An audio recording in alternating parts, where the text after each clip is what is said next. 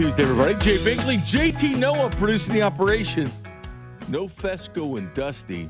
Dusty was here yesterday with Mac.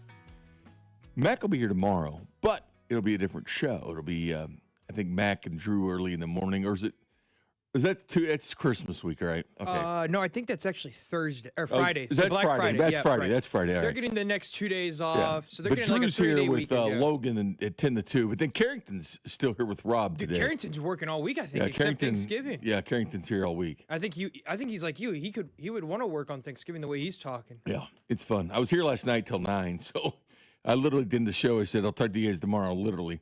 I mean, hey, I was supposed to work tonight, but K-State basketball had other plans. Isn't that weird us. how that happens? Yeah, right? Very weird how that happens. Well, I'll say this, JT. Everybody's kind of fired up over what happened with the Colts game, and that's a good thing. We talked a lot about the Colts-Chiefs game last night and how it kind of changed everybody's mood. It's a light week in Kansas City. You know, things are going well as far as, you get off work early. Maybe you're done with work now. I know there's certainly a lot of people that basically have cashed this weekend. They didn't show up to work Monday, took it off, or maybe today's your last day at the office. At most, maybe tomorrow. Maybe. I think it kind of goes down 50% each day, JT, where everybody goes to work, then down 50%, and then tomorrow you need less than 50%. And how I know is just the roads and the traffic's on the roads. Of course, nobody the hell's up this time of the morning anyway, so I can't really judge it this morning. But I do feel like it starts to dissipate. But you have a Chiefs win in your back pocket over the Colts, and that makes Thanksgiving more fun. Yeah, it does. And you talk about traffic. Me and you work the midday Friday. I think that's when it's going to be real busy for us. That's Egg Bowl time, buddy. There's some good football on Friday. I'm telling you, thankfully for us, we're not working the early morning because I think traffic would be at an all-time high if you had to come in at this time on Friday morning with Black Friday. I don't know if people still... Oh, gosh, yeah, I didn't think of that. Yeah, I don't even know if people still go to stores to Black Friday shop or they just do it online. I think a lot of people do it online. Yeah. But, I mean... It seems like the stores are still pretty busy, though. For as many people as online shops, it sure seems like the intersections and the stores always are still pretty busy. Damn busy. Yeah.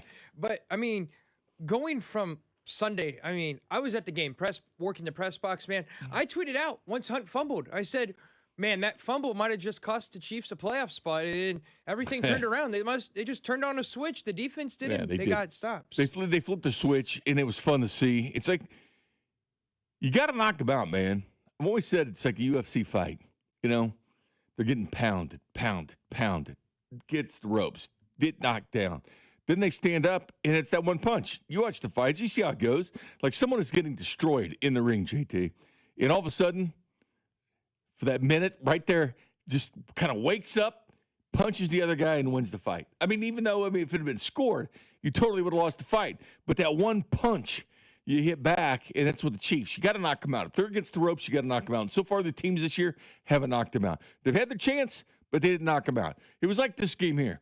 Denver Broncos fans, they had a quandary of what to do because they needed the Chiefs to win. Like, they don't technically have the AFC West yet, but it's going to be theirs with that schedule they have. But they were rooting for the Chiefs, some of them, because the number one seed matters to them to beat the Colts, knock them down, give them an L. So they're kind of going for the Chiefs.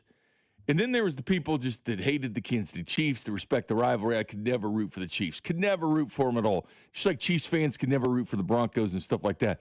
I sit there and look at that game, if I was a Broncos fan, and I would have wanted the Colts to win. Forget about the number one seed. Would you rather have the number one seed, or would you rather have the Chiefs out of the playoffs? Chiefs out of the playoffs. Exactly. You see what happens when they get there. And the sample size is starting to grow. When you go to the AFC title game 7 straight years, when you go to Super Bowls 5 of the last 6 years, you know what the hell you're doing in the postseason. Mahomes got 17 playoff wins now. That's number 2 all time. Do you want the quarterback with number 2 all-time postseason wins in the playoffs? Do you want the head coach that's number 2 all-time in postseason wins? Only 3 behind Belichick. That's right, one good postseason, Andy Reid's number 1 all-time. No one to look up to him in front of him. He's got 28. Belichick has 31 postseason wins. So do you want the second all-time winningest coach in the postseason with the second all-time winningest quarterback? But no, you don't. You want to see him lose. And when I heard these people, we're going to have to turn and go for the Kansas City Chiefs this weekend, that is not what you want. You don't want number 2 quarterback and number 2 coach all time in the playoffs still. You want them in Cancun drinking pina coladas in playoff time. You don't want to see the Kansas City Chiefs. Yeah, no, you don't want to see them. You want to knock the Giant out when you can. You don't want to let them linger around because that's what people would do with the Patriots. Oh, hey, they're having a down year. Okay, they'll make the playoffs. They'll be a lower seed, and guess what? They would find a way to get to the Super Bowl. What's Omar from The Wire say? If you swing at the king, you best not miss. Exactly. The Colts You come at the missed. king, you best. Yeah, they missed. They missed. They had their opportunity. Everyone was like, all right, here's the time the Colts can finally take them out. This is the final boss round, and they just couldn't do it. No. They went away from the recipe. They went away from their best player. Yeah. And if I'm a Colts fan, I'm wondering what the heck happened to Shieston in the fourth quarter. Like, why did you go away from Jonathan Taylor? Exactly. I don't know either. But I said last week, JT, when doing the night shows, and I even brought it up several times, Jonathan Taylor, as weird as this sounds, did not scare me. I'm not saying this hindsight. I know it's 2020 when you look at things hindsight, but I said this before the game. So Jonathan Taylor does not scare me. And that sounds weird for the NFL's leading rusher not to scare you. He doesn't. Yeah, you said that Friday night. You said that Friday night with us on After Hours. Yeah, I said it Friday night with JT. And I said Daniel Jones doesn't scare me. Daniel Jones is Daniel Jones. People are making this guy up like a messiah. They think this guy's the new next coming of Joe Montana the way they're talking about him. Do we forget he sucked in New York? And he all of a sudden got good in Indianapolis. Oh, man, people love some Daniel Jones. You got Kyle freaking Brandt flying down from NFL Network to do a piece on Daniel Jones that they aired before this game. Listen, Daniel Jones is fine. Is he the end-all, be-all that you would invest your team and say, this is our freaking dude? We want to send 2 first-round picks to the Jets for Sauce Gardner, which they needed to do because his mid-20s where their pass defense was. But that is saying that this is our quarterback. Say Daniel Jones is our guy. Do you want to go with that guy every year and say this is our guy? No, you don't want that. And Louis Anarumo, who's doing good things with their defense, of course, he confuses Patrick Mahomes. He was the one guy that I said I was worried about on the Colts. Not Jones, not Tyler Warren, not Jonathan Taylor. It was Louis Anarumo because he is the magic potion for Patrick Mahomes. They were 3-3 against each other going that game, and when he was with the Bengals, he slowed them down. Even though that defense sucked because they didn't have talent, but Louis Anarumo was good. And he might get a head coaching job. Hell, he might be the Giants' next head coach, which would be good. Get him out of the AFC. I mean, I think he has a chance to be a next head coach, but I'm saying no to the Giants. Giants need an offensive-minded head coach with their team. So. No, you know, here's the thing, JT. You say that, and do you buy this? Because I've normally been with you. That's normally been the mindset. You pair an offensive mind with the quarterback, right?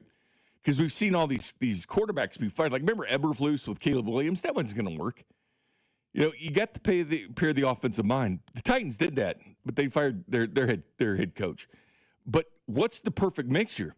I don't know. You would think offensive mind with that quarterback, but there's so many cases the other way. It comes down to it's got to be the right guy. Mike Vrabel is the only coach to have a team that had 4 wins before he got there, having 8 straight wins. The only coach.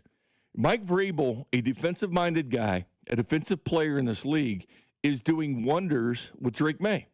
So you would say on the outset that doesn't work, defensive head coach with Drake May. It works. John Harbaugh works with Lamar Jackson. John Harbaugh's history is defense and special teams, but it's working with Lamar Jackson. McDonald in Seattle is working with Sam Darnold, right, for that team. McDonald's history is defensive coordinator of the Ravens. That's working. I just think, JT, obviously McVay with Stafford, that works pretty good. But normally I'd be with you. You want that offensive mind with that head coach. But, man, it sure helps if that offensive mind picks that quarterback, like Andy Reid did Patrick Mahomes, to pick a guy and say, I can work with this guy. Don't fit the square in a round hole. You know what I'm saying? Don't do that. Let me, because I know we talk about Dorsey. Was it Dorsey? Was it Veach? Because Dorsey was a GM at the time. Was it Brett Veach? No, it was Andy Reid to pick Patrick Mahomes. Don't think any other way. It was Andy Reid to pick Patrick Mahomes. End of argument. I mean, I ain't going to argue there with the Andy Reid segment, but I feel like you're right. You just have to find the right head coach, whether it be defense or offense. They need help on both sides. But usually we think offense, but also, honestly, it's seeming like the right guy. You know what I'm saying? It is. Now, Harbaugh's better with Herbert, I think, honestly, than he had a defensive coordinator and John Staley with him. back in the day. He's had 3 head coaches now. But Harbaugh might be the answer because it's a former NFL quarterback regardless. In the fourth quarter and overtime, the Chiefs outscored the Colts 14-0. Yards 266 to 18. 266 to 18. First downs, 13 for the Chiefs, 0 for the Colts. You heard me, Colts. Daniel Jones, if you're done crying, because the Colts fans have been crying like Lions fans. They think about the officiating. Tony Romo was against them. I was watching Tony Romo criticize Patrick Mahomes. He never does that, but he was talking about the reads he was making, stuff like he actually criticized Mahomes. I think Tony Romo, listen, Chiefs fans were telling him to shut up. Colts fans are certainly telling him to shut up because they think he glosses Mahomes, which he does at times, but he must have got the memo because he's a tad more critical to Mahomes this time, but I don't care. But Daniel Jones, the Messiah, the guy people thought MVP earlier this season, he had a chance to do MVP-type things against the Chiefs.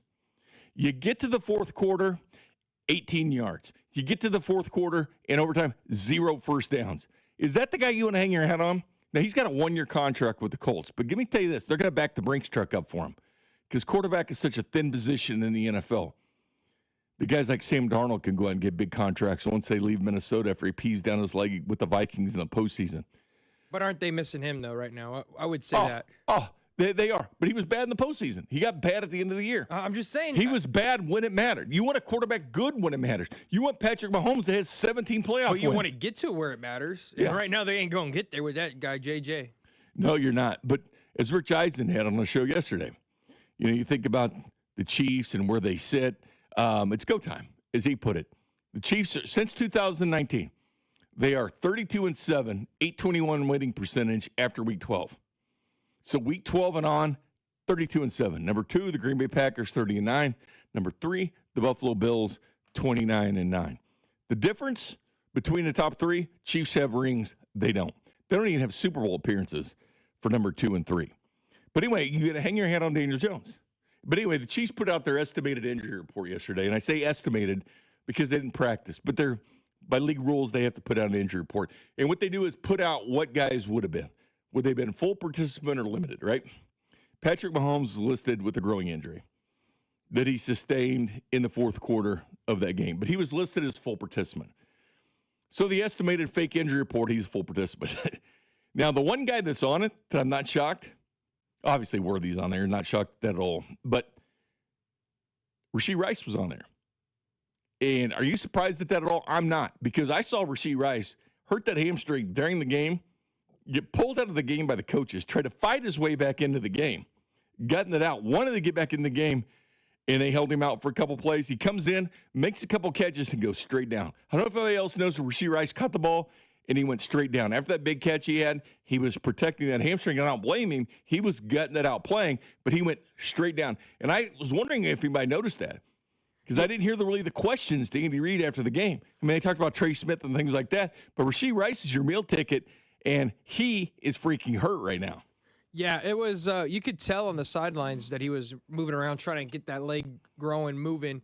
But when he went out on the field, no one really questioned it. We just thought he was doing a Tyler Lockett kind of thing where he didn't want to get a hit.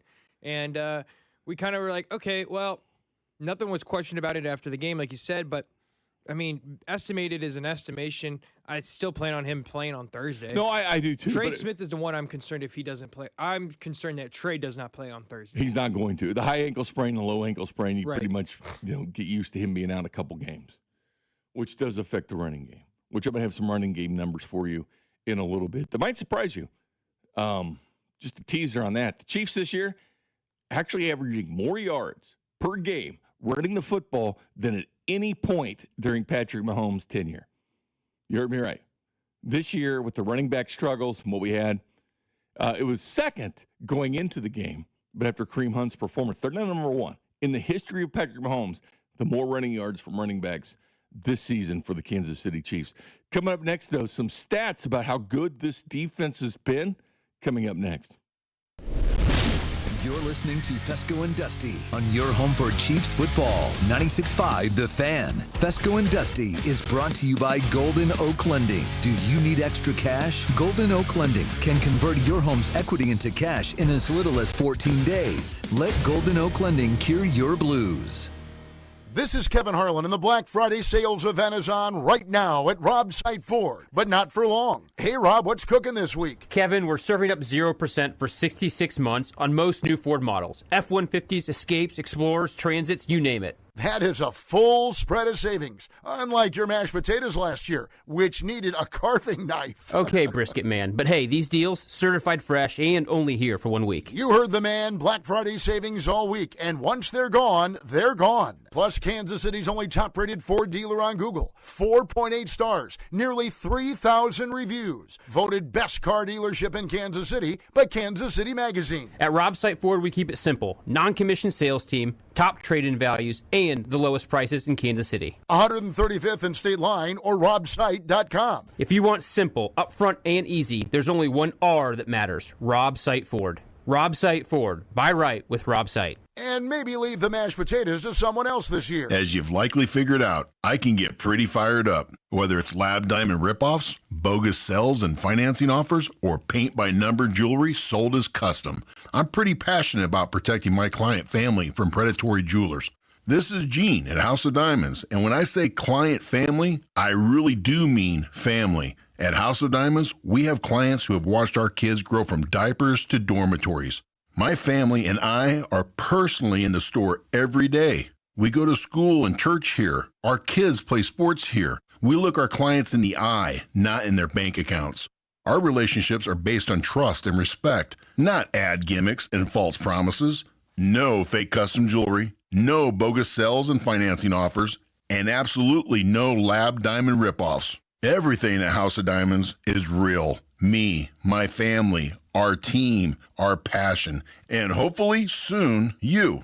House of Diamonds on the southeast corner of College and Quivira. If you're drowning in IRS debt and can't afford to pay, then you need to take advantage of special IRS tax programs that are available and free yourself from IRS collection efforts once and for all. Due to the financial hardship consumers are facing throughout the country, the Internal Revenue Service has made it easier to settle delinquent tax problems. An open phone line has been established by Community Tax for consumers to call and see if they qualify. Take down this number or store it in your cell phone, but call the Community Tax Helpline at 800-269-3454. If you owe back taxes to the IRS and cannot afford to pay them back, or even if you have years of unfiled tax returns, there's no need to fear anymore. But you have to call the Community Tax Helpline today at 800-269-3454 for the help that you need. Don't take on the IRS alone. They can attack your wages, savings, pension, home, and even your Social Security check. Call 800-269-3454 for your free consultation and to see if you qualify. That's 800-269-3454. So, your small business is outgrowing your garage. You could go online, find a space, and get catfished. Or you could work with an agent who's a realtor, here to guide and help protect you from the surprises you didn't see coming. Realtors are members of the National Association of Realtors. Right by you. My name is Whitney Allen. I am a widow. My husband Ryan died. We never thought in a million years we'd have to use life insurance. The unexpected happened. With Ethos, it is so fast and easy. It's 100% online. You can get a quote in seconds, apply in minutes, and get same-day coverage. No medical exams, and you can get up to $3 million worth of coverage through Ethos. Get your free quote at ethos.com/game. That's ETHOS.com/game. Time spent on application may vary. Online health questions required. It's the season to come together over your holiday favorites at Starbucks. Warm up with a creamy caramel brulee latte, get festive with an iced gingerbread chai, or share a velvety peppermint mocha. Together is the best place to be at Starbucks. Football season is in full swing, and Underdog is the best place to get in on all of the action. You can make entries and win money right now in Missouri. And it's that time again. Feast Week is back on Underdog. From November 26th through the 30th, check the app daily for special promotions. And playing on Underdog is easy. Just choose whether your favorite players will go higher or lower on stats like rushing yards, receptions, touchdowns, and more. And get your entries right, you could win up to 5,000 times your cash. I love playing on the Underdog app and mixing and matching selections from different sports into one entry. It is so much fun, and the Underdog app is where I love to play all the time. So download the Underdog app app today and sign up with promo code BOB to secure $100 in bonus entries when you make your first $5 play. That's promo code BOB. Underdog, make plays, win money. Must be 18 and over and present in Missouri. Terms apply. See assets at underdogfantasy.com/web/play and get terms _DFS_.html for details. Concerned with your play, call 1-800-GAMBLER or visit www.ncpgambling.org. You're listening to 96.5 The Fan from the DM Injury Law Studios. Mike's got this. Here's traffic, brought to you by DM Injury Law. Have you or a loved one been in a car wreck? Contact DM Injury Law today and get the money you deserve. Car wreck? Remember, Mike's got this. Brought by Conley Plumbing Solutions, your neighborhood plumber. Call 913-768-7676 or ConleyPlumbingSolutions.com. Missouri side 70, westbound gets heavy at 470. Just crawls over past Lee's Summit Road. With an accident, you're down to one lane. Conley Plumbing Solutions, your neighborhood plumber. They have been in business since 2012, offering residential service and project work, light commercial and router service. Visit ConleyPlumbingSolutions.com to schedule. The Anthony Plumbing, Heating, Cooling, and Electric Traffic Center, Alan Carr, KLEZ Traffic.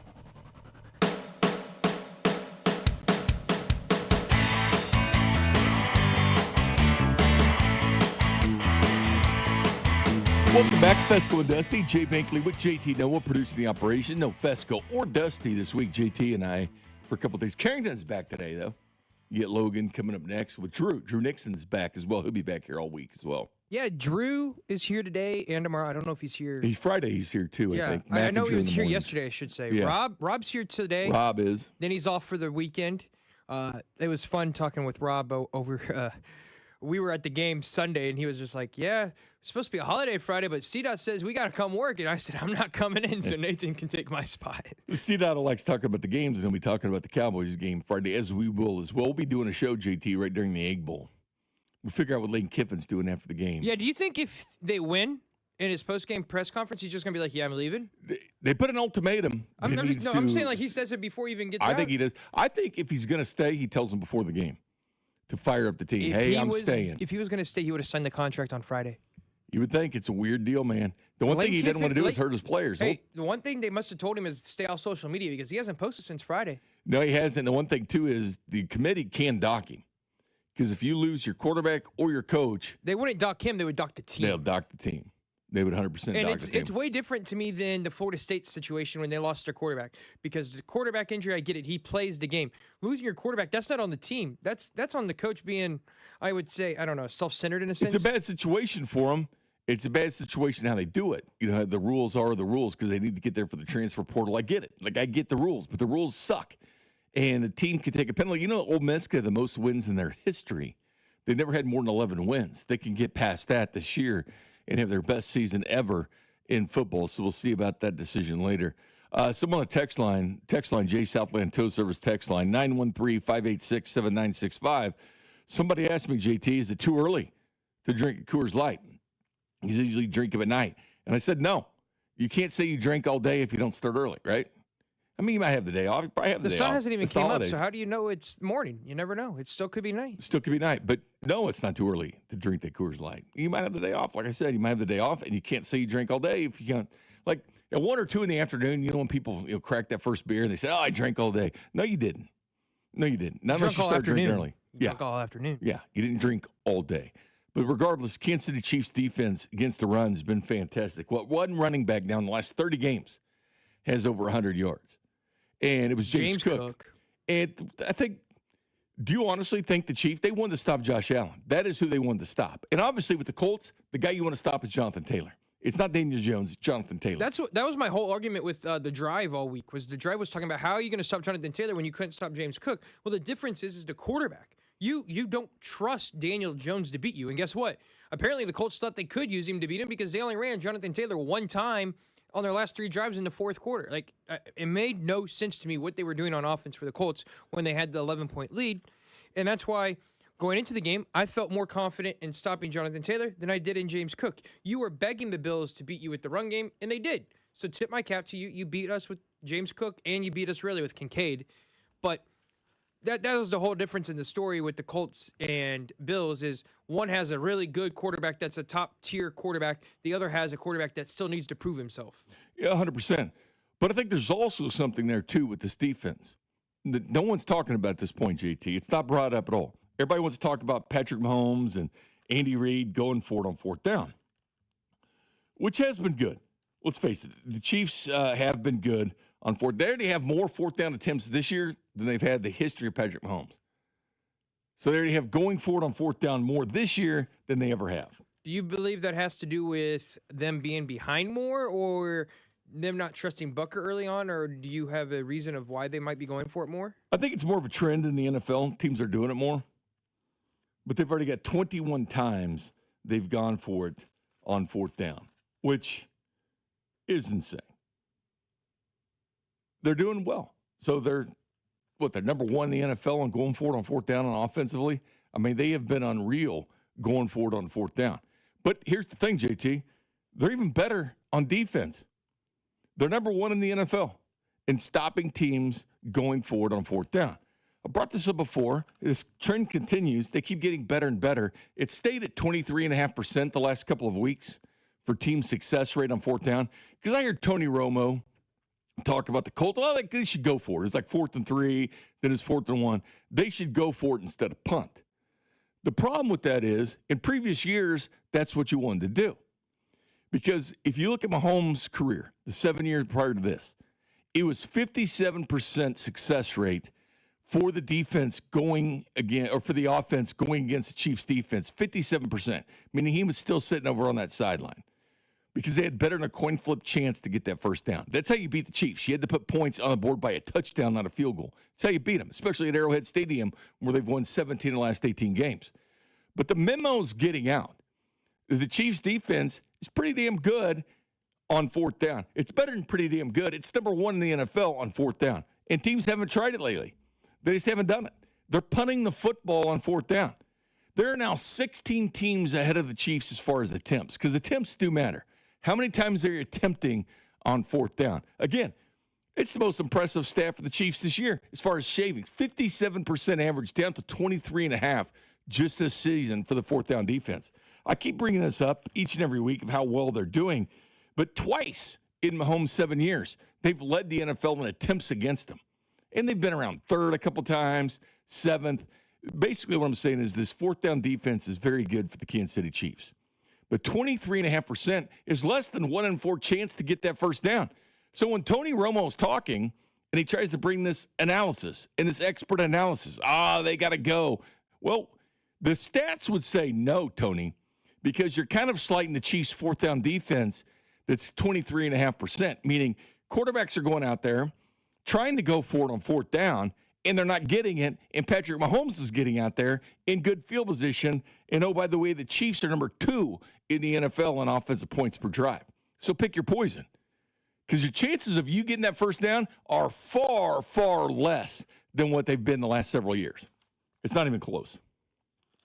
Yeah, I mean, the defense just knows when to turn it on at the right time. And that's what makes Spags so special. I was hard on Spags last week. I've been hard on Spags all year about how he hasn't made in-game adjustments. And I thought, Sunday was one of his best games of the year. The way he had his team going, the way the team responded to, I would say, adversity, you could say, about how they were treated against Denver, I thought they did well. But it also, in a sense, you could say that the Colts did things that you just should not have done. Like that third down play in overtime, Bink, why are you running out of shotgun? That's an Andy Reid thing. What are we doing? Like, you have Jonathan Taylor. If you're going to run it, get under center. We've talked about it the last week. Which they the most under center runs themselves. Exactly. The Chiefs ran the ball more than the Colts did, and the Colts had the lead. It makes no sense what was happening. And I think, you know how we talked about how Lou Anarumo gets into Reid's head? I think Spags got into Shyston's head on the Colts sideline. I think he got out of his game. I think that's what happened. We talked about Lou getting into Reid's head. I think it happened this week. Spags got into the offense of the Colts. So, yeah, that's where I stand with it, and I think Spags had a phenomenal game plan. Indianapolis had 74 yards rushing. The Chiefs had 148. Again, in Mahomes' career, teams have been 66.7%, 51.6%, 65%, 61.3%, 57%, 52%, and this year 23.5%. So the memo is getting there because they've been third in attempts against. Then they went to 7th in attempts against. Now they're 16th in attempts against. And as far as offense and the Chiefs going for it, Yeah, they're 100% going for it. A lot more. You go back to Mahomes' first year, they went for it 15 times. The next year, 10 times. The next year, 16 times. The next year, 15 times. The next year, 12 times. Last year, they went for it 16 times. This year, they've gone for it 23 times. So they've already gone for it more on fourth down than they have in the history of the Kansas City Chiefs. But the key is 23.5% on fourth downs. The memo is getting there, and these guys have analytics, guys. They'll look at these things and say, well, should we go for it on fourth down or not? Because they're very good. This could be a 3-yard loss by Jonathan Taylor again. So, yeah, Tony Romo's right. In previous years, you have a 57% chance to get a fourth down against the Chiefs. It's not so fast this year because it's 23.5%, which is much different from getting those first downs on the Chiefs, because then you're putting Patrick Mahomes and that offense back on the field. Yeah, they had a couple plays there. Obviously the interception, and obviously which is a gift to the Colts. Then the fumble, Kareem Hunt's second fumble he's ever had. But Kareem Hunt, he banned up in this game. 30 carries for him.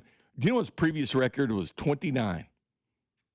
Back in 2017, his rookie year, he had 2 games against Houston and Miami where he had 29 carries. He's had 27 before, but mostly it's been about 22 carries for the high water mark for Kareem. He had 30 in this game. Yeah, it was a 3.5-yard average, but he toughed it out, man. He toughed it out. They gave him the football. He got a career high in carries at 30 years old against the Colts. He manned up. And everyone wants to talk about how he fumbled. And sure, you can say he fumbled at a crucial time. It's only his second career fumble. Yeah, he does not have a fumbling problem. Remember, the first fumble he had was his very first carry of his career in New England. And remember, he went off in that game as well. That's crazy fact. But Hunt, I think, deserves a lot of credit for what he did. I mean, at his age, carrying the ball that many times, and he still looked like he could go again. So it'll be interesting to see how he responds on a short week, not getting as much rest. But I think you got to run the ball against this defensive line of Dallas, because now they got a defensive line that can get after the quarterback. Do you agree with me, though, on the fourth down defense has been so good? The memo's starting to get there. Oh, yeah. When you look at analytics, well, the Chiefs have actually been pretty good on fourth down. Maybe they've been better than pretty good. They're number 1 in the league. The Chiefs' defense has always been good on fourth downs. They know when to buckle down. It's like almost, to me, I always say this, Bink. They're a lot better this year than they ever have been, though, because they're 57% on average. I always say this. The first drive of the game, I always let Spags do whatever he wants. You know the team's probably going to score. You let it happen. You brush it off. Spags kind of gets a feel for everything, and then he turns it on. And it is wild to me how this year their defense is better on fourth down when you would think they would be lower because teams aren't going for it as much on fourth down because of the way the Chiefs have played. And yet it's the different. It's down to 16 teams now ahead of them as far as attempts, right? It was third, JT, because teams are still doing it. And then it went to 7th. And then it went to 16th, tied for 16th as far as teams going forward. So the memo was getting out because early on they were. But it's under talked about. I don't think Spags has been asked about it. I don't think Andy Reid was asked about it once a couple weeks ago, barely asked about it. Yeah, no one's asking him about it at all. No, but this fourth down defense is special for the Chiefs where teams are afraid to do it, and it's putting his offense back on the field in some advantageous positions.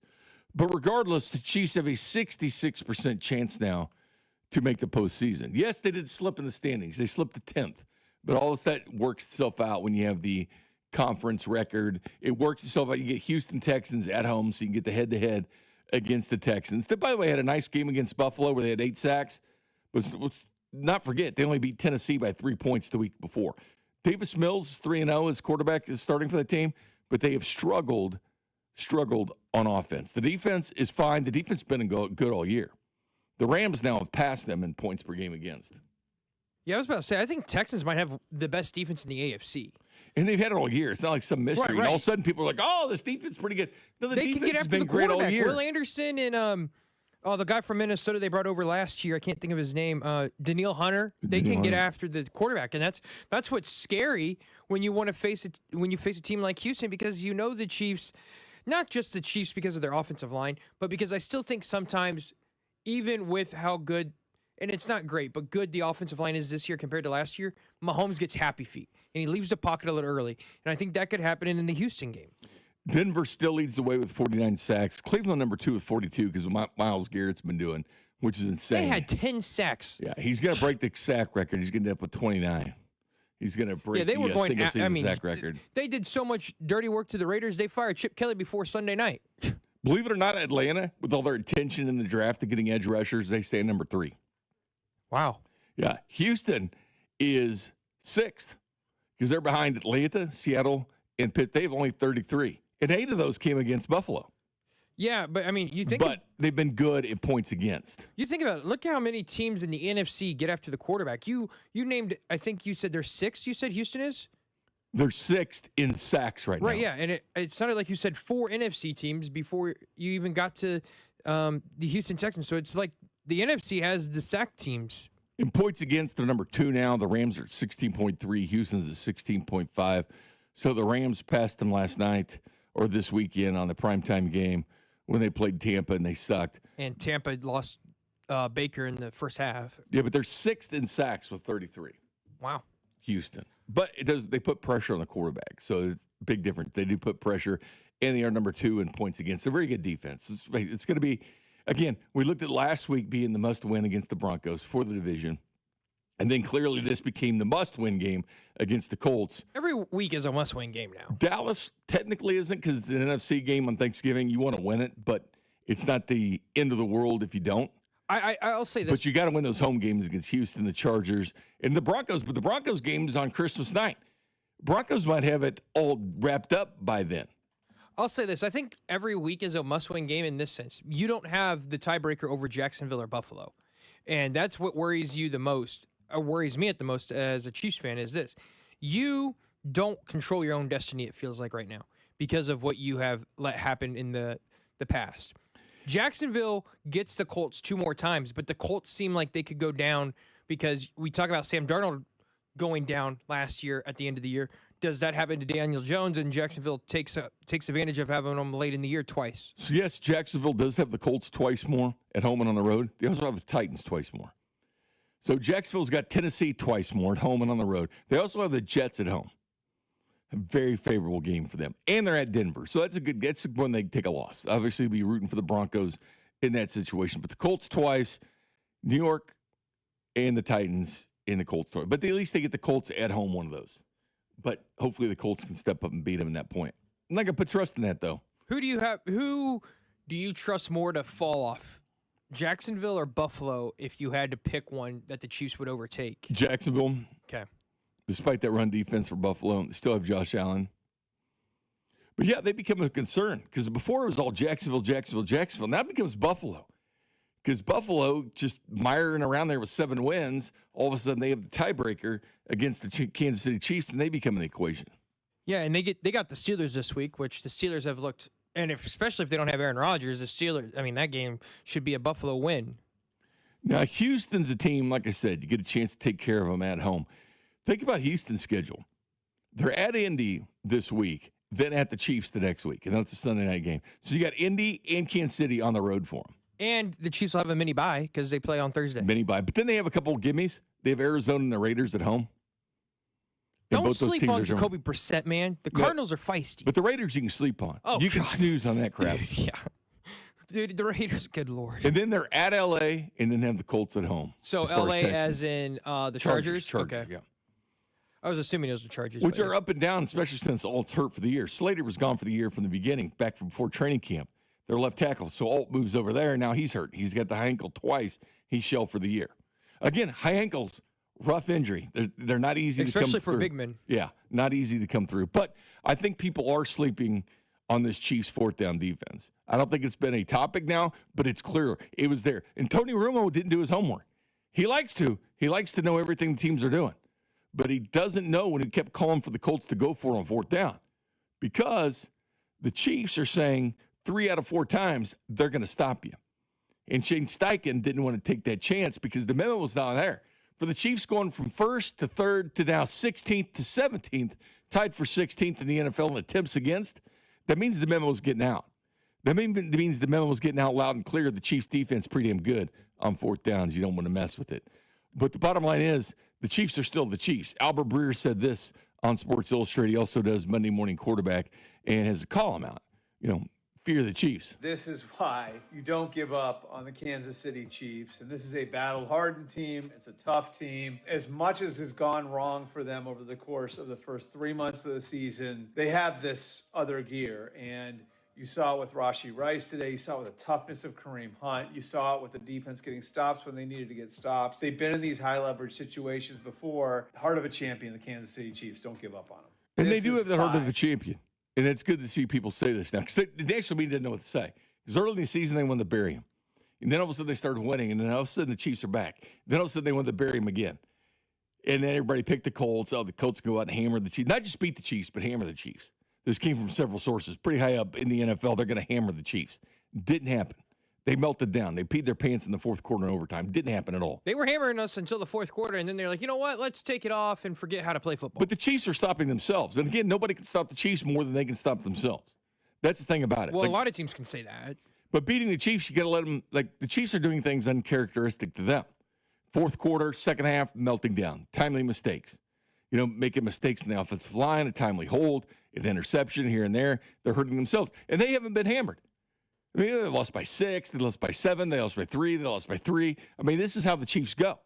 Nobody's going out and hammering them. Mahomes only has 4 games in his whole career, 144 starts, where he's been beat by more than 1 score. That's it. In the regular season, 4.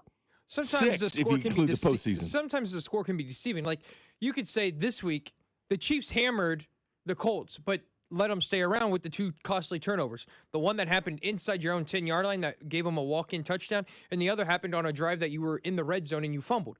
Last week, I would say the Broncos kind of were, you could say it, they were just, they put it on the Chiefs. I get the score was close, but you felt like the Broncos were the better team throughout that whole game. That's why I've always said the 25 Broncos are the 24 Chiefs. Right, exactly. They just are. Bo Nix, 5 fourth quarter comebacks now, right? The Chiefs stopped him from throwing a touchdown pass. He actually had 18 games straight where he had a touchdown pass going in that game. But they did what they did. They linger around, they hang around, they beat you at the end. It's very, very, very similar to what the Chiefs were in 24. And a big thing about that Broncos win last week for the Broncos was it was like a recipe, like you said, about the Chiefs last year because they used special teams to their advantage. It was the special teams that kind of failed the Chiefs in that game where you gave up a big punt return. Failed them all year. Well, right. I mean, like, I saw Drew post this on Sunday. He thought he was watching the Missouri Tigers play as the Kansas City Chiefs. That like 5 minutes before, I'm like, why am I watching the same team play twice? Hey, that was brutal. That was a brutal offensive performance against Oklahoma. But I will say this, Hardy only had, 57, 58 yards? He had 300 the week before. But Oklahoma's run defense was 4th in the country. They're so not third. Good. They're very good. And guess what? Special teams for Mizzou has sucked all year. And it's the same with the Chiefs. Yeah, they can get a big return. They could bring in Dameon Pierce and he can have a big return. But you think it's coming back with the Jack Cochran hold, something like that? Chances are yes. I mean, that is a free bingo card on your bingo card now. That free space, special teams penalty is free every Sunday or every Chiefs game day. Yeah, so we'll see what happens. And Dameon Pierce doesn't have really the punt returns, but he's got the kickoff returns. He does have 20 kickoff returns in his history. Do you think... Why do you think they signed Dameon Pierce? Like, because it sounds like Pacheco's coming back.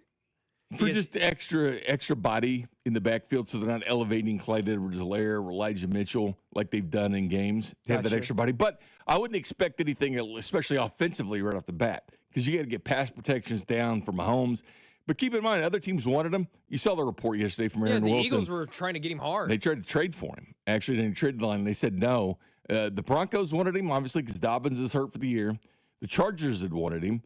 He had many teams that actually wanted him, so I do feel he'll get the ball, but he's got to understand the offense first. It's not easy just to grab somebody and say, go. You're in Andy Reid's offense, go. Let's see the most from you.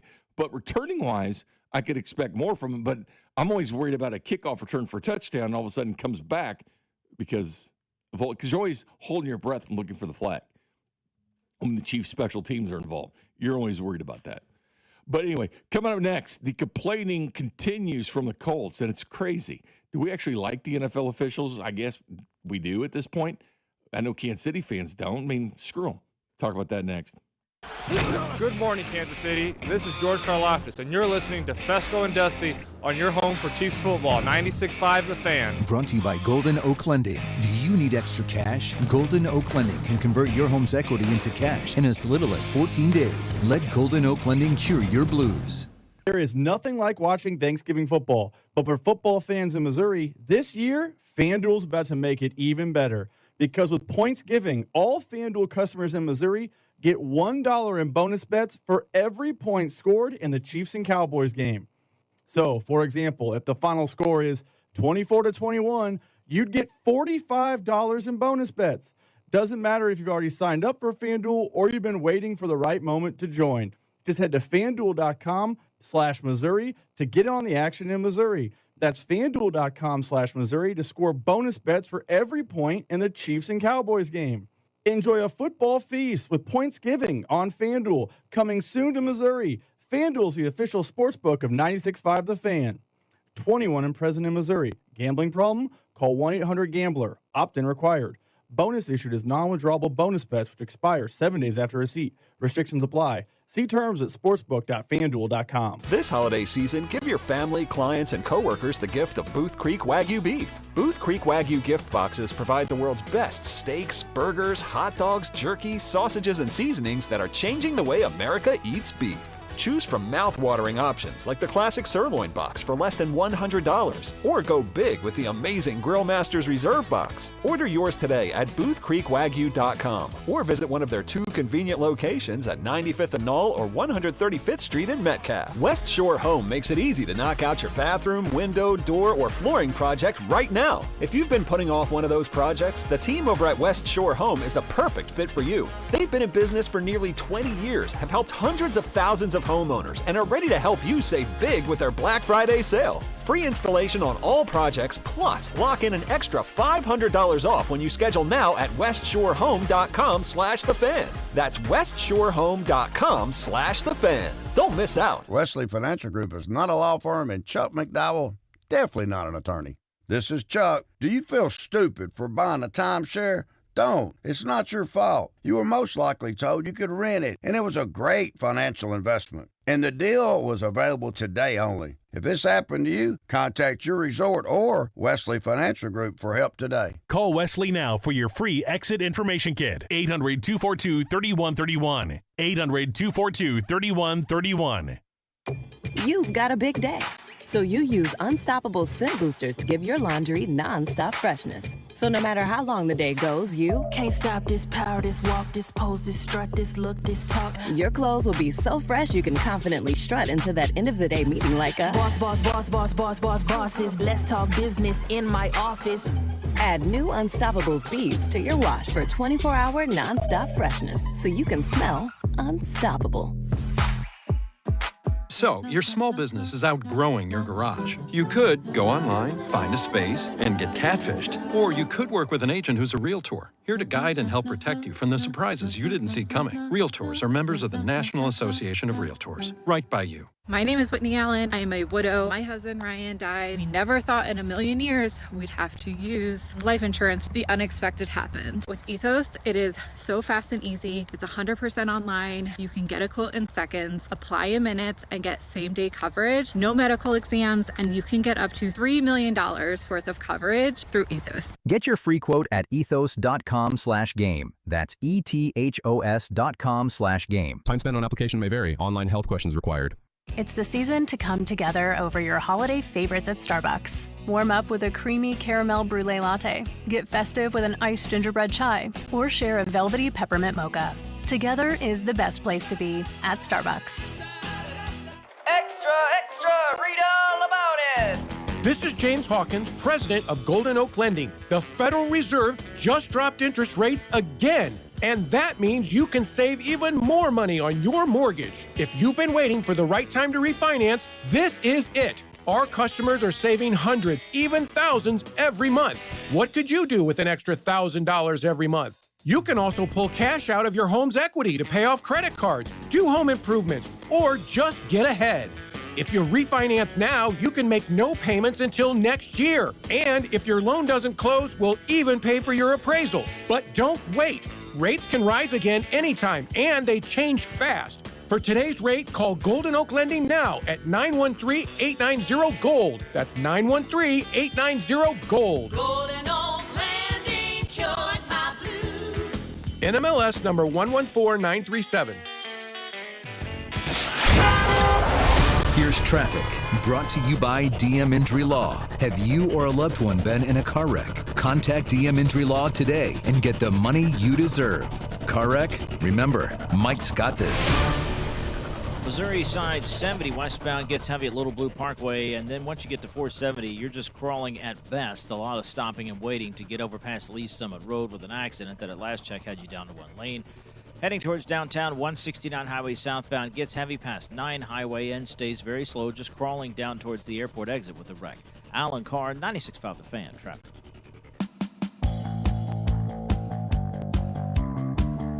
Welcome back to Fescoe Dusty. Jay Binkley, JT Noah producing the operation. 913. Why no one talking about the Chiefs, how they're doing compared to teams that lose the Super Bowl in the prior year? Yeah, I'll get into that. I'll get into that in just a few minutes. I have talked about this quite a bit at night on After Hours. I may not listen or whatever. I understand. But anyway, we'll get into that coming up about 7:15 or so, how other teams are doing once they've been to the big dance, once they have the expectations, once teams are looking for them, once teams have the bullseye on their back, how are they doing? It's not so well. But the complaining is there. And maybe it's the algorithm you have on social media when you play a team, because clearly the Lions, JT, they complained that whole week, basically. Do you remember that? The Lions just never got over that. And eventually you're like, I understand the Brian Branch is suspended. You've got to get over at some point. Hell, Jordy Nelson, former K-State legend, former Packer. He's on the committee by the NFL to hear cases. He suspended him against the Bucs game, that primetime game they had. But they whined about it the whole game. It's like eventually, like, guys, you got to turn the page. You lost the game.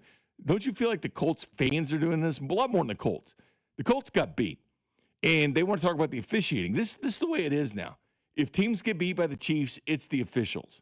Well, I've seen a lot that says the officials, but I've also seen a lot that say, hey, yeah, the officials were bad, but it's not the reason we lost. Like, I've seen it a lot. I hope so. That's why I haven't been as harsh on the Colts fans as I have with the Lions fans, because a lot of the Colts fans are understanding, hey, we lost this game. Sure, the refs were bad, because let's be real, the refs were bad on both sides. On both sides.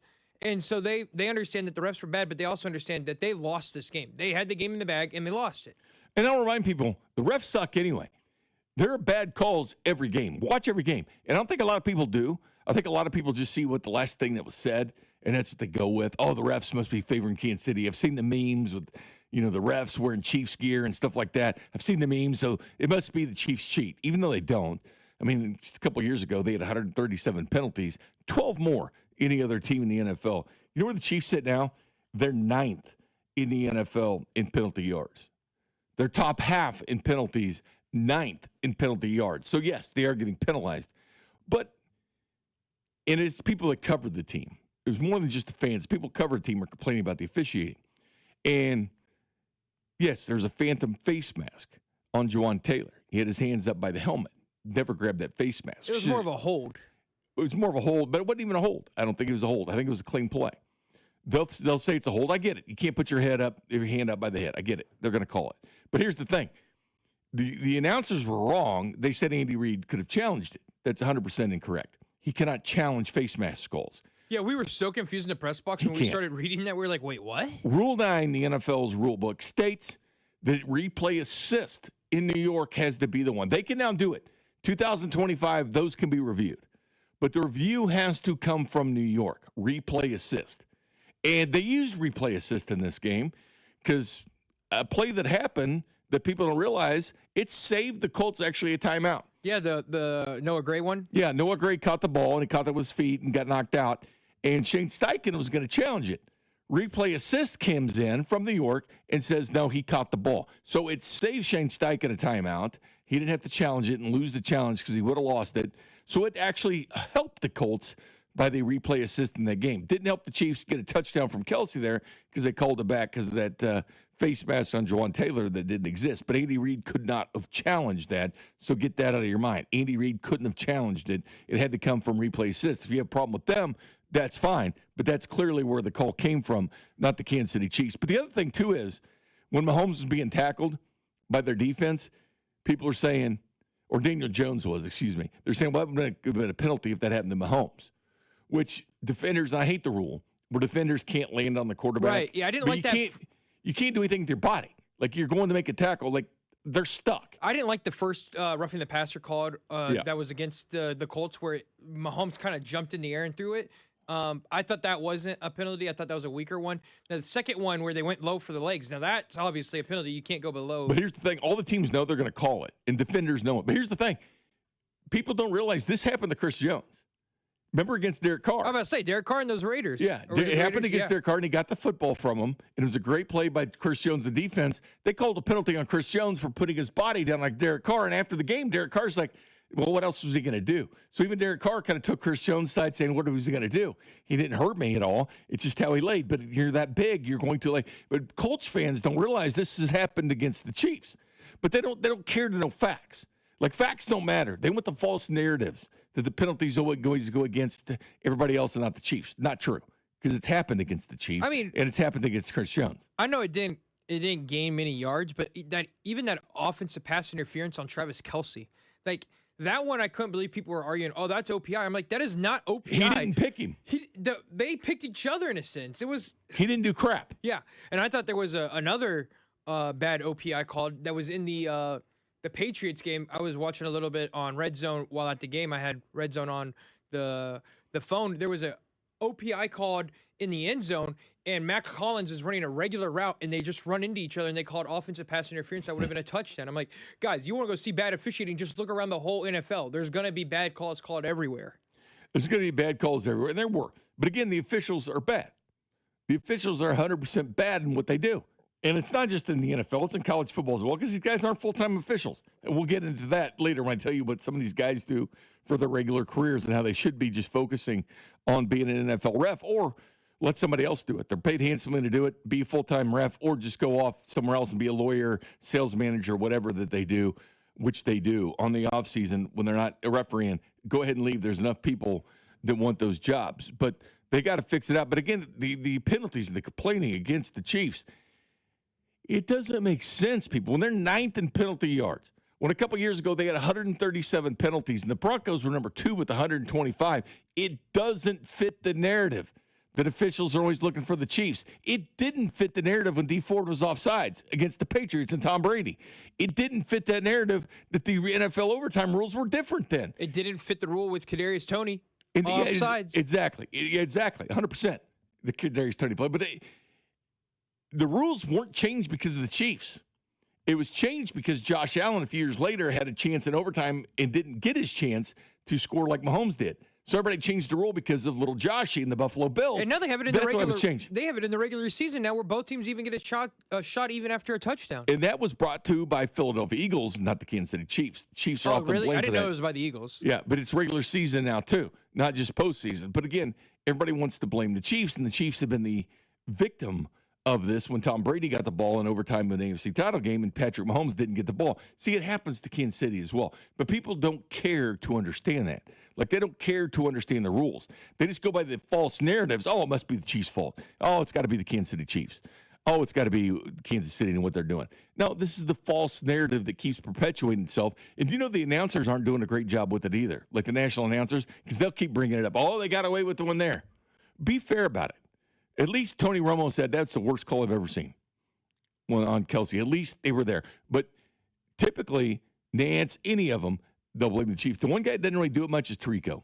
Like, he doesn't blame the Chiefs for penalties because I think they understand where their bread is buttered. Chris Collinsworth doing it for him. Yeah, I think they understand where their bread is buttered because I'll get into it. The Chiefs are NFL ratings, 100%, and they're going to blow the ratings out the door on Thanksgiving against the Cowboys. I would say I figured Colts fans were going to be a little feisty when they got the call for illegal formation on their tackle, and Jawan Taylor, I think, didn't get a single one.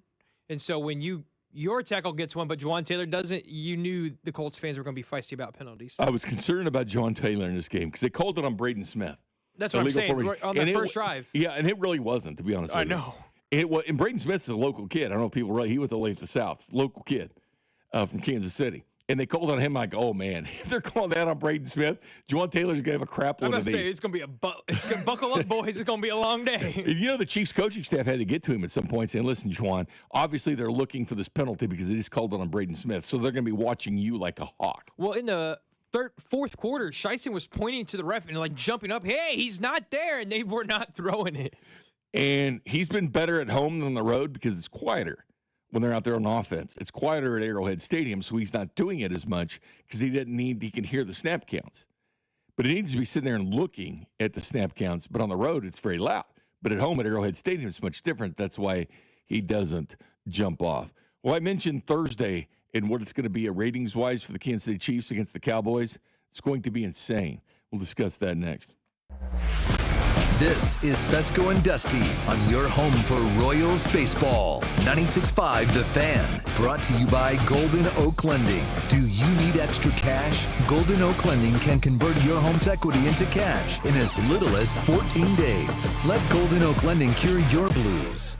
BetMGM is coming soon to Missouri. Sports fans in Missouri can pre-register and get up to $1,500 paid back in bonus bets if their first bet loses. Plus, an additional $100 in bonus bets if they deposit before December 1st. Enjoy a betting app that was designed for game day with features like live bets, same-game parlays, BetMGM rewards points, and surprise boosts dropping in your account all throughout the season. It's everything a sports fan could want in one app.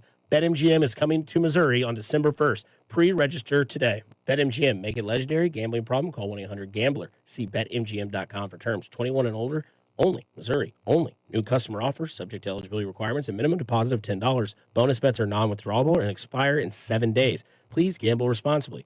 Pending BetMGM's licensure as a mobile sports wagering operator with the Missouri Gambling Commission register for a Missouri online sport wagering account starting 11/17. BetMGM's insurance of welcome offer is conditional on full. Hi, I'm Emily, your friend and jeweler at Shane Company, where a small box with a burgundy bow will help you win the holidays. As an in-house designer, I love creating meaningful, fine jewelry gifts. Choose a necklace with a gorgeous infinity charm to symbolize your everlasting love. Or go for a personalized piece with an engraving, their zodiac sign, favorite color gemstone, or their initial accented with pave diamonds. Because a friend wants you to be a holiday hero. Stop by or shop now at shaneco.com. Shane Company, your friend and jeweler. We're on a mission to get everyone high-quality health insurance and better health. We have plans with low out-of-pocket premiums. For coverage to start January 1st, you must enroll by December 15th. Go to ambetterhealth.com/enroll for your free, no-obligation quote. That's ambetterhealth.com/enroll. Ambetter Health, on a mission for better. Ambetter Health is the brand name for health insurance products underwritten by subsidiaries of Centene Corporation. Go to ambetterhealth.com to see offerings in your state. This is a solicitation for insurance. Hey, Chiefs fans, Crown Royal is the official whiskey of the Kansas City Chiefs. And this season, it's not game day without the generous spirit of Crown Royal. Whether you're at the tailgate, in the stands, or watching from home, Crown Royal is the reason and the reward for coming together. Grab a glass with the Crown Royal rig at a stadium near you, because we'll be sharing the generous spirit with fans across the country. Crown Royal, fueling game day with a generous spirit. Visit www.crownroyal.com/royal rig for more on the Crown Royal Rig Tour. Please drink responsibly. If you've been diagnosed with moderate to severe plaque psoriasis, this is what it sounds like to be a million miles away. Imagine being a million miles away. Tremfya guselkumab, taken by injection, is a prescription medicine for adults with moderate to severe plaque psoriasis who may benefit from taking injections or pills or phototherapy. With Tremfya, clearer skin is possible. In clinical trials, at least 70% of patients saw at least 90% clearer skin at 16 weeks. Results may vary. Tremfya is also indicated for adults with active psoriatic arthritis. Serious allergic reactions and increased risk of infections and liver problems may occur. Before treatment, your doctor should check you for infections and tuberculosis. Tell your doctor if you have an infection, flu-like symptoms, or if you need a vaccine. Ask your doctor about Tremfya. Call 1-800-526-7736 or visit tremfya.com. Paid for client portrayal and endorsed. The choice of a lawyer is an important decision and should not be based solely upon advertisements. After my car wreck, there was a lot I didn't know. I do know. If you've been hurt in a car wreck, call me. I've got this. Mike's got this. 816-888-7500. Mike's got this. Car wreck? Get the money you deserve. Mike's got this. The technicians you can trust with your house keys. Anthony Plumbing, Heating, Cooling, and Electric. Stay comfortable year-round with fast, reliable service 24/7, even weekends and holidays. Already invested in repairs? Save up to $4,500 on a new HVAC system. Schedule today at AnthonyPHCE.com. Here's traffic, brought to you by DM Injury Law. Have you or a loved one been in a car wreck? Contact DM Injury Law today and get the money you deserve. Car wreck? Remember, Mike's got this. 169 highway southbound, heavy past 9 highways. Stay slowed down towards the airport exit with an accident blocking the left lane. Kansas side, 35 southbound, slow rolling from Shawnee Mission Parkway down towards 75th Street. Alan Carr, 96.5 The Fan, traffic. Listen to the Chiefs and Cowboys on Thanksgiving Day with pregame starting at noon. Kickoff at 3:30 with Mitch, Danon, and Kling right here on your home for Chiefs football. 96.5 The Fan, KFNC FM and AM, HD1 and HD2 Kansas City, an Odyssey sports station.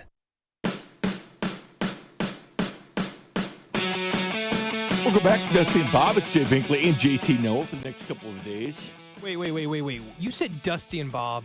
Bob and Dusty. Yeah, we love. I call it Fescoe and Dusty, but I like either way. That's way okay. You want to do it. Yesterday or Sunday, I should say, when I was at the game, Alex Gold was there, and I go, "Hey, Alex, what are you guys going to talk on Alex and Gold?" And he goed, "Well, it's not going to be just me talking." It's actually Fescoe and Dusty. I get it, but they're both just you did better dudes, than man. I did. For a second, I thought you said Bob and Fescoe, and so it was actually Guys, Bob and Dusty. Yeah. Fescoe and Dusty, however you want to call it. The two goons. Great guys. Love going on with them every Wednesday at 6:45. Won't be doing it this tomorrow because it'll be a live rendition. The text line likes to be calling him Little Joshy Allen, who's got 7 wins. You know, Josh Allen, Mahomes, his whole career, he's only got 4 games. Their careers are very similar. Like in starts, they're right with each other, even though, because Josh turns 30 years old this year, right? Joshy turns 30. And he and Mahomes essentially have the same starts because Mahomes was redshirted his first year, and Allen was drafted in 18. So he caught up to him as far as their numbers, and Mahomes blows them away in a ton of stats except for the rushing numbers. But he has 4 games in the regular season he's lost by more than 1 score. The Bills have it twice this year. Joshy's lost to the Texans by more than 1 score, and he's lost to the Dolphins by more than 1 score. So everybody's All-American, little Joshy Allen. Yeah, they cry all the time. They get the rules changed. Oh, we didn't get a chance to get the ball in overtime. They change it. The Eagles actually proposed it, not the Kansas City Chiefs. So you have the overtime rules in regular season instead of just in the postseason. Chiefs had nothing to do with it. They tried to propose it a couple years ago. Nobody wanted to do it because it was Kansas City Chiefs. So they don't answer their call for the draft, which, by the way, they're drafting 15th right now. That's where the draft slot is for the 15th. Also, the waiver wire order. It's much better for the Chiefs. They were at the end, but they go the first 3 weeks of the season. They use the inverted draft order from the previous draft. And then after week 3, they reset it each and every week. And the Chiefs sit at 15th on the waiver wire order, which is important because the teams ahead of them aren't going to be adding players.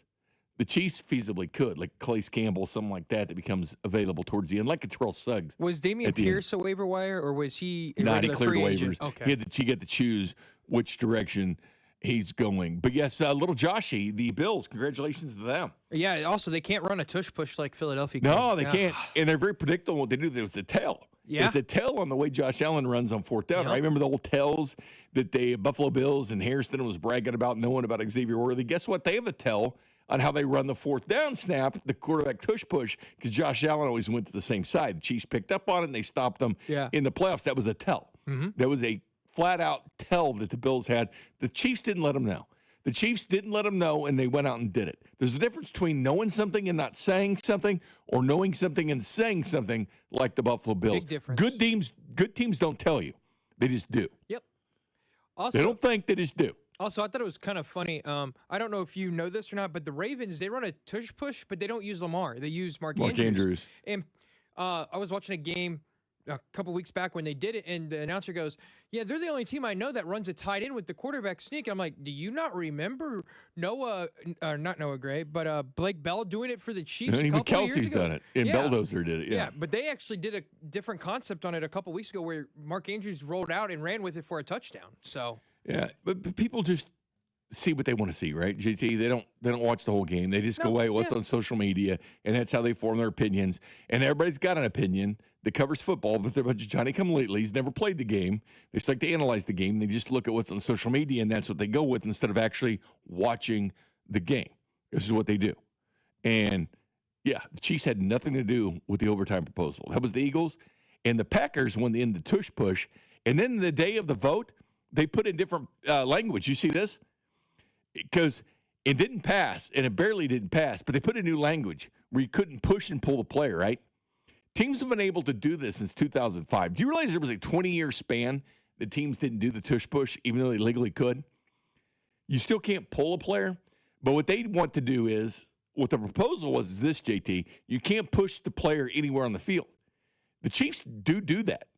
They don't do the tush push, but all teams do it, including the Chiefs, where if, Kareem Hunt's like a yard short or something, they come behind him. Trey Smith or Creed Hunt, they come behind him, and Kelsey, and they push him. They push him forward. That would be outlawed under a new rule. And that's a shame because the Chiefs actually utilize that, and so do other teams in the NFL. So they'd have to stop that, and then you'd have to come down and replay. All right, was he blocking the man, or was he pushing the ball carrier? Did he have one hand on the lineman and one hand on the ball carrier? It's going to come down and be more confusing than what a catch is. Seriously, if this passes, it'll be more confusing than what a catch is. Well, I've seen a lot more people pulling this year than I have in years past. And you can't. That's illegal. You're not supposed to, but I haven't seen it called yet. But that Thursday night game, the Patriots were just in against the Jets. There was an offensive lineman pulling the guy across, and the announcer's like, Kirk was like, I don't know if they're supposed to be doing that. And they were like, well, Al goes, well, if they're not going to call it, I guess they can. Well, the bottom line is you could have tush push for 20 years. It was just sitting there. No team utilized it. They just did the quarterback sneak or whatever. They didn't do the tush push. But other teams do push ball carriers down the field, including the Kansas City Chiefs. So I am curious if they really want this rule changed or not. That almost changed last year because it was new language by the Packers that was put in the day of the vote.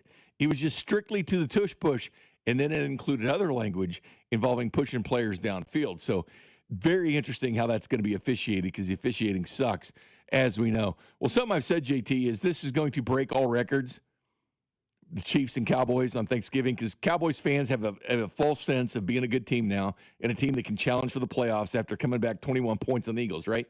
They were all going to watch the game anyway. Cowboys fans are great at watching games. The ratings are very good for the Cowboys. People watch them. The Chiefs are America's team, not the Cowboys. People watch the Chiefs. And the highest rated Thanksgiving game ever, the highest rated NFL game ever is 2022 Thanksgiving game between the Cowboys and the Giants, 42.1 million. Number 2, 1990, Monday Night Football, Giants versus the 49ers, 41.5 million viewers. Next up, number 3, 2023 Thanksgiving game, Cowboys once again versus Washington, 41.4 million viewers. 2023 season openers, number 4, Chiefs and Lions. That's number 4 on the list for highest rated games ever in the regular season. And then number 5 is Kansas City Chiefs once again, Eagles versus Chiefs, week 2, 33.8 million viewers. The NFL put these stats out before the Broncos game, JT. 55 of the top 60 watch programs in the United States, regardless of genre, regardless of what's being shown, 55 of 60 were NFL games. That shows you the attentions on the NFL. Get this. Number 1, 2, 3, and 5 involve the Kansas City Chiefs. It's insane. 1, 2, 3, and 5 are Chiefs games. And this stat was put out before that Broncos game. But Broncos fans are bragging there's 29 billion people watching the Broncos beat the Chiefs. They weren't watching the Broncos. They were watching the Chiefs. And that game slides right up there because that had 29 million viewers. So that slides right up there. So the Chiefs are 1, 2, 3, and 5 as far as most watched games in the NFL this year. Again, 55 of the top 60 games are NFL games. But the Chiefs Thanksgiving game, with all the Chiefs fans watching, standalone game, middle of the afternoon, Thanksgiving, Dallas fans are going to be watching, and everybody's going to watch the Chiefs lose because that's what they like to do outside of Kansas City. But they're going to be watching. They're going to be in their turkey, and they're going to be watching. And this is going to be the highest rated game ever. It's going to beat that 2022 Thanksgiving Day game between the Cowboys and the Giants. The Cowboys and the Chiefs are going to shatter that record. Been saying it for a long time. So when that happens, the Chiefs will be number 1, number 2, number 3, number 4, and number 6 in NFL ratings. Think about that. 1, 2, 3, 4, and 6 are going to be Kansas City Chiefs games, meaning they are what gives these guys that criticize the Chiefs and calls, it's their bread and butter. It's the Kansas City Chiefs they watch. Their job security having Kansas City Chiefs games on. Not only that, as I brought up before, they were the first ever game on YouTube against the Chargers in Brazil this year. They were the first ever Netflix game when they beat the Pittsburgh Steelers on Christmas Day. The first Amazon game when Amazon Prime took over a Thursday night game, the very first game on that. They were the first playoff game on Peacock. They had a regular season game between the Bills and the Chargers, but the first playoff game on Peacock was the Chiefs. And so all these streaming services between Netflix, YouTube, Peacock, Amazon Prime, one common denominator. They have Chiefs games. They're getting Chiefs games because they want them. Because they say, we want Chiefs ratings, so they want them, whether win or lose, and typically Chiefs games go down to the end of the wire, they want the Kansas City Chiefs. They can say what they want, and people say, oh, I'm tired of the Kansas City Chiefs. No, you're not. No, you're not tired of them because you can't have number 1, 2, 3, 4, and 6 highest rated games in America as Kansas City Chiefs games, and where the NFL is banking on YouTube and Netflix and Amazon Prime and Peacock. And the common denominator is it's all been the Chiefs as the first one. And let's not forget, back in 2006, the Chiefs were the very first Thanksgiving nighttime game against the Broncos where they won 19-10. Lamar Hunt had always wanted a Thanksgiving game in Kansas City. That's been a staple of night games now, the night game NFL. Chiefs, the very first one on Thanksgiving night. The bottom line here, JT, is 1, 2, 3, 4, and 6 after this game. That shows this appetite for the Chiefs. You think they're going to do it? You think they'll break I think they're going to break the record. I mean, it was 42.1, and that was Cowboys and Giants. Don't you think the Cowboys and Chiefs are going to break that record? Because Cowboys fans are everywhere, not just in Dallas, they're all over the country. Chiefs fans now, Chiefs Kingdom is all over the country. They're going to be watching, and people want to watch the Chiefs lose. There are those that want to watch them win, but there's a ton of people that want to watch the Chiefs lose. But you know what? NFL networks don't care because they watch. They don't care what they watch it with. They don't care watching for to win or not, but they watch. They'll break the record this week. I totally agree with the latest text from the 816. Both things can be true. People can watch them, but also be tired of them as well. They can be tired of them, but the bottom line is you're watching them. So in primetime, did you enjoy the Bucs and Rams game? Did you enjoy the 49ers and the Panthers stumbling on football? I enjoyed the Bucs and Rams game. I did. But the game sucked. It did. JT, that game was a blowout. Okay. But I would say this. What game hasn't been a blowout in primetime? Unless the Chiefs are in it, they all are. I don't know, man. This isn't even a primetime game. It's a holiday game. It's I know. 3:30. But it's still primetime, basically. But the bottom line is the Chiefs, JT, carry the games till the end. You know what I'm saying? They don't put teams away. Well, so that's they're a ratings dream. That's my problem for my heart, okay? It's a cardiac unit. All right, but I'm just glad my heart doctor doesn't need a example on a Sunday. Good Lord. I don't know, but if you're sitting there and you're the Kansas City Chiefs, you look at the NFL and say, you know what? You're finding our players, you're doing this, but, people are saying the NFL is rigged towards the Chiefs. Well, you know what? The Chiefs are making the NFL a ton of money. Hand over fist, the Chiefs are making the NFL money. When they can look at it and say 55 of the top 60 games in America, regardless of what they're watching, are NFL games. And 1, 2, 3, 4, and 6 are Kansas City Chiefs games. Yeah, that's carrying a big stick into a meeting room. It's also carrying a big stick in the meeting room when Netflix, Amazon, Peacock all want the Kansas City Chiefs games to be their first game on their streaming service. YouTube, add them in now. But it's all Kansas City Chiefs games. That's the common denominator. Love them or hate them, people want the Kansas City Chiefs. I will say this, though.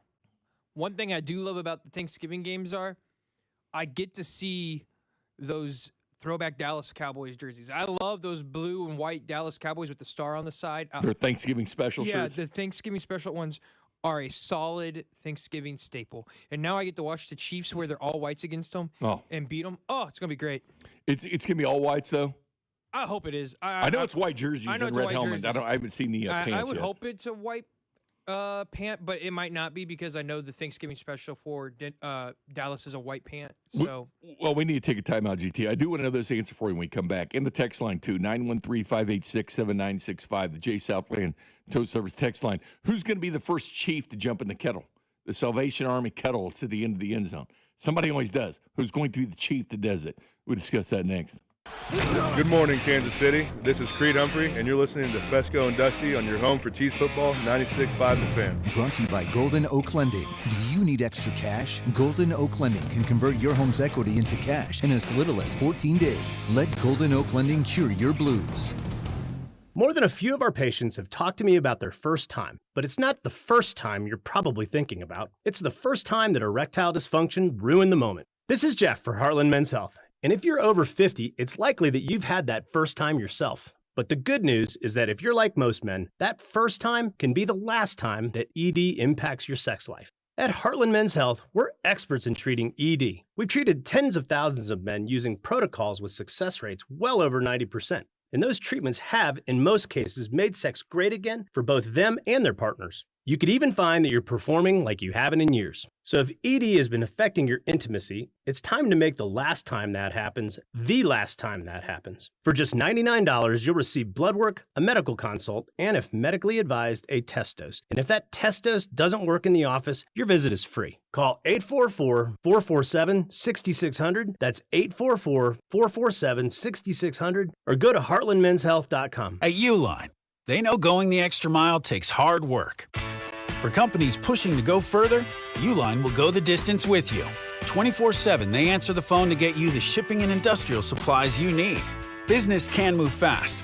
Unexpected large orders, adverse weather, new safety guidelines, and changing economic trends. Uline works hard keeping 41,000 items ready to ship, minimizing detours on your way to the extra mile. Visit uline.com.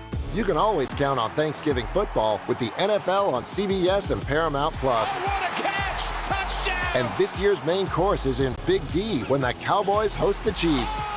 Visit ParamountPlus.com/NFL to get started today. Out here in the middle of these acres, it can feel like you're the only person on Earth. That's how it feels when you're struggling with your mental health. But you don't have to feel alone. Find more information at loveyourmindtoday.org. Brought to you by the Huntsman Mental Health Institute and the Ad Council. Actual price will depend on product and subscription plan. Featured products are compounded drug products, which the FDA does not approve or verify for safety, effectiveness, or quality. Prescription products require an online consultation with a healthcare provider who will determine if appropriate. See website for details, restrictions, and important safety information. Want a boost in and out of the bedroom? Hims has you covered. Introducing a new 2-in-1 approach to level up your game. Tadalafil for better bedroom performance and zinc for testosterone support. Put it all together and you've got what you need to turn things all the way up. Getting started is simple. Just go to hims.com/joy to start your free online visit. Through Hims, you can access ED treatments including pills, chews, and more. 100% online.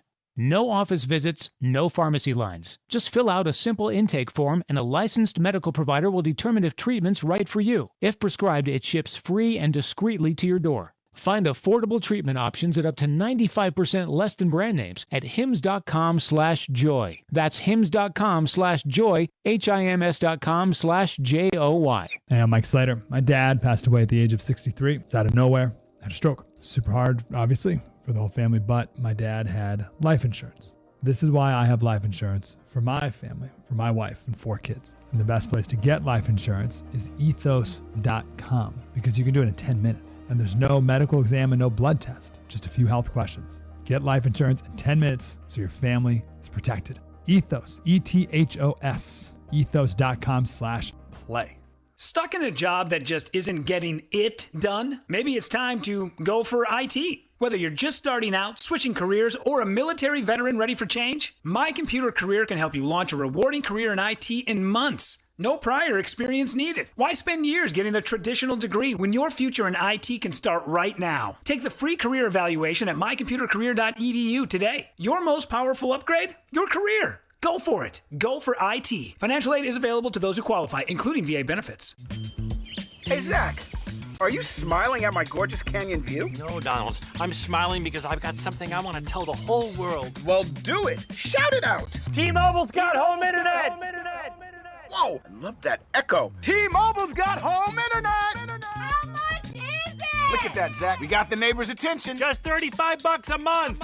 And you love a great deal, Denise. Plus, they've got a 5-year price guarantee. That's 5 whole trips around the sun. I'm switching. Me too. Yes, T-Mobile home internet for the neighborhood. Donald, you still haven't returned my weed whacker. Carl, don't you embarrass me like this, please. What's everyone yelling about? T-Mobile's got home internet. And Donald's got my weed whacker. Yes, T-Mobile's got home internet. Just $35 a month with auto pay and any voice line. And it's guaranteed for 5 years. Beautiful yodeling, Carl. Taxes and fees apply. See T-Mobile.com/ISP for details and exclusions. You're listening to 96.5 The Fan from the DM Injury Law Studios. Mike's got this. Here's traffic, brought to you by DM Injury Law. Have you or a loved one been in a car wreck? Contact DM Injury Law today and get the money you deserve. Car wreck? Remember, Mike's got this.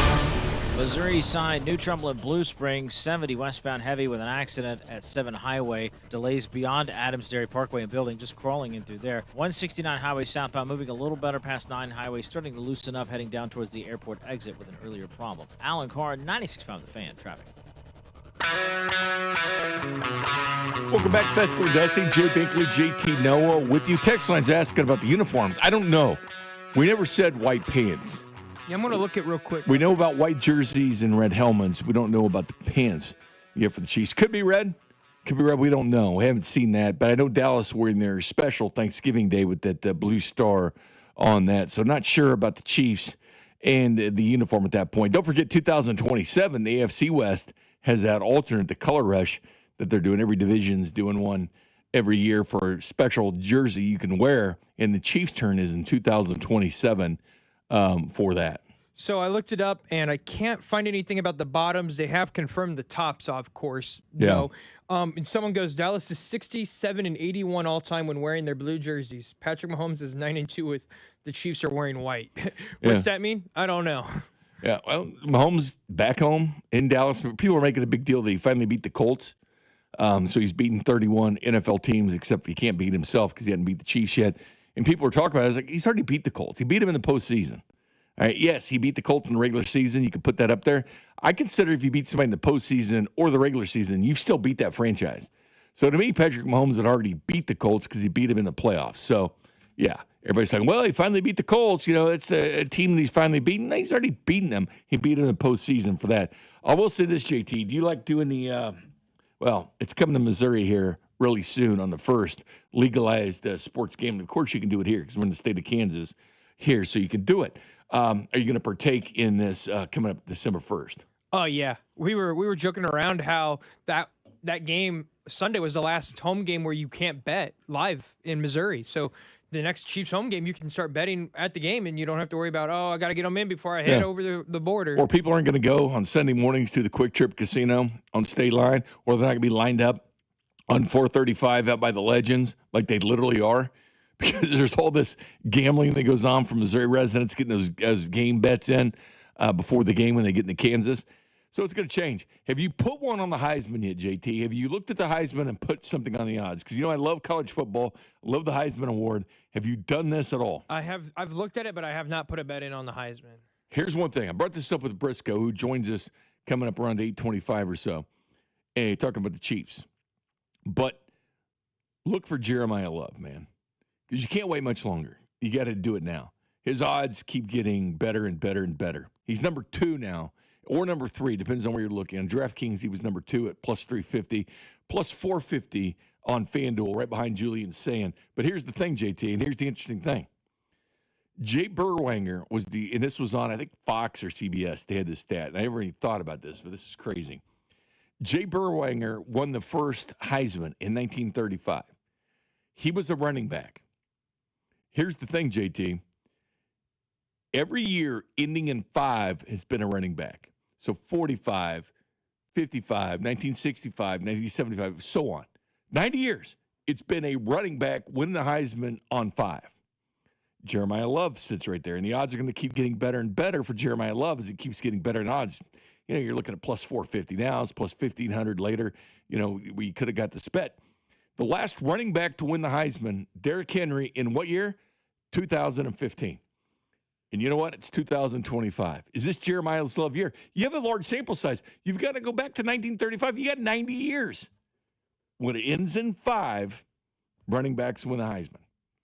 My favorite was 1965 when Mike Garrett won it. Mike Garrett, of course, 65 toss power trap. He ran that ball in for the Kansas City Chiefs, won a ring with the Chiefs. Former AD at USC that hired Pete Carroll when he was there. The first running back to have 1,000 yards with 2 different teams with free agency when he did it with the Chargers and the Chiefs. 1968, the reason O.J. Simpson went to USC was Mike Garrett winning the Heisman in 1965. So that's my favorite Heisman running back to win on the 5s. So what I'm saying, JT, is there's a strong chance to get Jeremiah Love involved in this. Did you already take him? Yes. I figured. I wish Missouri was better because Ahmad Hardy would be a really good candidate. Oh. Maybe next year. Because that 27 draft is looking crazy. Because it's going to have Ahmad Hardy in it. It's going to have Jeremiah Smith at Ohio State. It's going to have Ryan Williams, the receiver down at Alabama. It is going to be insane when you look at the 27 draft class. And if Arch goes back to Texas, which he should this year, I mean, he needs to go back. I mean, it's going to be loaded with names.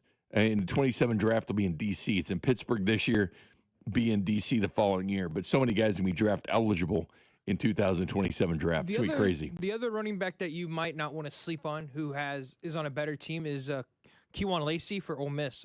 He's had a Former Tiger. He's had a really good year down there in Oxford, Mississippi. So I know there's a lot of things going on with the coach and stuff, but he's had a really good year. He could be another long favorite to win it. I think Jeremiah Love's the better running back, but he's and Justice Haynes was good enough to do it, but he obviously has a foot injury now. But Lacey is the better running back.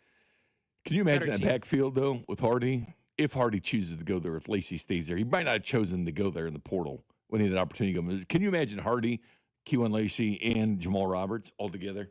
Oh, like, who would get the ball? Yeah, that would be so tough to that would be like everyone's got to eat kind of thing that the Chiefs had, but it's already hard enough to feed both of them. Everyone gets upset when Roberts gets more carries than Hardy does, and I'm like, guys, Hardy still had a bunch of carries. You've got to still give some to Roberts here.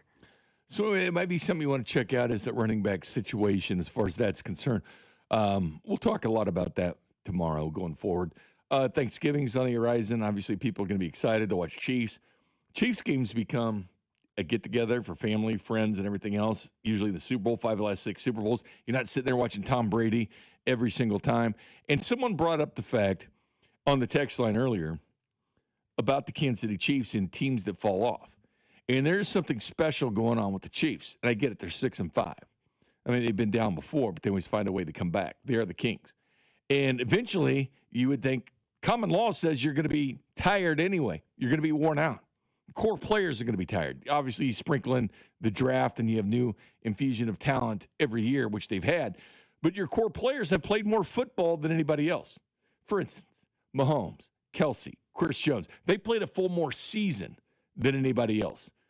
When you're playing into the postseason every year, either going to the AFC title game and losing in overtime like they've done twice, or going to the Super Bowl and playing. So naturally, you're going to have that. But yes, you're right. Teams do fall off. You know why they fall off? They fall off when the bullseye's on their back. Like the Indianapolis. That's why the Johnny-come-latelys are difficult to watch. Because they'll come up, they'll show something, and they fall off. Jacksonville's been this team twice. Once with Bortles getting the AFC title game, they fell off. And they went through coaches. Doug Peterson, Urban Meyer, but they even won a playoff game between there, beating the Chargers. And Trevor Lawrence won that. But then they got good again. Everybody started chanting Duvall. And then all of a sudden, they only have 1 game in London instead of 2. People start going to their games. Then they fall back off and they draft Travis Hunter, number 2 in the draft. Then it looked like things were going the right direction and they beat the Kansas City Chiefs, which is huge for that team.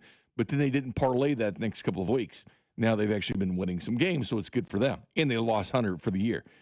But things change in the NFL when you have the bullseye on your back and you now become the team that's got footage out there and film on, quote, tells.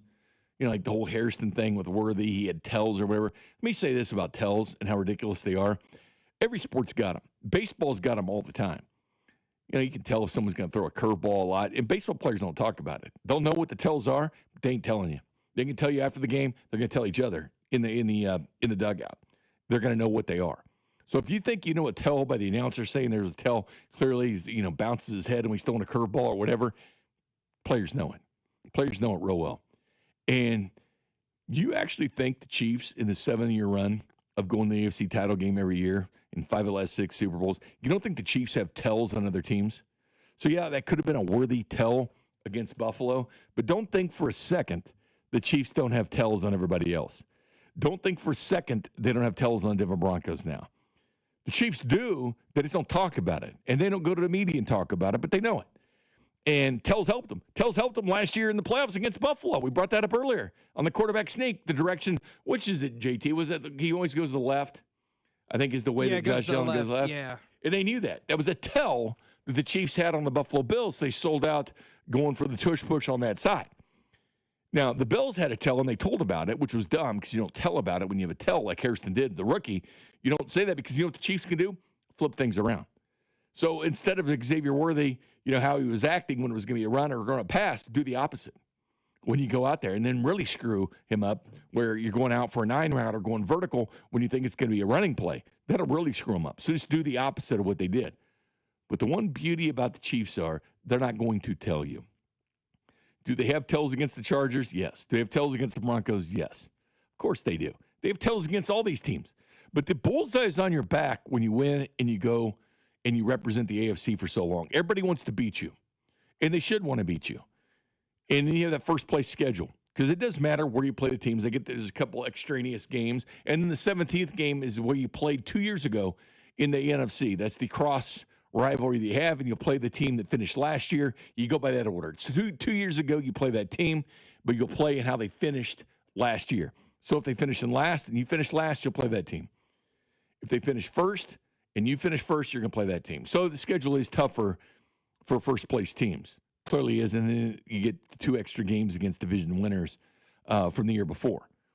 But, yeah, so these teams that get good, they've got that schedule. Then what happens? Are they still going to be good?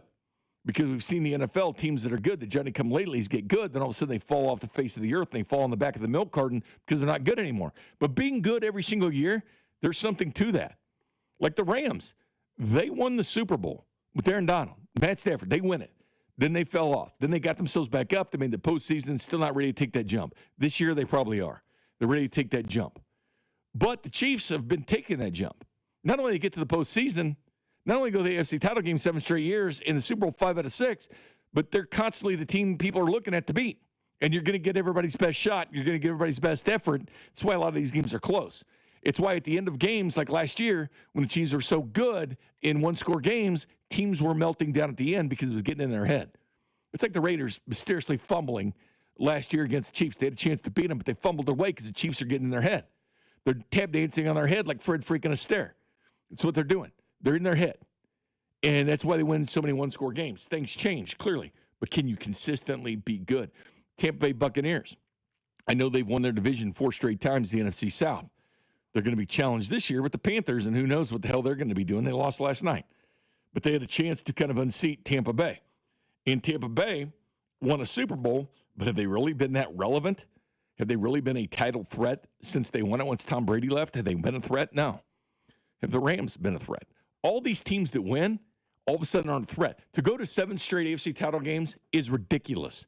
In a league that everybody drafts the same 257 people, everybody's got the same pool. Yeah, there's some guys that don't go to the combine and end up being drafted, but it's still around a 300-man pool that they have to draft from every single team. So you're focusing in on that. It's much different than baseball. When you're looking at international players, you're looking at JUCOs, looking at high schools, looking at all these different places, colleges, you name it for players. The NFL, they focus in on the combine and what you're doing. And sometimes, no, Mike Dana wasn't the combine invitee, but the Chiefs do a 5th-round pick on him. So there are guys that fall through the cracks. They don't go to the combine, but they have to be general manager likes, that they really liked them and followed them through. But it's tough. It is tough to be drafting at the end of the draft every year and still be a viable team. That is difficult to do. What they're doing is unprecedented. We've only seen one other team do it on our watch, and it's been the Patriots. And they had a 10-year span where they didn't win a playoff game. I mean, we did go 22 years without winning a playoff game. When the Chiefs finally did, that went from, January 94, all the way till January of 2016, 22 years, people were conceived, born, went all the way through school, including college, were sitting in a bar for 1 year, legal to drink. They were born the last time the Chiefs won a playoff game. Enter Patrick Mahomes, enter 17 postseason wins. It didn't happen in Kansas City, man. They would get to the postseason. They just couldn't win a game. And it took that 2015 team to finally win in the postseason down in Houston and then get waxed the following week against the Patriots. But it took that long. 22 freaking years. But all of a sudden, enter Patrick Mahomes and 17 postseason wins. One stat you're never going to see on the broadcast because it's never out there. You won't see NFL Live talking about it, NFL Network. Nobody will talk about it. Only one man stands ahead of Patrick Mahomes in postseason wins. And I keep seeing this, the Mount Rushmore quarterbacks and stuff like this. Peyton Manning's postseason record was 14-13. Peyton Manning didn't win a first playoff game until year 6. Mahomes is in the Super Bowl his first year he started. Peyton Manning didn't win a Super Bowl till year 9. Mahomes did it the first year or the second year he started. He started in 18, and he won it in 19. Took Manning 9 years. Dan Marino's postseason record is 8-10. Joe Flacco actually has 10 postseason wins. People probably didn't know that. But only one man stands ahead of Patrick Mahomes in the postseason. It's Tom Brady. Patrick Mahomes was 17 postseason wins past Joe Montana last year. Montana had 16. And there's Patrick Mahomes with already 17. And he was only 29 years old at that point and had 17 postseason wins. Like, it's insane. When people nationally look at this, they say, the Chiefs dynasty's done. And Mahomes, he just turned 30 this year. This football season turned 30. Quarterbacks have the best years of their career in their 30s. People have built Hall of Fame careers for what they've done in their 30s. Like a Peyton Manning, like a Tom Brady, like an Aaron Rodgers. They were winning MVPs in their 30s. Drew Brees winning MVPs in their 30s. Steve Young built a whole Hall of Fame career in his 30s. It happens. But 17 postseason wins, you're not going to see that anywhere. You're not going to see anybody talking about that. That's probably one of the stats out there that's crazy that you don't believe in it. But yeah, 22 lean years in Kansas City. Kids were conceived, born, went all the way through school, all the way through college, sitting at a bar legally for over a year drinking in the span it took the Kansas City Chiefs to win a playoff game. Let's not take it for granted. We can't take it for granted. This hasn't always been here. You went January 4th of 1970 all the way till Patrick Mahomes in 2019 to win an AFC title game. That's a long time, man. They went 50 years without going to the Super Bowl. 50 years, 5 decades. That's a long time. People forget that. They think it's just everything's always coming easy for Kansas City. And the NFL picked the team right in the middle of America and say, this is going to be our team. This is going to be our team. This is the team that we're going to watch on TV. This is the ratings. We're going to pick a team in flyover country right in the middle of America, and we're making that our team. And we're going to start with Alex Smith because they're going to get Mahomes because this Texas Tech quarterback's eventually going to be there. Oh, and the tight end's going to date a pop star and marry her. And get engaged and marry her. Yep. I don't get it, man. I don't get it. It makes no sense. I don't get it. Some funny stuff. But coming up next, we'll take a look. Briscoe coming up at 8:25, Chiefs pre and post. We'll talk to him about the Kansas City Chiefs. But a few things to discuss at this point, including Jamar Chase. You see, he finally apologized. He finally decided to stop lying and admit to it. Finally did. And all these referees that everybody loves, I'll tell you what they do besides being a referee next. Good morning, Kansas City. This is Chris Jones, and you're listening to Fescoe and Dusty on your home for Chiefs football, 96.5 The Fan. Brought to you by Golden Oak Lending. Do you need extra cash? Golden Oak Lending can convert your home's equity into cash in as little as 14 days. Let Golden Oak Lending cure your blues. Danon Hughes here. I've seen a lot of stat lines in my playing days, but these numbers, they caught my attention. Flight by Yingling, 2.6 carbs, 95 calories, and all the crisp, refreshing flavor you want in a light beer. It's brewed by the oldest brewery in America, so you know it's got some serious history behind it. If you're into stats and taste, you're going to love this beer. Flight by Yingling, the next generation of light beer and the official beer of Danon Hughes. DG Yingling & Son, Pottsville, Pennsylvania. Get ready, Missouri. Kickoff is near. The world's largest sports book is coming to your fingertips. Circa Sports, it's sports betting the way it should be. With high and transparent app limits, low holds, and exceptional customer service. Start betting like a pro in Missouri on December 1st.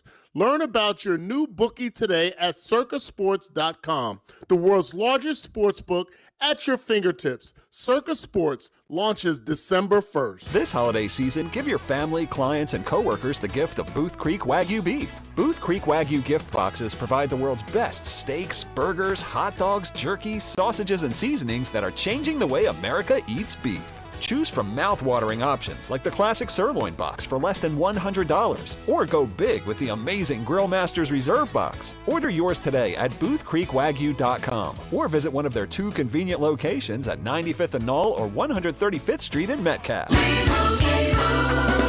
And Doug. Here we have the Limu Emu in its natural habitat, helping people customize their car insurance and save hundreds with Liberty Mutual.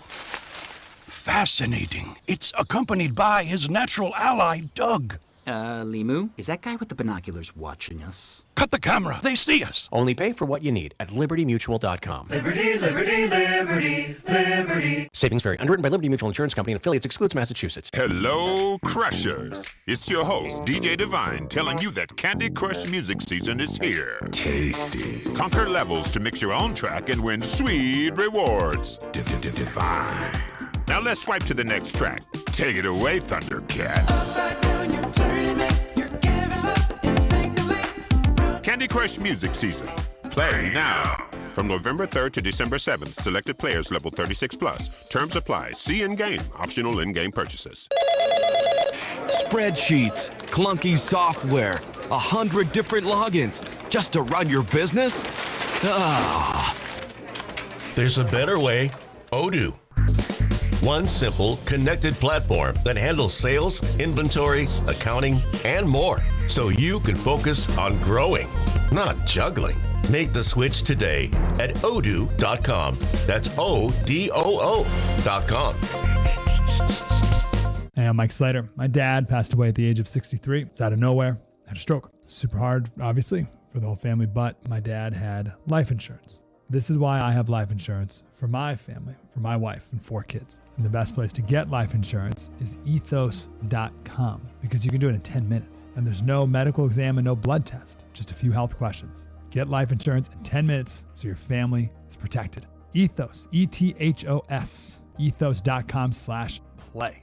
Stuck in a job that just isn't getting it done? Maybe it's time to go for IT. Whether you're just starting out, switching careers, or a military veteran ready for change, My Computer Career can help you launch a rewarding career in IT in months. No prior experience needed. Why spend years getting a traditional degree when your future in IT can start right now? Take the free career evaluation at mycomputercareer.edu today. Your most powerful upgrade? Your career. Go for it. Go for IT. Financial aid is available to those who qualify, including VA benefits. This Thanksgiving, FanDuel is introducing a brand new way to build a parlay together. It's called Pass the Leg. Here's how it works. Start a group build, add your pick, then pass it to your friends so they can do the same. When everybody's done, you can each lock in the group parlay with your own fund because football is better when it's played and bet together. To make it even better, everybody gets a 50% profit boost token to use on their build. So grab the crew, start your build, and get in on the action this Thanksgiving with Pass the Leg. And we got 3 great games coming up this Thanksgiving. You don't want to miss the action. Visit FanDuel.com. Use my promo code /KFNZ to get started.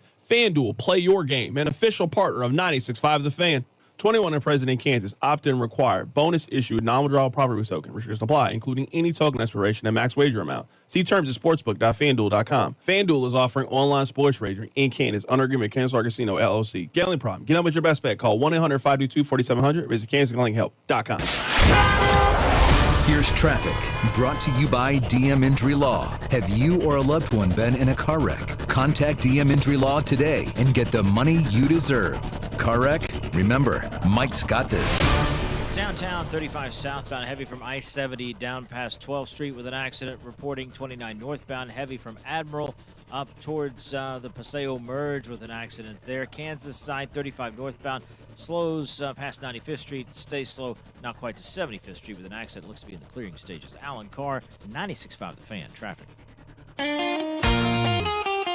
Welcome back to Fescoe Dusty. Bink JT Noah.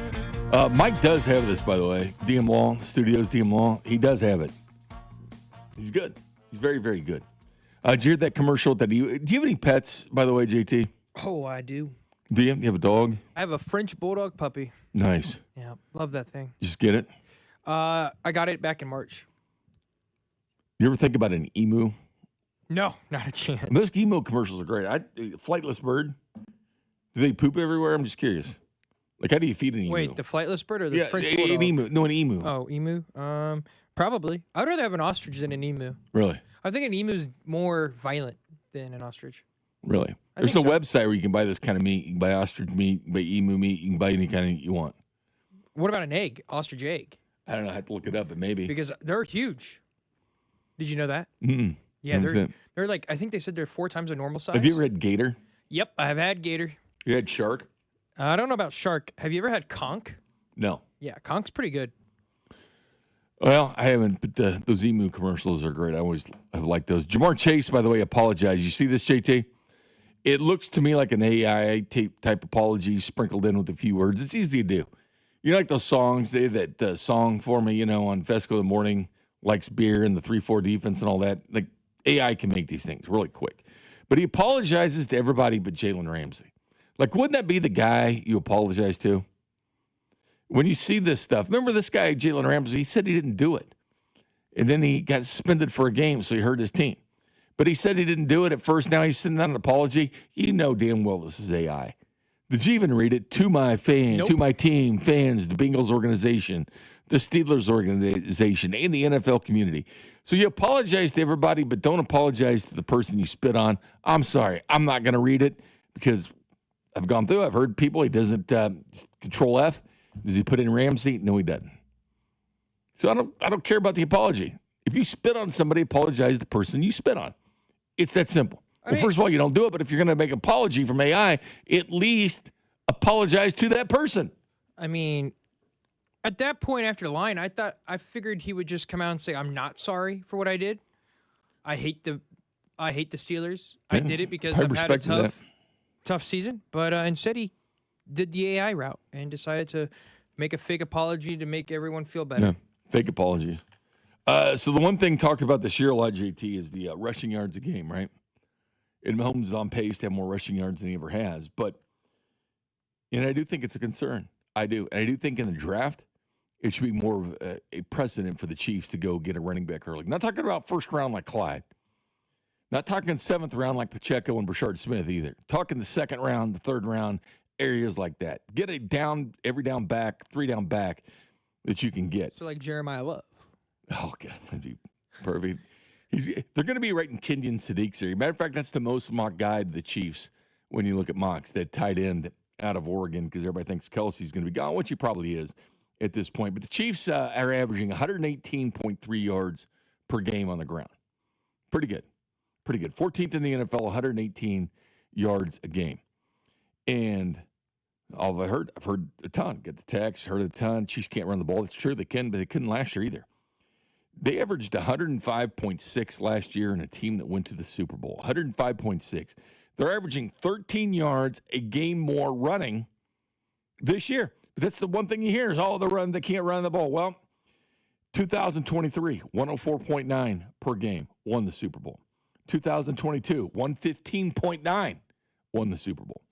Year before, 115. Year before, this is only Mahomes' years. Year before, 112.4. 2019, 98 yards a game. Mahomes' first year, 15.9, 115.9 yards per game. Common denominator is, JT, they're running the ball better than they ever have been. This is the best year of running yards for the team under Patrick Mahomes. Again, last year, 105.6 yards per game. And again, when you see those numbers, you're thinking you got to draft somebody before the 7th round, Brashard Smith. You got to get somebody earlier because it was bad last year. This year, it's actually top half of the NFL, 118 yards per game. Whether it's Mahomes sprinkling in 30 yards here and there, and the running yards have come down from him the last couple of weeks. Kareem Hunt sucking it up, having more carries he's ever had in his career with 30. By hook or by crook, they're getting it done. And the numbers are going up, even with Pacheco being hurt. The numbers are going up for the Kansas City Chiefs in running. But they average 118 yards a game. And passing hasn't taken a hit. They're 5th in the NFL in passing offense, 248, almost 249 yards per game. So they're moving the ball offensively. But I think the running numbers would throw people off a little bit because the Chiefs are actually able to run. Now, it's not as great as you'd like to see. You'd like to see her turn around and hand the ball off to somebody and not have 3.5 yards per carry. But do you think second or third round is appropriate for the Chiefs in the draft? Yes. They don't need to go first round. Obviously, running back in first round, bad move. But going second round or even third round, I'd be happy with.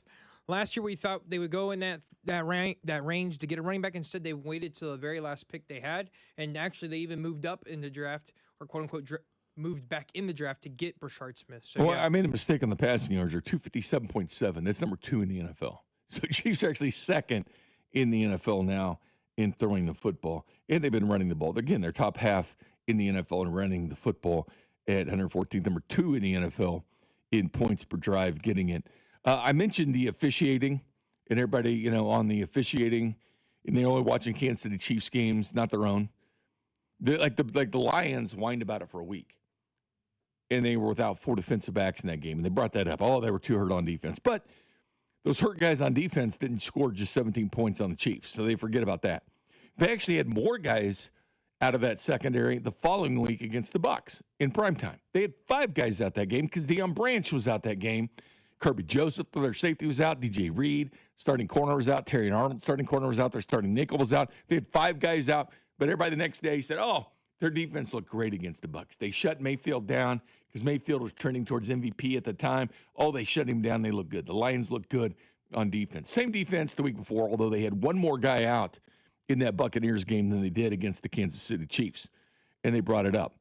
But here's the referees. Everybody loves the referees, which is funny because did they watch the Vikings and Rams game? Was it last year when Darnold had his face mask ripped up by the Rams? They didn't call it. One of the most egregious non-calls in the NFL.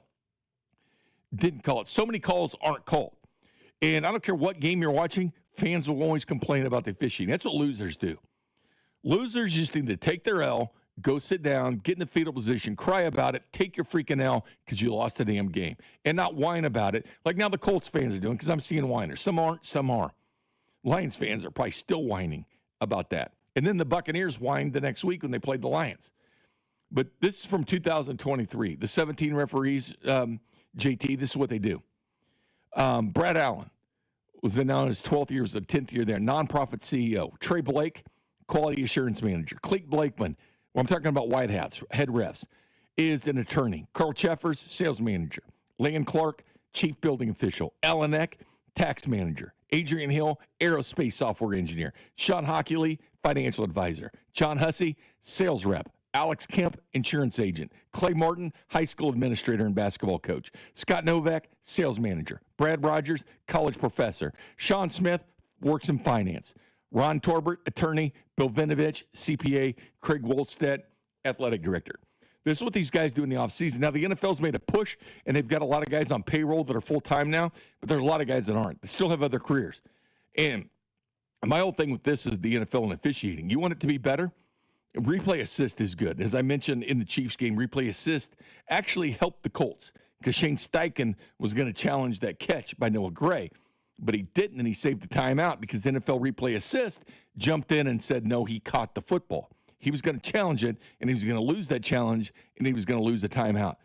That's something the Colts should be happy about because they saved the timeout because of replay assist. Replay assist did not help on the face mask call to Juwan Taylor. Andy Reid couldn't challenge it. They could. But NFL officiating, it's right in front of them. They could get better. Make everybody full-time. And you know what? They don't want to do it. They want to go back and be a sales manager or an aerospace engineer. Go for it. Go do it. Go do that as your career. You make 6 figures. You travel in first class. You stay in first-class hotels. The NFL is starved. Guys want to be at the NFL level. College referees want to be at the NFL level.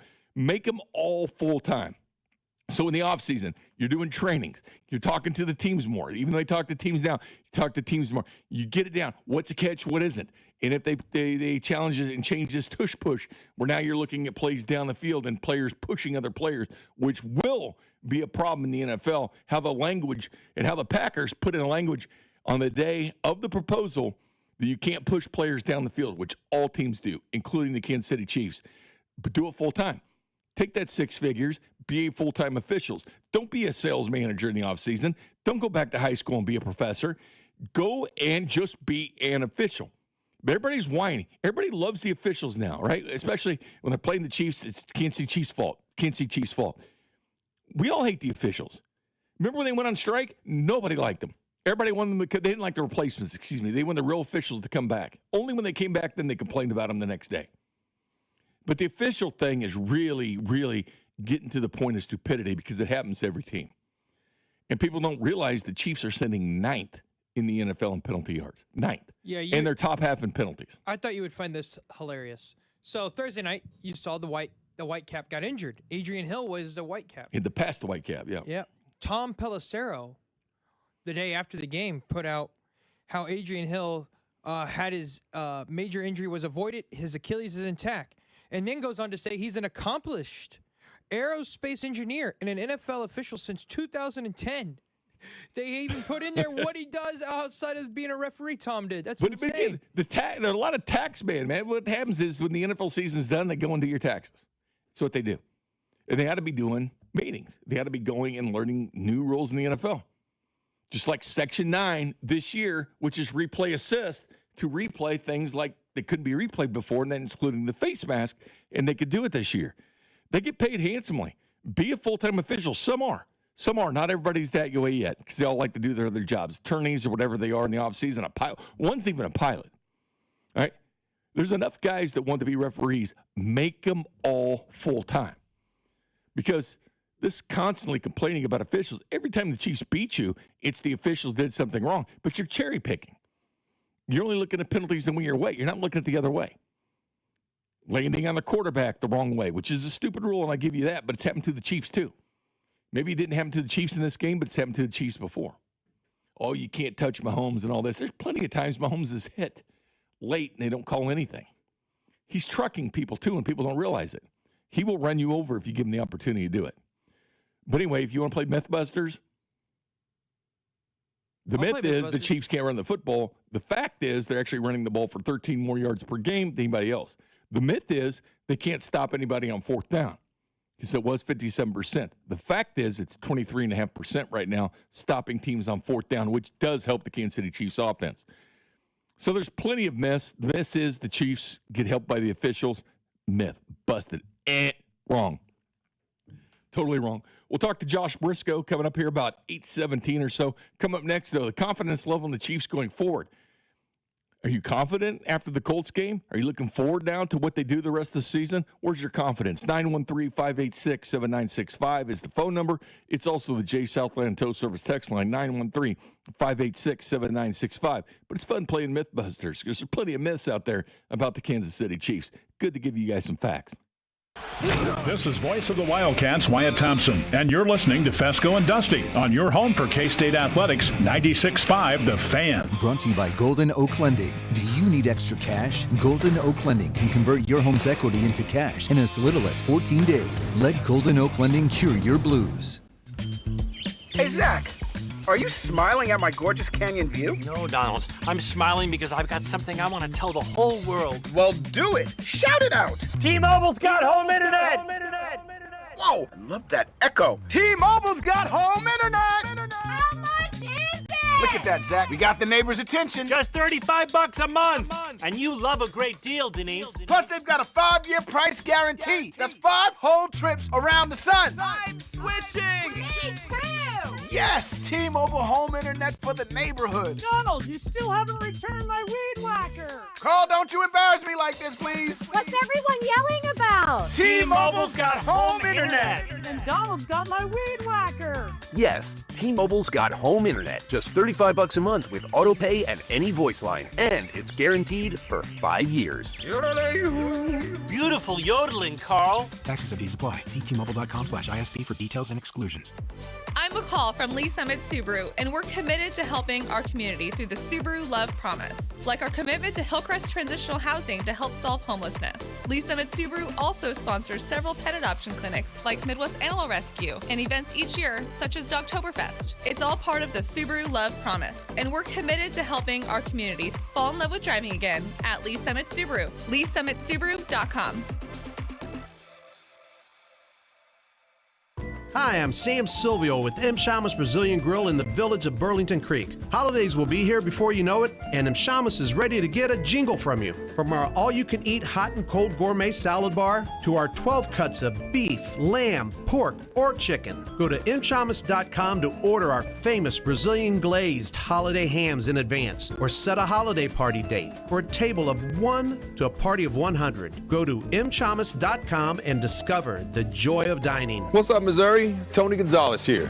I've spent a lot of Sundays right here playing in front of the best fans in football. And now it's almost your turn to get in the game because DraftKings Sportsbook is coming to the Show Me State on December 1st. Soon you'll get fast payouts when you win, a safe and secure app that's easy to use, and promos that keep the action going all season long. It's America's top-rated sportsbook app. New customers can sign up right now and score $300 in bonus bets on launch day, December 1st. Download the DraftKings Sportsbook app and use code 965. New Missouri customers, sign up today and score $300 in bonus bets once we're live. That's code 965. In partnership with DraftKings Sportsbook. The crown is yours. Gambling problem? Call 1-800-GAMBLER. 21 and over. Physically present in Missouri. Eligibility restrictions apply. Terms at DraftKings.com/sportsbook. Subject to regulatory licensing requirements. Bonus bets are non-withdrawable and expire 7 days after issuance. For additional terms and responsible gaming resources, see sportsbook.draftkings.com/promos. Here's traffic, brought to you by DM Injury Law. Have you or a loved one been in a car wreck? Contact DM Injury Law today and get the money you deserve. Car wreck? Remember, Mike's got this. Brought to you by Conley Plumbing Solutions, your neighborhood plumber. Call 913-768-7676 or ConleyPlumbingSolutions.com. Downtown 670 eastbound, pretty heavy from 35 over towards 71 with construction. Conley Plumbing Solutions, your neighborhood plumber. They have been in business since 2012, offering residential service and project work, light commercial and routers service. Visit ConleyPlumbingSolutions.com to schedule. Alan Carr, 96.5 The Fan. Traffic. Make sure to subscribe to our YouTube channel to watch all your favorite shows, shorts, and clips. This is your home for Kansas City sports. 96.5 The Fan, KFNZ FM and AM, HD1 and HD2 Kansas City, an Odyssey sports station. Welcome back, Fescoe and Dusty. Jay Binkley with JT Noah producing the operation. Everybody sending in their text in about the confidence level of the Kansas City Chiefs. Now you got that Colts game out of the way. Now you can enjoy Thanksgiving until that game is played. And then all of a sudden you'll be sweating again. The Chiefs can get this win or not. But in reality, if you're going to drop a game, do it against an NFC team like the Cowboys. I'm not saying they're going to do it. I think they're going to win this game, but it's not the end of the world, this game. Someone on the text line says, just say, our 5 future Hall of Famers, you got to know a little something in what you're doing. Think about what you're talking about with John Dorsey being our GM. Here's the thing about John Dorsey. John Dorsey was very good at talent evaluation. His problem was the cap. He struggled with that, and that's a big part of being a GM. That's just fact. You know, and there's the myth out there that he drafted Mahomes, which is true. He was the sitting GM that drafted Patrick Mahomes. Brett Veach was the scout. Brett Veach was the one blowing up the phone of Lee Steinberg the day of the draft. Veach had watched him. But make no mistake about it. It wasn't Dorsey. It wasn't Veach. It was Andy Reid. So we can talk about John Dorsey till you're blue in the face. He was the GM, and I've heard that argument go back and forth. The Mythbusters, right? We like playing Mythbusters. It was Andy Reid that picked Mahomes. Andy Reid is the one that got the other contract. John Dorsey did not. John Dorsey got let go right after that draft. It was that summer. And then Brett Veach comes in. And what's he do? First thing he does is goes out and get Harrison Butker because Cairo Santos goes down and gets Harrison Butker off the practice squad because he didn't beat out Graham Gano off the practice squad. And then your new kicker is Harrison Butker that's helped propel the Chiefs to the Super Bowl, including winning Super Bowls. That was done by Brett Veach as GM. That was his first big move that he made was from Veach and what he did. 2022, going out and getting McDuffie, Karlaftis, Trey Smith, Creed Humphrey, you name it, Brett Veach. Yeah, Chris Jones wasn't him. But at that point, Brett Veach was the SEC scout. Clearly, Mississippi State was where Chris Jones came from. Who scouted him? It was Brett Veach. Brett Veach also scouted Kareem Hunt when he was at Toledo. And he was watching Max and getting him. But I don't want to hear this Dorsey anymore. And thanks to the text, John. We appreciate it. But let's face it. Let's be honest. Do you think it was actually Dorsey or Veach that drafted Mahomes? No. It was the guy that was going to be his quarterback whisperer. They had the choice of getting quarterbacks. Could have brought in Deshaun Watson. Could have brought in a lot of quarterbacks. They brought in Mahomes. Andy Reid is the big catalyst for why they have Patrick Mahomes because they weren't getting a quarterback until it had Andy Reid's approval to be his guy. So it was Andy Reid that picked Patrick Mahomes. Really, it wasn't either way. It was Andy Reid 100%. Am I wrong on this, JT? Is there any other way to look at it besides Dorsey being the sitting GM that it wasn't Andy Reid who picked his quarterback?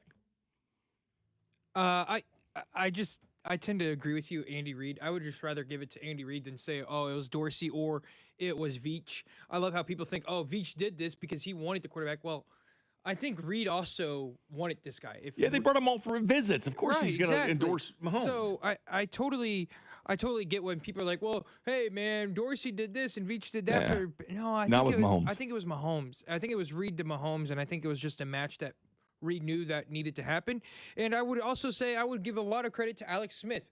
We say this a lot on the show, but Alex Smith is a real staple in how Mahomes has done what he's done in the NFL. Yeah. Here's the text here. He thinks Veach is overrated. Name me a top 2 team in the NFL for the last 4 years that has more of the draft picks still on their roster. The answer is the Kansas City Chiefs, only 0.3 percentage points behind the Bengals. They currently have the most players still on their roster from the draft the last 4 years. That's it. That's the list. Bengals, Chiefs. The biggest difference is the Chiefs are winning rings, the Bengals aren't. That's a big difference. You can be a bad team, not make the playoffs for the last couple of years like the Bengals, and have more draft picks on, that's fine. But if you're actually winning rings and going to the Super Bowl and you've had these players, you win. But keep this in mind. I just brought it up. The Harrison Butker deal was a Veach move.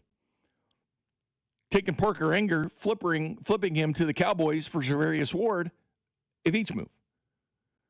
You know, getting Mahomes' contract in, thinking about it before he was an MVP during his redshirt year, getting that contract for Mahomes and basically being proactive about it, Brett Veach deal. You know, so many moves the Chiefs have made have been Veach deals. And not only that, he's drafting a Snead in the 4th round. Turn around, flipping him for a pick. You don't want L'Jarius Snead now. You wouldn't have ever wanted him. Again, he did the right thing with it. Drafting Creed Humphrey, not in the 1st round, but the 2nd round. Now he's the highest paid center, Veach deal.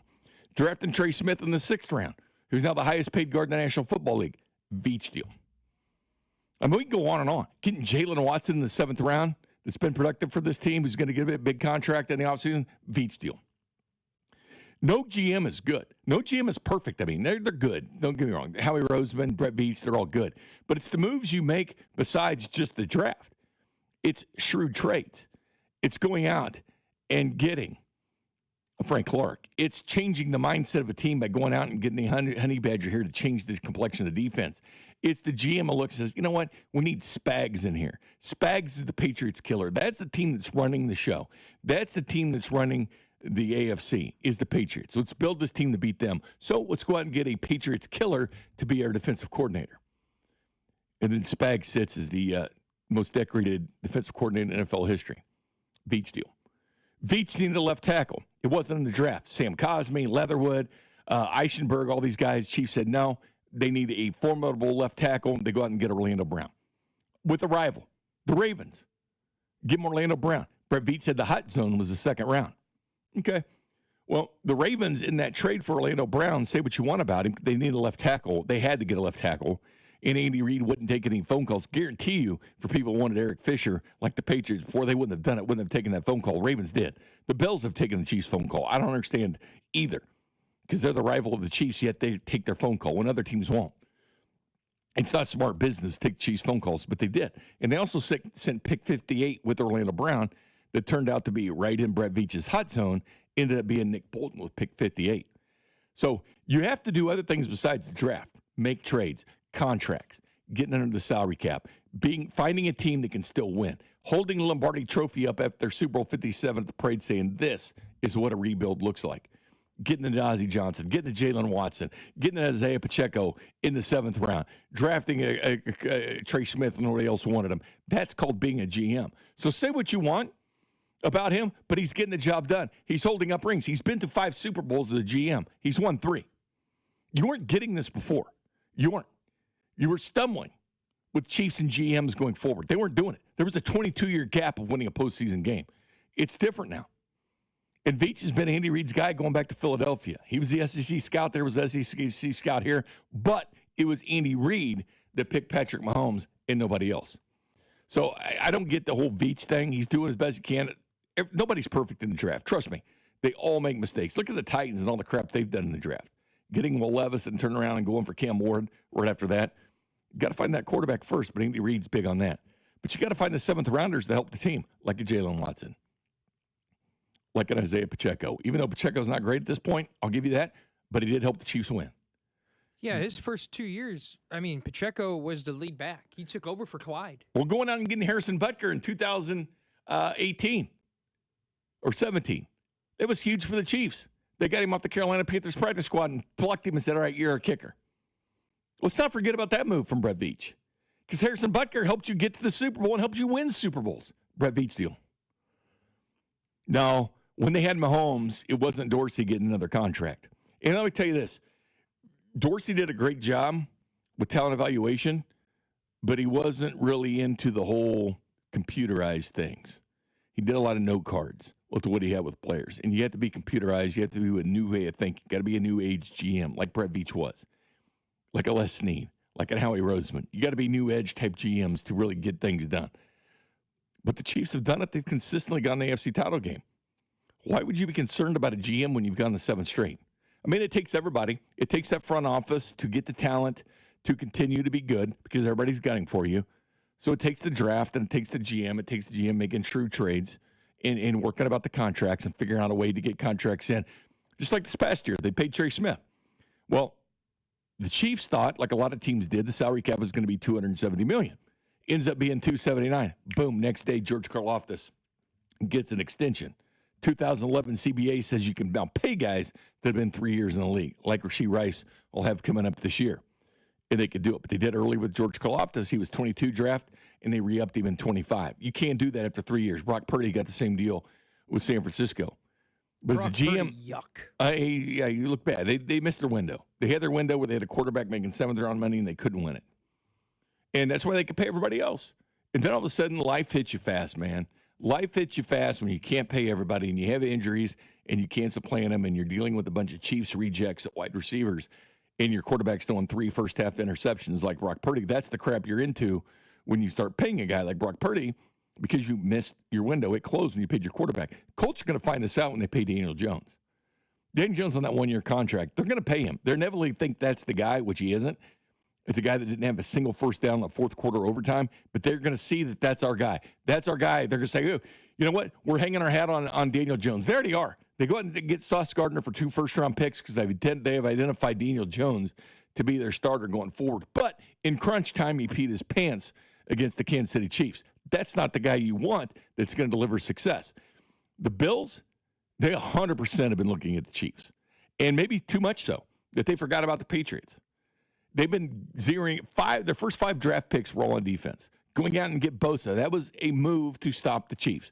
Credit them, they drafted to stop the Chiefs. Broncos have done the same thing. They have drafted players to stop Mahomes. Jahdae Barron that had a pick 6 brought back, first-round cornerback out of Texas that they've used, and they used him mightily against the Chiefs. That is a move to help stop the Chiefs.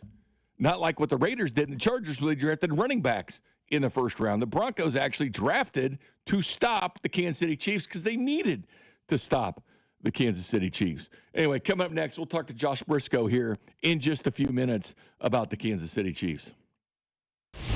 You're listening to Fescoe and Dusty. Tune in to hear Mitch Holtis every Friday at 7:20, right here on your home for Chiefs football. 96.5 The Fan. Fescoe and Dusty is brought to you by Golden Oak Lending. Do you need extra cash? Golden Oak Lending can convert your home's equity into cash in as little as 14 days. Let Golden Oak Lending cure your blues. Thanks for calling the Holiday Gift Line from the Missouri Lottery. If you still have presents to buy, don't panic. Missouri Lottery Holiday Scratchers and Draw Games are perfect for everyone on your list 18 and over. And you don't even need a gift receipt. Happy holiday gifting from the Missouri Lottery. Play responsibly. Numerous brands to choose from. Endless options. One incredible experience. At Aristocrat Motors, we treat every driver like royalty and offer the finest luxury vehicle experience in Kansas City. Come see us today and let us roll out the red carpet for you. West Shore Home makes it easy to knock out your bathroom, window, door, or flooring project right now. If you've been putting off one of those projects, the team over at West Shore Home is the perfect fit for you. They've been in business for nearly 20 years, have helped hundreds of thousands of homeowners, and are ready to help you save big with their Black Friday sale. Free installation on all projects, plus lock in an extra $500 off when you schedule now at westshorehome.com/thefan. That's westshorehome.com/thefan. Don't miss out. Another summer is ended, and you may have noticed that your energy is lower, your workouts aren't as productive, perhaps you aren't sleeping as well and feel foggy all the time, maybe even your sex drive is off. This is Jeff for Heartland Men's Health, and if you're experiencing some or all of these symptoms, it's likely you have low testosterone. And if that's what's going on with you, don't wait. You need to call us at Heartland Men's Health and get treated for your low T, because living with low testosterone is no way to live. With our low T treatments, if you're like most guys, your life will change considerably. Improved sleep, better energy, greater gains in the gym, better mental clarity, and your sex drive will likely improve as well. Plus, most men see these results in just a few weeks. So call us. Your initial visit is just $99 and includes PSA and T-test and a medical consult. And if you start on testosterone the day of your appointment, your visit is free. Call 844-447-6600. That's 844-447-6600. Or go to heartlandmenshealth.com. I'm Piera Palazzolo, VP of Digital Marketing for the American Management Association, a company focused on the management training skills needed to enhance the careers of business professionals. We did our research when it came to the best companies for website development and chose AmericanEagle.com. And we couldn't be happier. AmericanEagle.com worked closely with us to understand the front and back-end requirements needed to launch an e-commerce website that could handle the complexities of running thousands of seminars nationwide. Our robust new website and improved SEO saw immediate increases in site traffic and web revenue. If you're in need of managerial effectiveness and success, visit our website at amanet.org. If you're in need of a website that provides an unparalleled consumer experience, I highly recommend AmericanEagle.com. Transform your business today. Dial 877-WEB-NOW1 for a free digital consultation with AmericanEagle.com. What's up, football fans? Picture this. You bet on your favorite player to score the first touchdown in the game, but his teammate scores instead. If this happens, BetMGM wants to give you another chance at the end zone. With BetMGM's second chance promotion, you'll get your stake back if your first touchdown scorer scores second instead. That's right. Bet on any pro football player to score the first touchdown of the game. If you're right, you win. If your player scores second, you get your stake back in cash. With BetMGM's second chance offer, you have a chance to keep the fun going after the first player crosses the goal line. Try a first touchdown scorer wager with confidence today. BetMGM. Make it legendary. BetMGM and GameSense remind you to play responsibly. See BetMGM.com for terms. 21 years of age or older. This specific promotional offer is not available in Mississippi, Pennsylvania, Puerto Rico, or Ontario. Gambling problem? Call 1-800-GAMBLER. Available in the U.S. 877-8-HOPE-NY or text HOPE-NY 467-369 in New York. In Arizona, 1-800-NEXT-STEP. In Massachusetts, 1-800-327-5050. 1-800-BETS-OFF in Iowa. 1-800-981-0023 in Puerto Rico. Existing customer offer. Subject to eligibility requirements. Rewards paid back in unrestricted withdrawable funds. In partnership with Kansas Crossing Casino and Hotel. BetMGM is the official sports betting partner of the Kansas City Chiefs. Is coming soon to Missouri. New customers can pre-register and get up to $1,500 paid back in bonus bets if their first bet loses, plus an additional $100 in bonus bets if they deposit before December 1st. Enjoy a betting app that was designed for game day with features like live bets, same-game parlays, BetMGM Originals, BetMGM Reward Points, and surprise boosts dropping in your account. It's everything a Chiefs fan could want in one app. Coming to Missouri on December 1st. Pre-register today. BetMGM. Make it legendary. Gambling problem? Call 1-800-GAMBLER. See BetMGM.com for terms. 21 and older only. Plus, Missouri only. New customer offer. Subject to eligibility requirements. Bonus bets are non-withdrawable. Please gamble responsibly. Pending BetMGM's licensure as a mobile sports wagering operator with the Missouri Gaming Commission's register for Missouri online sports wagering account starting 11/17. BetMGM's insurance of a welcome offer is conditional on full licensure. You're listening to 96.5 The Fan from the DM Injury Law Studios. Mike's got this. Here's traffic, brought to you by DM Injury Law. Have you or a loved one been in a car wreck? Contact DM Injury Law today and get the money you deserve. Car wreck? Remember, Mike's got this. Downtown 670 eastbound, heavy from 35 over towards 71 with construction. 71 northbound, slow rolling from 75th to Gregory. 435 westbound, sluggish from Holmes to the state line. Alan Carr, 96.5 The Fan, traffic. Welcome back to Fescoe and Dusty. Jay Binkley, JT Noah producing the operation. Weather's going to change. You've been keeping an eye on the weather? It's going to actually be November. Yeah, I don't really keep an eye on the weather, and I probably should since I've moved out of my parents' house. But my mom will always hit me up a little bit. Hey, it's gonna get cold. You might want to turn the heat on. Do you still go back home and shovel the snow? This is my first year living outside. Are you going to go back and do it? Well, we'll see. My car is not the best winter car. It's a sports car, so Sure. it doesn't do well with the weather. Do they have a snowblower? No. My dad shovels it by hand still.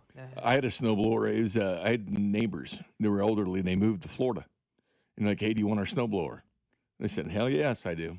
But the problem is, whenever you start snowblowing Everybody wants to be done. They look out their windows and they have that woe is me attitude, and they want you to do their driveway. And then like 5 or 6 driveways in, you can't just go do yours because someone goes out there and they're struggling with shoveling and everything, and you end up snowblowing their driveway. So end up doing more work. It's like owning a truck. You're always going to be picking up tables or TVs or whatnot. Fox 4 Weather just put out, they said, Twitter, they just put, oh boy, GFS model just had itself a run. Someone says, well, what does that mean? Like, explain yourself. What's it mean? Because Kansas City may have snow this weekend. The temperature looks a little bit too warm to me, hovering, above freezing. I mean, it could. It does get down to, 29 later this week. It says the model last night was just cranking out snow for us. Unrealistic, but that's what it did. It was cranking out snow. The model, and I don't know if it was the European model or the American model. Which model was it that was cranking out snow? That's the question. The question we all want to know. I actually don't mind snow. I know it's going to be cooler.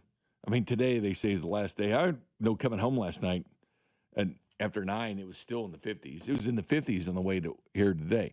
And traffic still looks about the same today. It'll start getting 50% less. Like tomorrow will be a lot less people out traveling.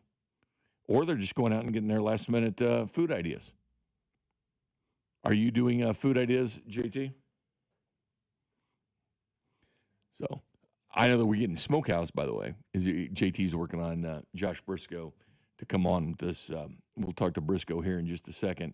But the bottom line is, which direction you can go. We do barbecue. We get it the night before at Smokehouse. You come in, you cater it, you heat it up on Thanksgiving Day. I mean, I know a lot of people do different things on Thanksgiving, but it's truly a Kansas City Thanksgiving. It's burnt ends, it's brisket, it's barbecue, it's Kansas City style. And I've heard people do Italian style or tacos or whatever, but Thanksgiving, that's what we do.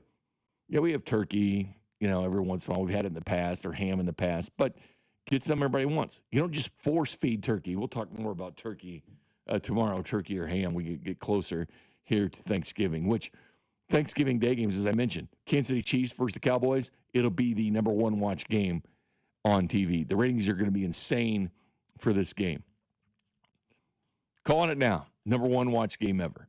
Because right now, the number 1 watched game ever in a regular season is the 2022 game between the Dallas Cowboys and the Philadelphia Eagles. 1990 Monday night game with San Francisco and the Giants is number 2 on the list. But as we said here now, the Chiefs are number 1, 2, 3, and 5 in ratings. That is insane. And this game is going to push and be at the top. So it'll move the Chiefs down to 1, 2, 3, 4, and 6 highest rated games this year in the NFL. Why does it matter? 55 of the top 60 watch television programs in America, regardless of anything else, is NFL games. And you have the Chiefs at 1, 2, 3, 4, and 6. So people say they don't want to watch them. They watch them. Streaming services, they love the Chiefs. They're the first Chiefs on everything. Every kind of streaming service that we have is Kansas City Chiefs games. Do we have Briscoe yet there, JT? We do? Okay. Is he on the tie line? Briscoe there? You there, Briscoe? Bink, I am here for you, nice. my friend. How we doing? Good. It's good to hear you. Modern technology, man. This is great. We've got new computers and everything else going, but it's great to hear you, Josh Briscoe. Of course, the pregame, halftime, and the post. Don't forget about halftime. Don't forget about halftime and postgame for the Kansas City Chiefs Radio Network. It's his first year doing it, and he's doing a great job so far. Bink, thank you for making it a little easier in the pregame show every week. I'm always happy to know that our college football segment is just around the corner. It's I don't know if it's halftime for me or not. Time doesn't really matter. It's just what's next. You got to take it one segment at a time, week, they make it easy. This week's going to be interesting, though, because we've already talked about the results from last week, but we're going to have the new poll come out. It'll come out tonight between 7 and 8, the new college football rankings that will make a difference. There are so many games on Friday and Saturday that could dictate college football playoffs as you get down to the end of the year. See, I'm locked in for the NFL level. You show up and you're gonna catch me up to speed. You're gonna let me know who's good. You're gonna let me know who I should be believing in. That's what that segment's there for. We need a real expert, not a fraud like me. You were gonna take Jeremiah Love, remember, on the fives. I'm ready. I that's the only thing that I believe in my heart now is that we got to get a running back. We got to get Love for the Heisman. We got to keep the fives going. The bottom line is the Chiefs are drafting 15th now. Hopefully that changes and you get to the wild card, which I think is 17th. And on what's the wild card losers are 19th and on. So hopefully the Chiefs keep moving down the draft slot. That's the ultimate goal, is being drafting at the end, because it means you're winning the Super Bowl. But what do you think about the estimated injury report yesterday? It wasn't a real one. They didn't practice, but they have to put out an estimated injury report, whether if guys would have been full participants, limited participants, you name it. Pickens was on there for the Cowboys as DNP, but for the Chiefs, it was Patrick Mahomes growing, which he was still listed as a full participant in a guesstimate injury report they had to put out, but Rashee Rice on there is limited for the Kansas City Chiefs. You worried at all about injuries for the Chiefs? Yeah, a little bit. I mean, I think I was probably worried about it as the game ended on Sunday, and you go, wow, they took how many snaps? They were out there for how much, and then still have to be ready to go on a very short week on the road going to Dallas on a holiday, no less. So, yeah, no, I was kind of concerned about just the wear and tear of the turnaround pretty much as soon as we saw that game, not just going to overtime, but how much the offense was already having to carry there.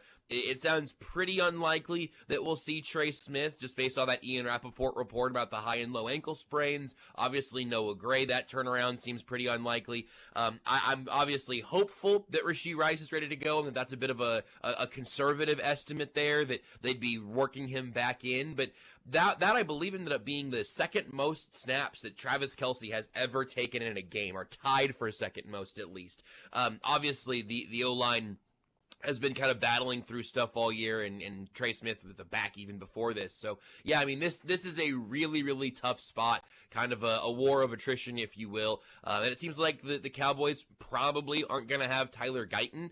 So maybe you're relatively close to even there, kind of trading him and Trey Smith out. But ultimately, yeah, it's a little bit concerning because this is a really tight turnaround, and the Chiefs didn't get any favors in the schedule here. And Kareem Hunt had the most carries he's ever had in a game with 30s. He had 29 twice back in his rookie year in 17. It was against Miami and Houston, but he had 29. He had 27 sprinkled in a couple times, but usually it's been about 22 for Kareem Hunt, but he gutted it up. The one thing about Rashee Rice is this, and don't know what you were noticing during the game, but after the game, he's talking about Trey Smith and the high ankles, or he wasn't even talking about high ankle sprain, talking about the injury. But yeah, it's very concerning. The same injury as Joe Alt. He's had 2 high ankles, so the second one put him gone for the year, and it definitely affects that Chargers offensive line. Trey Smith deal is interesting, obviously. You're following along with that. But Rashee Rice, to me, remember how he kind of battled to get back in the game? Yeah. Like he had hurt himself, and the coaches kind of kept him at bay there for a couple plays. And then he comes in, but he went straight down. And he wasn't just protecting the football, in my opinion. He's protecting that hamstring. Yeah.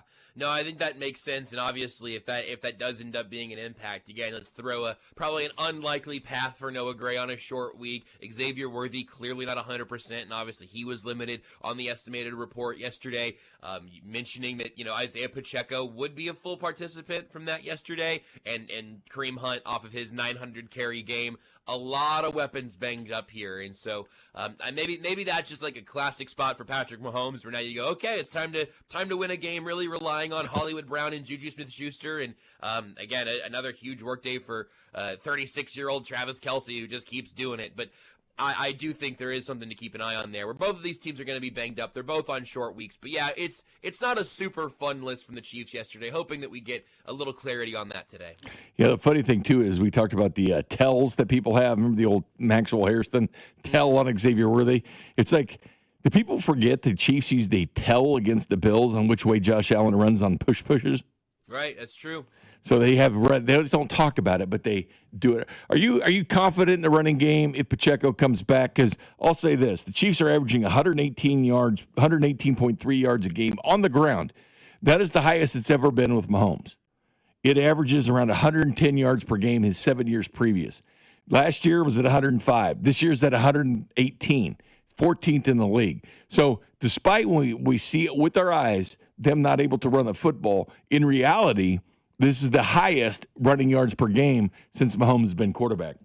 Yeah, that's really interesting. And I do feel relatively good about how it functions when they lean on it. I mean, I think the Bills game is still the one that really stands out, where, Kareem Hunt got 11 carries in that game, and he was actually more productive on a yards per touch basis than James Cook was, but obviously the volume wasn't there. Well, you see on Sunday they give Kareem Hunt the volume, and look, I mean they still didn't run the ball half the time because they just ran so many dang plays, but you still get all of that work to Hunt, and you say, okay, you know what, we see it being effective here, not always and very rarely in fact being explosive, but it is efficient and effective.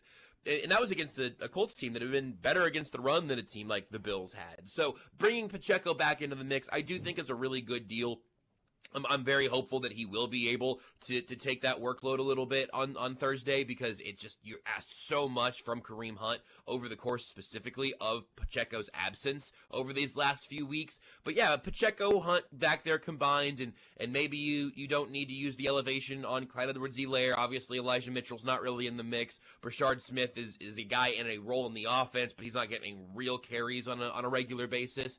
I feel okay about that. And then, I know I'm mentioning his name first here, but I think the Dameon Pierce signing makes sense. Not for Thursday, but for the long haul here, like especially when you have all this wear and tear on your top two backs. I thought Pierce made a lot of sense as the type of guy to add. Give him some time to acclimate on the practice squad. A long week to get ready after the Cowboys game. So I think that they've made a good move there, even though, of course, this has been a topic of much conversation this year. I feel relatively good about where the group stands, as long as they do kind of lean on him a little bit. Yeah, Dameon Pierce is interesting because so many teams wanted him, according to Aaron Wilson, that covers the Texans in the NFL.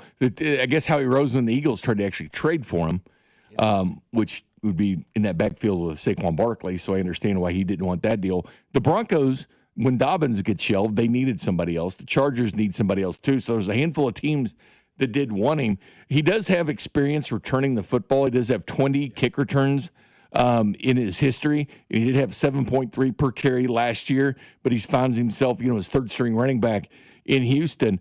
But when do you expect the Chiefs to see him on offense? Is it just going to be special teams? Do you think he'll be on special teams as soon as this Thursday, or is that going to take longer? Because, again, just like the trade deadline, you can go out and get a Breece Hall and these guys, but to fit in an Andy Reid system and understand what they're calling and understand what the quarterback wants you to do are two different things. Yeah. That is a very difficult deal. But Dameon Pierce, I'm with you. It's going to take a while for offense. Special teams may get in there a lot sooner.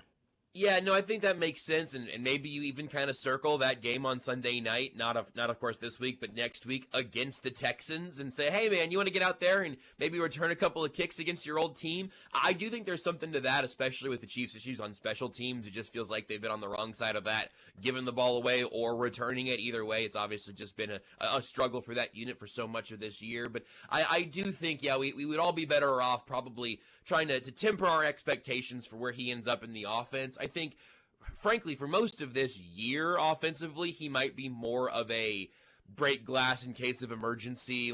Clyde only has one more activation from the practice squad before they would need to sign him to the active roster or do some other maneuvering there.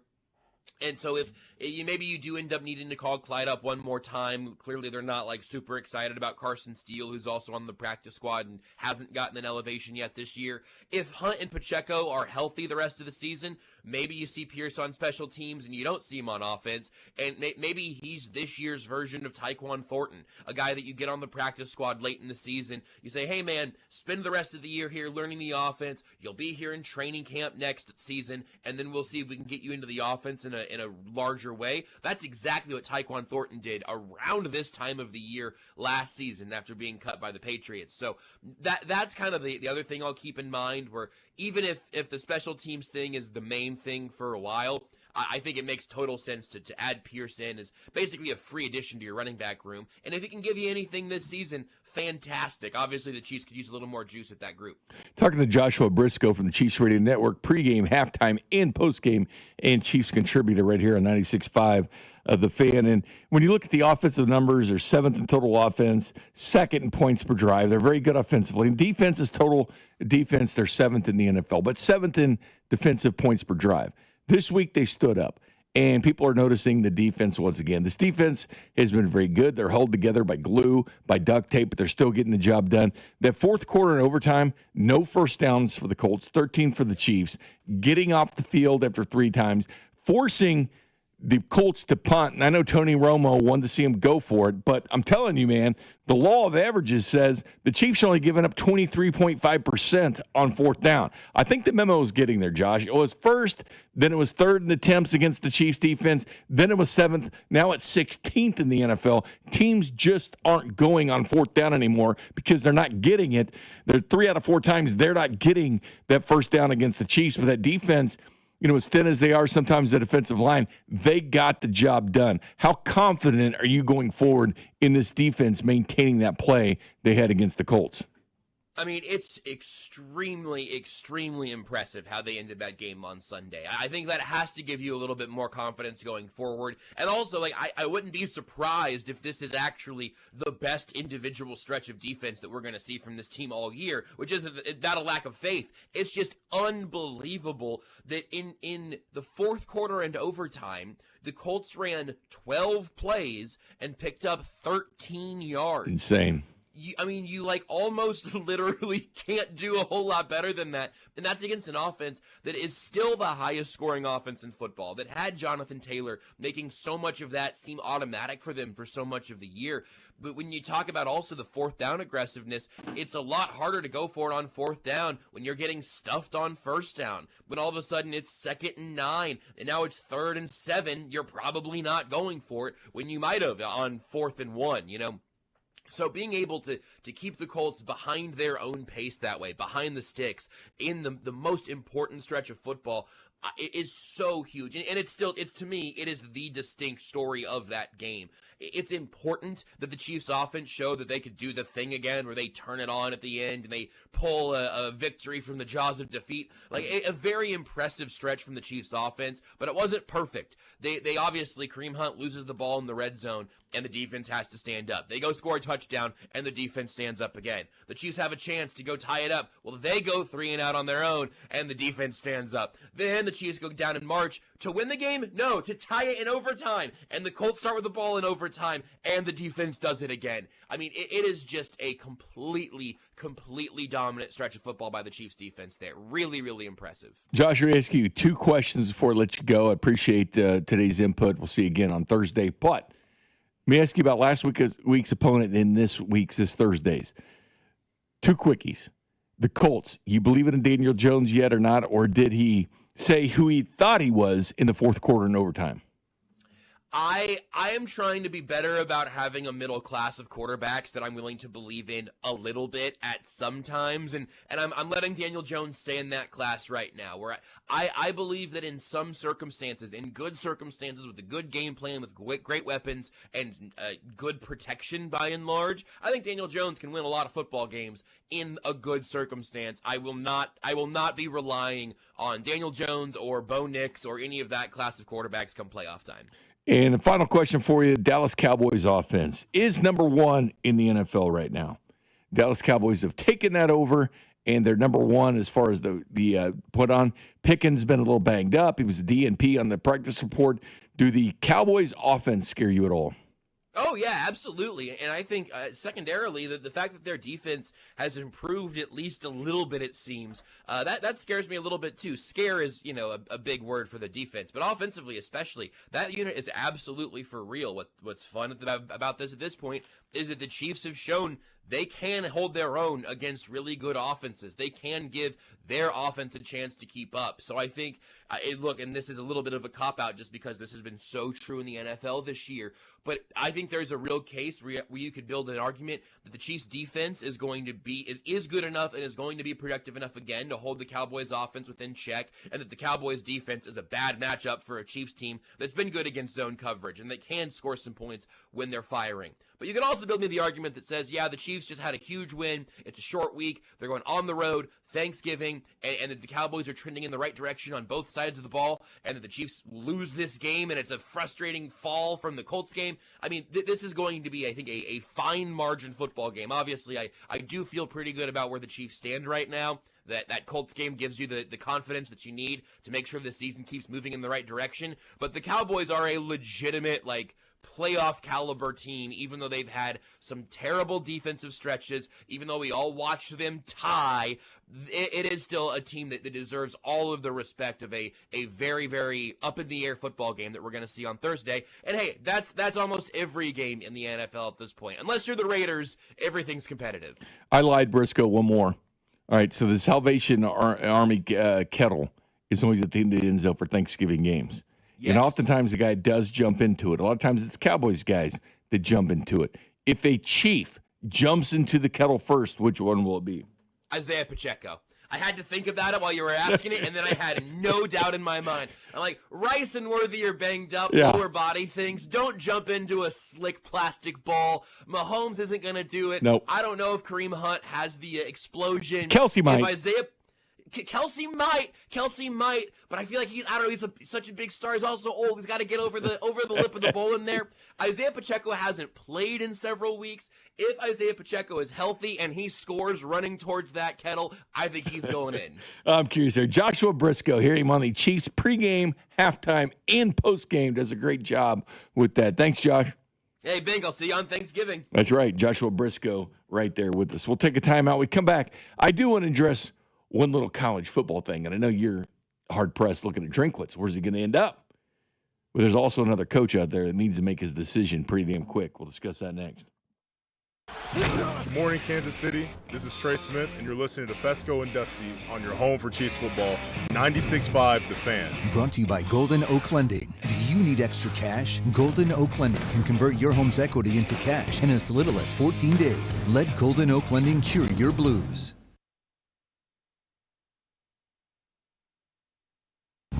My ride smells just right, just right, just right, just right. Y'all gotta try that Febreze car. Just right, just right, just right. Yeah. La la la la la. With up to 40 days of consistency. All over Febreze car clips right on your vent. You know my car's my happy place. Keep that smile on my face. When it smells just right, just right, just right. Yeah. Breathe happy Febreze. La la la la. It all comes down to this, folks. Yep, the entire season is on the line.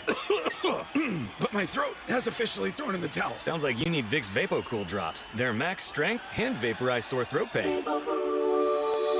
Whoa! These VapoCool drops hit fast. Speaking of fast, did you just see that play? Yeah, he vaporized that ball. That pun should have come with a penalty. Vaporize sore throat pain with Vicks VapoCool drops. Use as directed. Would you be impressed by a factory copy of the Mona Lisa? Of course not. So then why are we supposed to be impressed with so-called designer jewelry? This is Gene at House of Diamonds. Big-name designers create one original piece, then manufacture thousands of copies, pricing them like they were all originals. That's not how we do things at House of Diamonds. Each piece of jewelry we create is an original, designed and crafted by hand, just for you. No copies, no mass production in an overseas factory, just one of a kind, like the love of your life. And our clients know they'll never see their design on anyone else. They also know that unlike big-name designers, we'll never use lab diamonds to pad our profits. Why pay for factory-made designer copies when you can own a handcrafted, one-of-a-kind original for the same price with real diamonds and gemstones? House of Diamonds, one-of-a-kind jewelry for your one-of-a-kind love. For over 30 years on the southeast corner of College and Quivira. Oh, how's that flu, babe? Did you take DayQuil Intense Flu yet? Nah, I got this. Ugh, okay, I don't got this. You stay on the couch, and I'll grab the DayQuil. Undo your flu symptoms with DayQuil Intense Flu. DayQuil Intense Flu provides powerful relief of your flu symptoms. I'm ready for that to-do list. Wow, you do got this.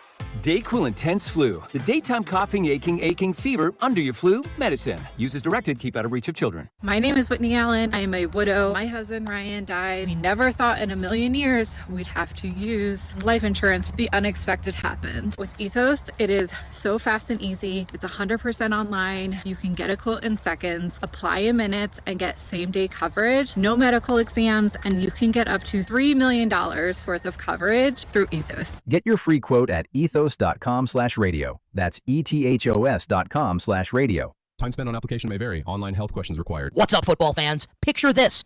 You bet on your favorite player to score the first touchdown in the game, but his teammate scores instead. If this happens, BetMGM wants to give you another chance at the end zone. With BetMGM's second chance promotion, you'll get your stake back if your first touchdown scorer scores second instead. That's right. Bet on any pro football player to score the first touchdown of the game. If you're right, you win. If your player scores second, you get your stake back in cash. With BetMGM's second chance offer, you have a chance to keep the fun going after the first player crosses the goal line. Try a first touchdown scorer wager with confidence today. BetMGM. Make it legendary. BetMGM and GameSense remind you to play responsibly. See BetMGM.com for terms. 21 years of age or older. This specific promotional offer is not available in Mississippi, Pennsylvania, Puerto Rico, or Ontario. Gambling problem? Call 1-800-GAMBLER. Available in the U.S. 877-8-HOPE-NY or text HOPE-NY 467-369 in New York. In Arizona, 1-800-NEXT-STEP. In Massachusetts, 1-800-327-5050. 1-800-BETS-OFF in Iowa. 1-800-981-0023 in Puerto Rico. Existing customer offer. Subject to eligibility requirements. Rewards paid back in unrestricted withdrawable funds. In partnership with Kansas Crossing Casino and Hotel. This Thanksgiving, FanDuel's introducing a brand new way to build a parlay together. It's called Pass the Leg. Here's how it works. You start a group build, add your pick, then pass it to your friends so they can add theirs. When everyone's done, you each lock in the group parlay with your own funds. Because football's better when it's played and bet together. And to make it even better, everyone gets a 50% profit boost to use on their build. So grab your crew, start your build, and get it on the action this Thanksgiving with Pass the Leg. Visit FanDuel.com/Alex to get started.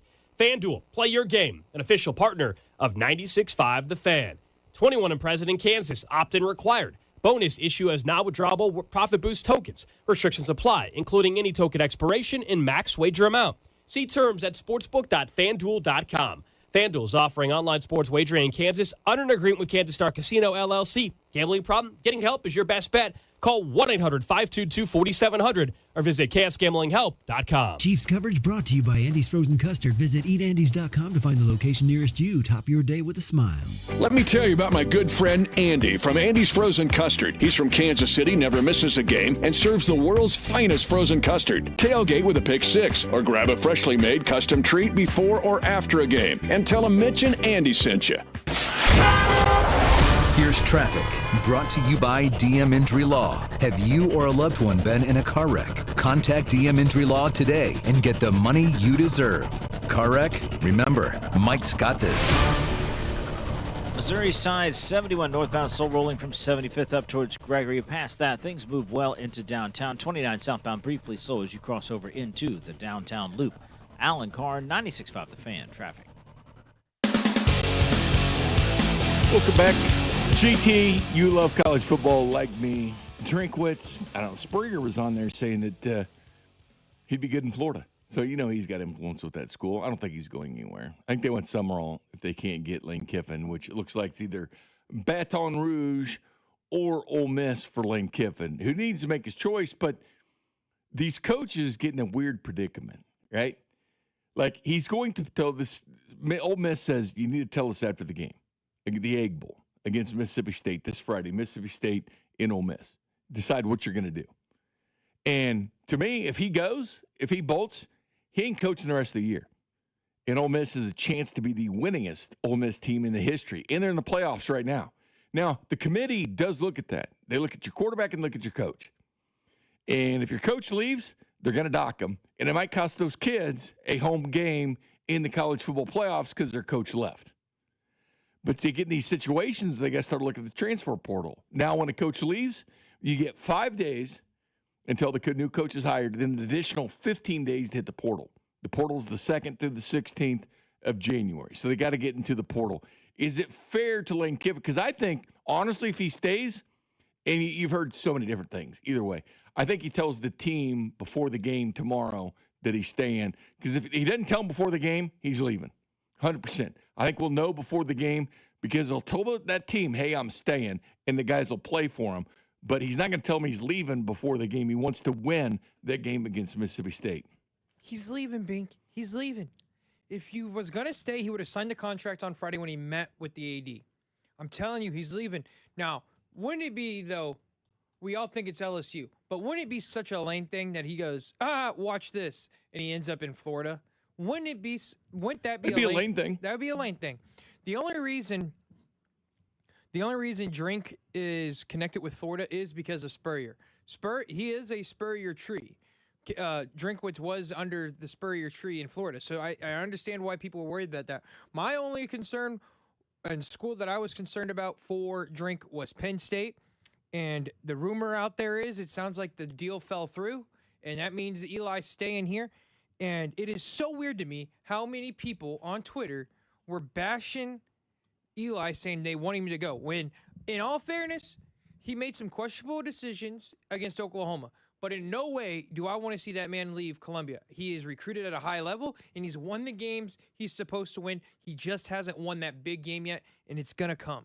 You know, I've always liked Lane Kiffin. I think he's got a roll deal sometimes. I do like his headache, but he seems at peace at Ole Miss. Like, he seems comfortable. And it's funny how he's doing hot yoga. Yeah, he seems very, very comfortable. Almost too comfortable. But bottom line is, you're looking at the money he could be making, which would be more than any other college coach. And Ole Miss supposedly is ponied up just as much as everybody else. They can't promise the same nil money that other schools can. I get that, but he's winning where he's at. And the other thing, too, about it is the fact is, it's funny, the narrative, when you're on that train, it doesn't stop. Lane Kiffin has never won his conference. He's never been to a conference championship game, yet everybody's falling over themselves backwards to get him as head coach. Just saying, you go to LSU, and all of a sudden you got expectations. Brian Kelly's a damn good coach. He didn't meet those expectations, but the guy can coach. The guy's coached at every level he's been at and been good. Couldn't win at Ole Miss. And then you're in the SEC, which you never know what's happens. Guess what? 3 losses at LSU mean a hell of a lot more than 3 losses at Ole Miss. At Ole Miss with 3 losses, you keep your job. 3 losses at LSU, you get fired. Well, if you do it consistently, if you have 3 losses consistently, you do. But the pressure is on Lane if he goes to LSU. There's no pressure in Ole Miss. He'll have a statue if he stays. Exactly. But if he goes, Oxford's going to come for him. Oh, they will hunt him down. Just like when he left the one school, was it they made the documentary about it. I forgot what school he left. He left Tennessee. Tennessee, yeah. They'll come after him like they did. Tennessee did. And I get it. The transfer portal, they fixed it. It's going to be in January now. Because remember, Bo Prabula, the quarterback of Missouri, got himself caught in this last year because he had to make a choice. Drew Aller, the quarterback at the time, is going to be draftable this year, is hurt with an ACL. Is it an ACL what Drew Aller's hurt with? I think it is. But regardless, he's gone for the year and has been gone for the year. It is an ACL. So Drew Aller was coming back. So Bo Prabula said, if I'm going to start, and he was a big part of their offense running the football last year. Like, they actually utilized him. He actually came and saved the game against Wisconsin last year for Penn State. But he didn't get to play in the playoffs. And so they all of a sudden lost their Wildcat quarterback. They lost the guy that was instrumental in their offense because he had to make a choice. And he had to get there and enroll and everything else, so he chose Missouri. Bo Prabula, he would have been still at Penn State.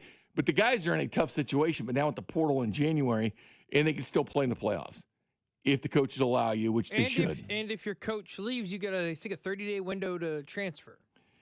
You get 15 days officially, but you get 5. It's technically 20 days. Okay, you get 20. 15 officially, but you get 5 when a coach has been hired new. But Nick Saban was on game day, and he said this about the Lane Kiffin situation. Well, everybody should be thinking about the players. Everybody should be thinking about the student athletes. What's best for the student athletes?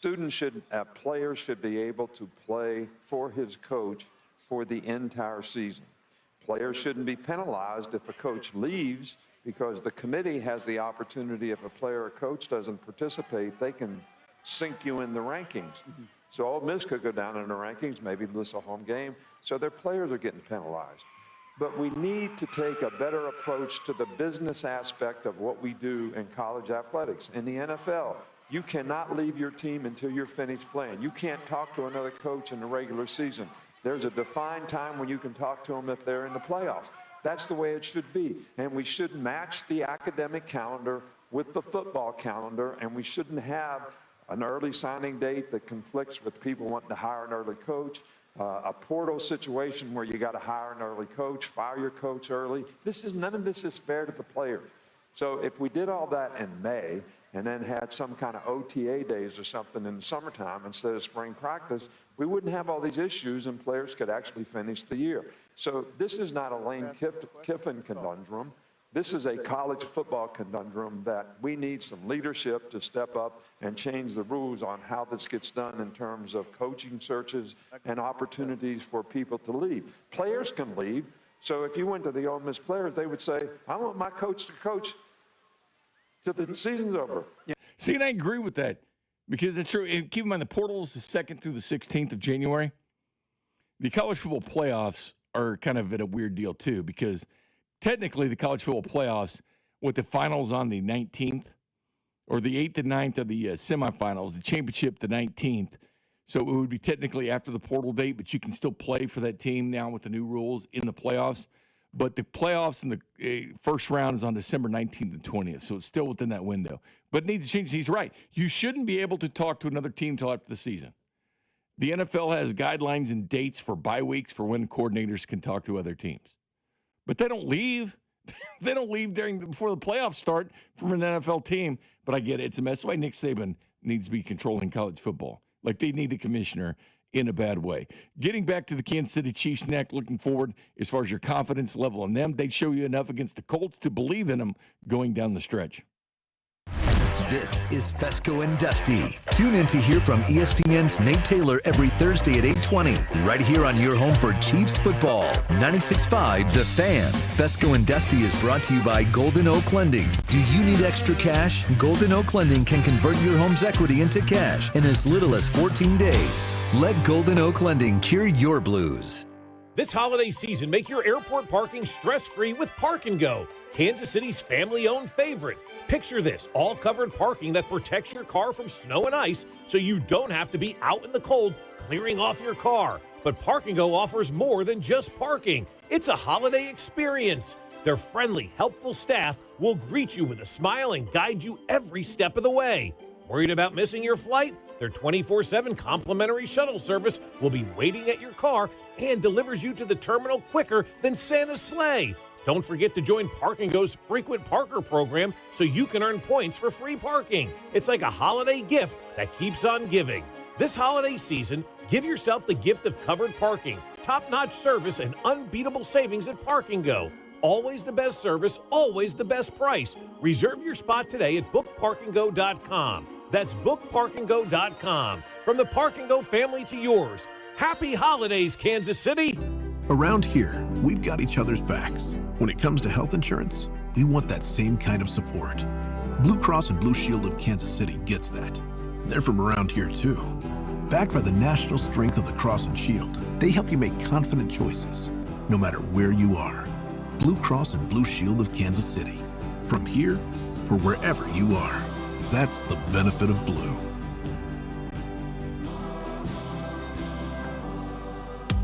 Shopping for a new Ford? Go where it's easy. Rob Sight Ford.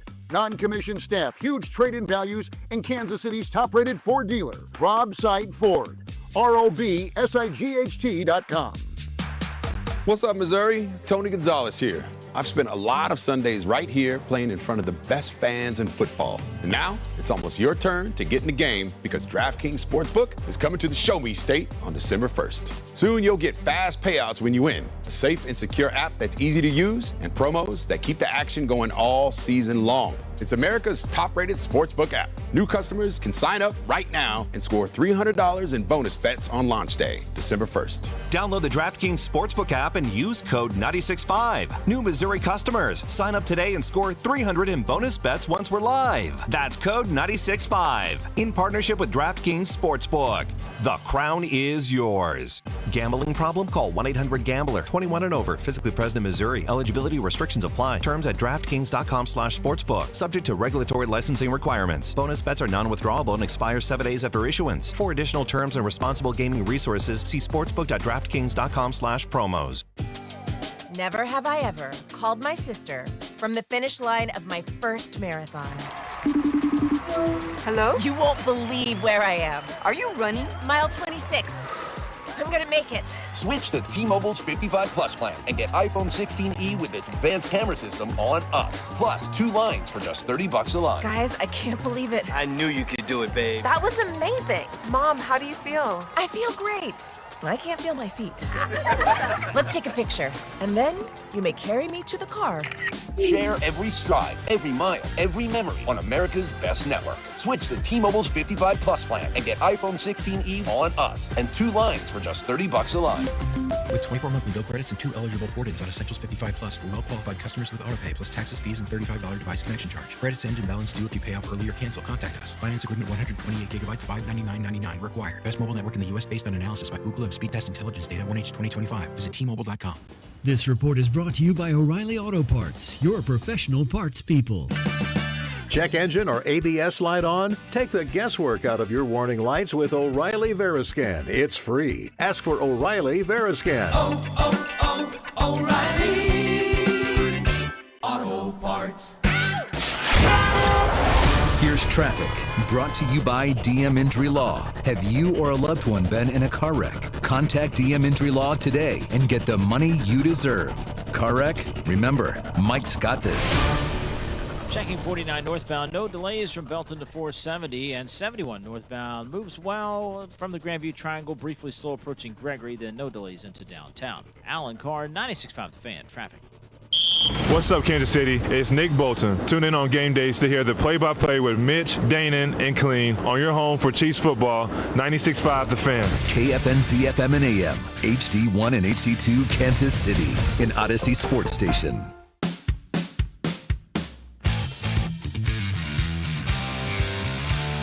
Nine o'clock hour. Welcome back to Fescoe Dusty. Jay Binkley, JT Noah. We're here with you tomorrow, too, breaking down this game, breaking down this Cowboys game.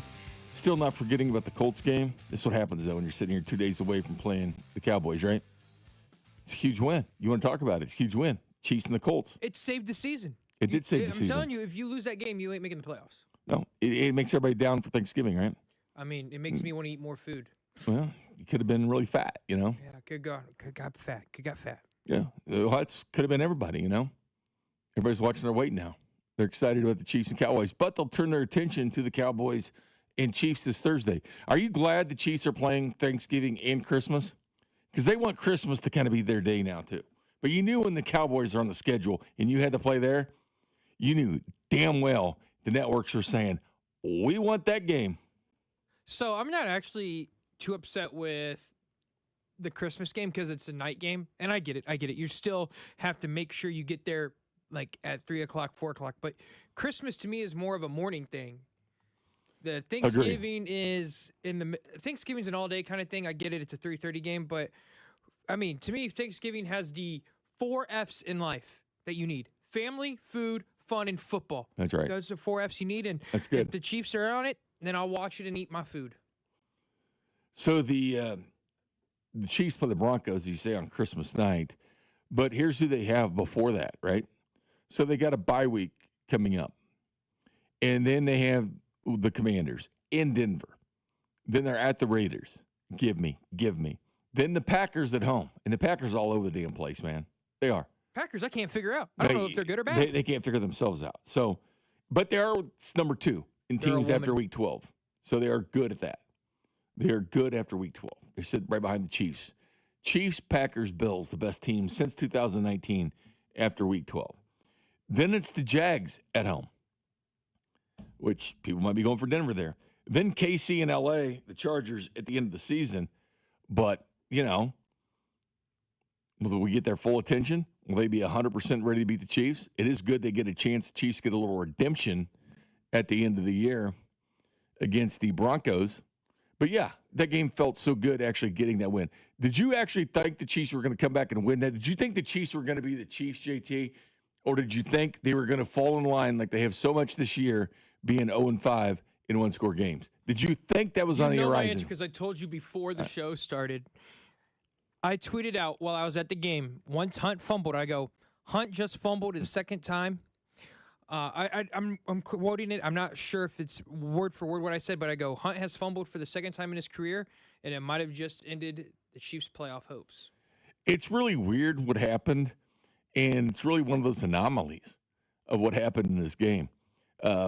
Jesse Newell, who covers the Chiefs for the Star, did a great job for it. He was looking up at stats, and he looked at some situation. He looked at True Media Sports. In 2025, when NFL teams outgained their opponent by 235 yards, like the Chiefs did the Colts, they were combined 6-0. winning by double digits every time. The average margin of victory was 23 points. Chiefs beat the Colts in overtime. Actually, Mahomes goes to 7-0 in overtime in the regular season. But, yeah, the Chiefs should have hammered them. I mean, you look back at it and say, you just take the win, though. To be honest with you, that's all you cared about. Just get a field goal, just win by 1, 2, it doesn't matter. Style points don't matter in this game. Victories do.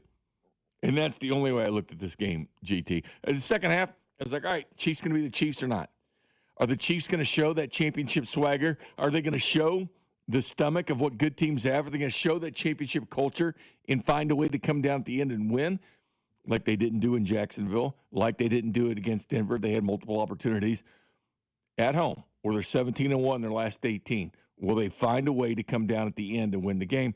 Or did you start to believe the other, that they were who they were and they were losing games at the end of the game? It was tough. It was a crossroads game for them, 100% crossroads. Yeah, I didn't. I'll say this. I didn't think the Chiefs would come back and win, but I also didn't think the Colts would do what they did on offense in the last 3 possessions of regulation. When you turn the ball over, you're down by 11, and you're thinking to yourself, okay, well, we got to get a stop. You're not thinking, oh, they're not going to run the football to Jonathan Taylor. The last 3 drives, I think they ran the ball 1 time to Jonathan Taylor. He had 1 yard rushing in the fourth quarter in the overtime. But the thing about it is, I get it was 1 yard.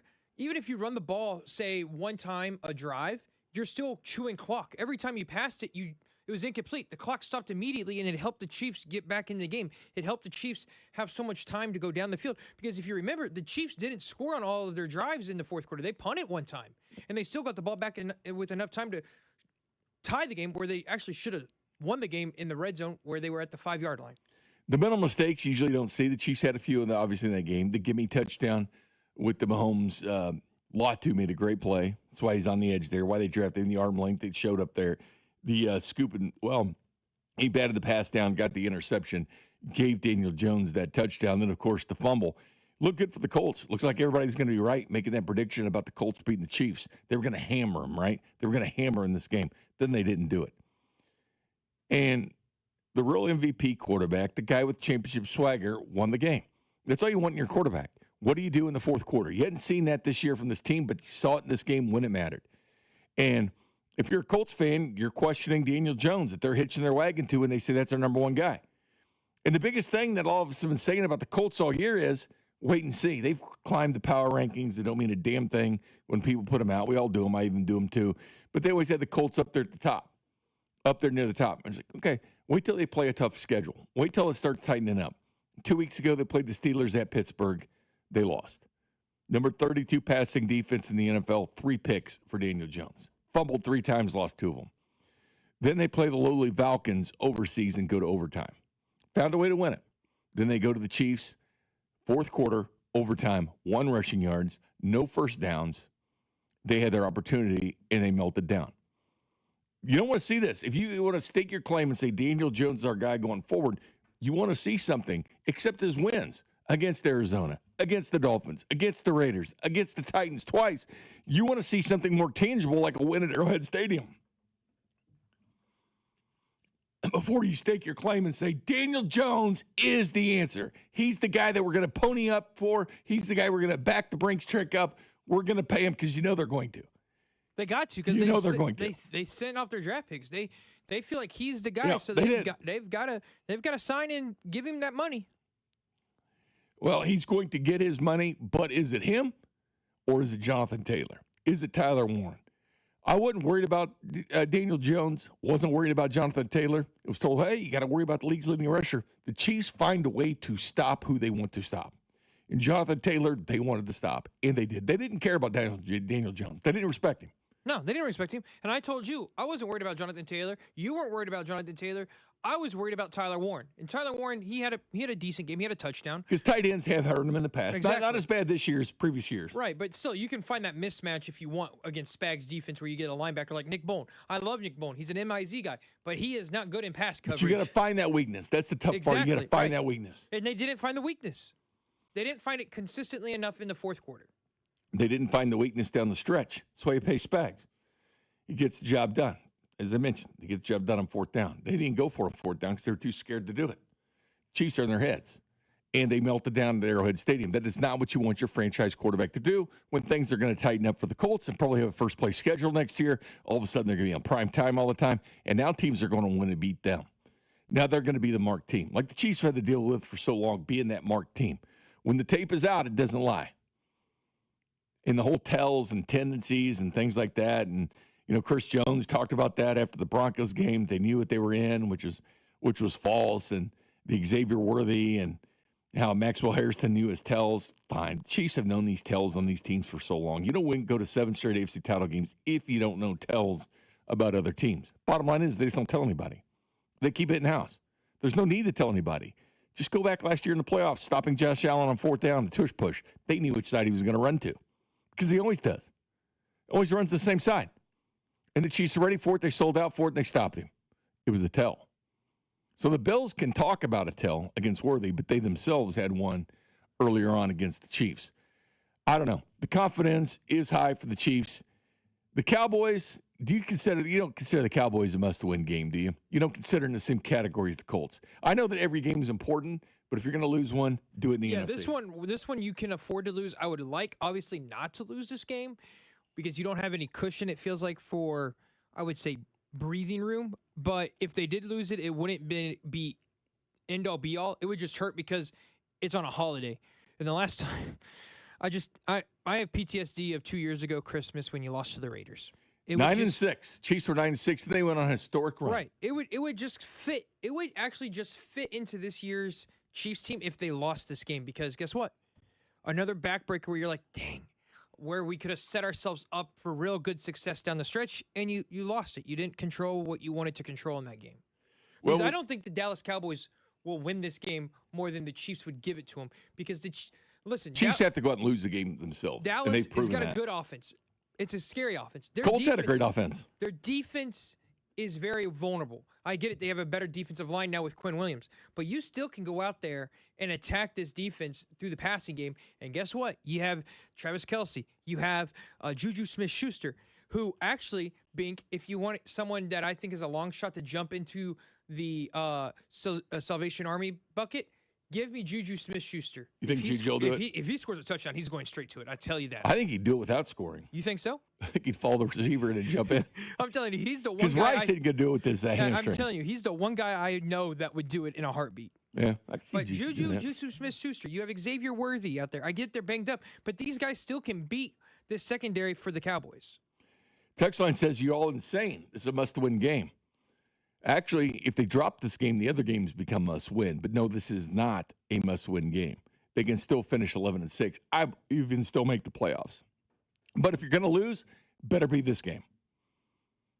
And then it's clear sailing. Then it's a mini-bye before things get real at Arrowhead Stadium. We discuss the Chiefs going forward next.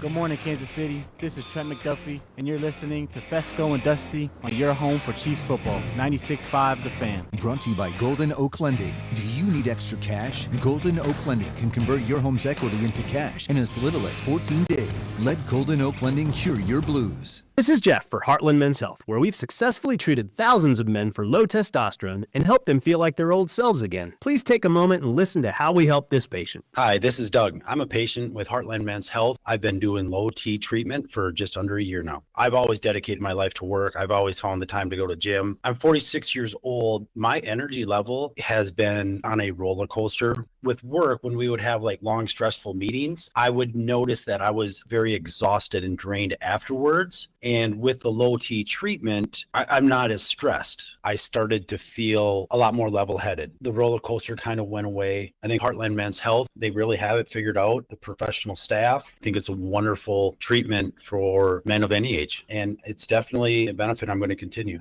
Thank you. It's true. Your initial appointment includes blood work and a medical consult. And if you start on testosterone the day of your appointment, your visit is free. Call 844-447-6600 or go to heartlandmenshealth.com. Endless options, one incredible experience. At Aristocrat Motors, we treat every driver like royalty and offer the finest luxury vehicle experience in Kansas City. Come see us today and let us roll out the red carpet for you. Pros don't just show up. They prove how it's done, with precision and without shortcuts. Makita tools are built the same way, with a dedication to lasting quality, trusted performance, and results that reward your effort year after year. When the job calls for the best, call on Makita. Built to be the best. Available at the Home Depot. Welcome back to Winter Hack Radio, the place for clever hacks to survive the season. Icy driveway? Well, try spreading sand or birdseed to help with traction. Snowy puppy paws? Well, grab a whisk, brush it off, done. Catch COVID-19? Well, just get... Actually, there's no hack for COVID-19. But if you test positive, prescription medications for COVID exist. Ask your doctor if they're right for you. Visit PfizerForAll.com to learn more. Sponsored by Pfizer. Paid for by term provider. Premiums will vary. Plans depend on age, location, and other factors. Visit BigBlue.com. Diabetes, high blood pressure, anxiety meds, everyone's on them. If you're a 50-year-old male, maybe a bit porky, and you may even have type 2 diabetes, $1 million of term insurance may only cost you about $200 a month. Call Term Provider. Speak with Big Lou at 800-777-1225. Big Lou will find a term life policy for you even if you have type 2 diabetes, are overweight, or have high blood pressure. Term Provider has helped thousands of people like you who think they can't afford term life insurance. To buy $1 million of affordable term life for you, all you need to do is call Big Lou at 800-777-1225. Lou will make sure the scales are tipped in your favor. Call 800-777-1225. Big Lou will answer your call and work to fit you into a term life policy that you can afford. Remember, Big Lou's like you. He's on meds too. Call 800-777-1225 or biglou.com. Hey everyone, I'm Josh Radner, and I am so excited to tell you about How We Made Your Mother, a rewatch podcast looking back at How I Met Your Mother. And I'm here with Craig Thomas, who co-created the show along with Carter Bays. Hi, Craig. Hey, Josh. Somehow it has been 20 years since the show premiered. I'm going to check the math on that. 10 years since it went off the air, and we thought that made this a perfect time to look back, see what the hell we did, and why the show still seems to resonate with fans around the world today. Follow and listen to How We Made Your Mother wherever you get your podcasts. Hey, Zach, are you smiling at my gorgeous canyon view? No, Donald. I'm smiling because I've got something I want to tell the whole world. Well, do it. Shout it out. T-Mobile's got home internet. Whoa, I love that echo. T-Mobile's got home internet. How much is it? Look at that, Zach. We got the neighbors' attention. Just $35 a month. And you love a great deal, Denise. Plus, they've got a 5-year price guarantee. That's 5 whole trips around the sun. I'm switching. Me too. Yes, T-Mobile home internet for the neighborhood. Donald, you still haven't returned my weed whacker. Carl, don't you embarrass me like this, please. What's everyone yelling about? T-Mobile's got home internet. And Donald's got my weed whacker. Yes, T-Mobile's got home internet. Just $35 a month with auto pay and any voice line. And it's guaranteed for 5 years. Beautiful yodeling, Carl. Taxes and fees apply. See T-Mobile.com/ISP for details and exclusions. Today, patchy fog in the morning, becoming partly sunny with a high of 56. Weather brought to you by Staples. Have an easy holiday at Staples. Save on top tech and gaming gifts, shipping supplies and services to get your packages there safely, even custom cards and wrapping paper. Staples. That was easy. You're listening to 96.5 The Fan from the DM Injury Law Studios. Mike's got this. Welcome back, Jay Binkley, JT. No, I think Drew Aller ended up breaking his ankle. That's what it was. Broke his ankle in that situation. That was his injury. Guess what ESPN's doing? They're talking, can the Bengals run the table with Joe Burrow and win the division? Really? We're here yet? We're at this point? T. Higgins not playing this week, by the way. He's not playing against the Ravens. The Bengals, with Joe Burrow back, they still got to stop somebody on defense, so it's still going to be a problem. They have the Ravens twice. They still have to go to Buffalo. At the Dolphins, too, and they're proved to be a pesky team at this point. Cleveland at home? I don't know. No gimme. Cardinals at home? But Bengals, can they run the table? I think it's the Ravens. I think they've done too much work to get back into this thing. They've taken over the crown, and they'll get it. Now, I will say Lamar does not look 100% still. He looks very gimpy with that leg. So I would say, yes, Baltimore wins that division because I think they're the better team all around. But I would say Lamar is still not 100%. Because and someone says, I think the Chiefs can still win the West. Here's the thing with the Chiefs winning the West. I think we got to kind of get rid of that I know you never want to say never, but they're 3 games behind in the standings, and then technically a 4th because they have the tiebreaker, the Broncos do. And you do get a chance to get the Broncos at Arrowhead Stadium, so that could even itself out. But then, as far as the NFL tie-breaking procedures go between 2 clubs to win a division, head-to-head, best win-loss percentage, so the Chiefs would have 1, the Broncos would have 1 if they beat them at Arrowhead Stadium. Then best win-loss tied in games played within the division. 3rd tiebreaker, best one-loss tied percentage in common games. Remember, the Broncos have a win over the Eagles. The Chiefs have lost, so that's a win for them. They've also beaten the Texans. Again, it's going to be tough to beat the Denver Broncos. And right now in the division, they're 2-1. Chiefs are 1-2, but the conference record, Chiefs are 3-4. The Denver Broncos are 6-2 in the AFC. Just get to the dance at this point. I know the Chiefs fell back and slipped back to 10th overall seed this week. They're 15th in drafting. Things can change because the schedule for the Chiefs does open up, and it opens up after the Patriots game, or the Dallas Cowboys game on Thanksgiving. You get a mini bye. We can talk about the bye week and all that, and I think it was ad nauseum that Andy Reid's 22-4 after the bye and loses to the Broncos. But he was 3-4 if both teams had a bye. And if we want to clarify whether the Broncos had a full bye or not, again, Andy Reid had an under 500 record when both teams had a bye.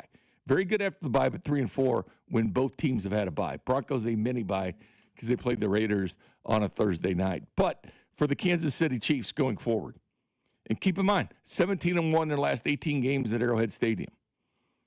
So you get the Dallas Cowboys out of the game. Get away from that. You get the mini bye. Then you don't play Houston until Sunday night. Houston's at home, a team that struggled to score points. Probably Stroud back at that point, not Davis Mills. Then you get the Chargers at home, a chance at redemption for what happened in Brazil. And again, the Chiefs were 17-3 against the Chargers going into the season before it started. Their offensive line is banged up. Pipkin's in there playing. He's been banged up before, but Alt's gone for the year. Slater's gone for the year. So they've got some work to do on that offensive line. Then at Tennessee, home against Denver, at the Raiders, Arrowhead West. It is right there in front of them, GT. Every game is going to be big, but when you're playing Arrowhead Stadium and you get these divisional teams at home, especially Denver, a chance to get back at them, chance to get a little revenge back at Kansas City. Hey, yeah, that game was in Denver. You want to walk off at the very end. Very end of the game, you get a field goal you want. You got to come to Arrowhead Stadium now. Chargers, good game in Brazil. They wanted to celebrate it. Now you have to come to Arrowhead Stadium. It's all favorable for the Chiefs. My question is to you and the text line, 913-586-7965. Do you feel confident in the Chiefs running the table once you get through the Dallas Cowboys game? Win or lose, yes. We're not talking about that game. We're talking about Houston, L.A. at home, at Tennessee, Denver at home, at the Raiders. It's very favorable for the Chiefs, especially these teams you want revenge at home. I love them running the table after this week. You get the mini bye, you get to heal up. Then you get Texans at home on a primetime night. You get to go against the Chargers. All the teams you want to beat and you feel that would be the hardest test are at home. Your true road games are Titans and Raiders. And guess what? Raiders is Arrowhead West, as we call it. So the only true road game is the Titans. And the Titans have not looked that good. They have a rookie quarterback. Spags is going to feast. So, yes, I love them to run the table after this week. So you have them running the table. Do you have them finishing 12-5 or 11-6? Do you have them winning against Thanksgiving? I know we'll do official predictions tomorrow. If I had to put a guess on it, I bet they go 11-6. 11-6, because I just don't know if they can run the whole table like that. If so. And it cost them losing those games early. The close games they lost have come back to bite them. That Jacksonville game really came back and bite them because Jacksonville's schedule is pretty favorable, to be honest with you. But they find a way to screw around and be in football games that they shouldn't. And Travis Hunter, of course, is gone from the year from defense and offense. Not buying the Bengals. Before the season, I thought it might be the Bengals, the Bills, and the Chiefs again as the teams to beat, and the Ravens, of course, for a team to beat. Do you consider the same teams? Or are you buying into any other team? Are you buying into the Colts? My stock has been bought all the way up for the Patriots. I love what the Patriots are doing. So if there's one team that I didn't think that would do anything this year that I've bought a lot of stock in is New England. I think they're a year too early, but they're proving it that they're not. That's fine. I'm not saying they win the whole thing this year, but I'm saying I think they are a better all-around team than the Denver Broncos. And if they got the 1 seed and hosted in Gillette, that would be an extremely tough matchup. I would be more afraid to go into Gillette Stadium than to Mile High in Denver. Really? Yes. You never know, but elements can be a factor in both. I love Vrabel. I think Vrabel is so underrated. I could not believe he was not a head coach last year, and it worked out for him because now he's with Drake May in New England. It's an example of a defensive guy working with an offensive guy. Well, right, but also, I mean, he's under the Belichick tree, and I love what the Patriots are doing, and I love Vrabel. So yeah, I would be more scared to go face the Patriots than the Broncos. Because really, who's legitimate then? So you're saying the Patriots are. You think the Ravens are legitimate? Now, the good news is the Chiefs do have the tiebreak over the Ravens. I don't think the Ravens... Unless they win the division. They win the division, all things off at I that don't point. think the Ravens are legitimate just because I don't think Lamar's 100%. And you get to the postseason, you got, 3 postseason wins at this point. Don't scare you as much in the postseason. For some reason, they didn't run against the Chiefs, just like the Colts didn't run against them there. But there's more of a reason why the Colts didn't in this game than what the Ravens did in previous matchups with them. The Bengals, I don't think Joe Burrow makes that difference. No T. Higgins. I mean, and Jamar Chase has got to stop spitting on people. He's already served that suspension going forward. But yeah, Jamar Chase and Joe Burrow are a salty combination. That is true. I also believe they should have spent money upping Trey Hendrickson instead of these one-year deals where he's been coming back the last 2 years still on that contract, that he deserved the pay instead of T. Higgins in the offseason. Yeah. I'll swear by that one. Yeah, because their defense is so bad. Their defense is bad. That's why you can't trust the Bengals. And Logan Wilson now with the Cowboys. Right. So I just don't trust them at all. The Bengals-wise, like I said, I think the Ravens win that division. I just don't think Lamar's fully healthy. Patriots, I said that scare me. Patriots really are the only team that I would say scare me. People are like, well, what about the Bills? The Bills don't scare me. Their wide receiver group is not good. And if you take away, I don't think James Cook will get 100 yards on us again in a playoff game. And Josh Allen hasn't proved to beat Spags and Andy Reid in the playoffs, so why should I be scared of them? Oh, no, they'll have you believe they have. Oh, I know they will. As the text line says, Belichick tree hasn't historically been good. Yeah, it's true. With Cornell and Weiss and Josh McDaniels. It worked with him, though. It worked with him, but he needs to be there, and he's not there. He's in North Carolina losing games. And wouldn't he make a bowl game? Yeah, you're talking about the Chargers here. I'm watching the CSPN, and they think Chargers could lose to the Cowboys. Wouldn't that be big and for us? They could easily. The Chargers are a different team with that line so banged up. Different team. Herbert's getting hit. That offensive line's a mess. Yeah. Also, it is in Dallas. I think Dallas plays way better when they're at home. I get it. It's always like, oh, well, every team plays better at home. No, there's teams that don't play well at home. I think the Cowboys are one team that can play at home. I don't think they come back from 21 down if they're in Philadelphia on Sunday. But I'm telling you, the only team that I truly am scared of, and it's crazy to say because it's a team that their quarterback has never made the playoffs, but it's Drake May and Mike Vrabel. I think that's because of the unknown. The unknown of Drake May, but also Mike Vrabel. I think he's beat Patrick Mahomes twice. Let's not forget that. He's beat Patrick Mahomes with Tennessee, and this Patriots team is better than those Tennessee teams. He beat him 27-3. It was the year the Chiefs. One of those double-digit, one of those. Two of them happened in 21. That was right. The year they went to the title game and lost to the Bengals, unfortunately. But it happened. Louis Anarumo, again, I think that was the public enemy number one for the Colts. Not Daniel Jones, not Tyler Warren, not Jonathan Taylor, Louis Anarumo, and that proved to be right. He was the problem.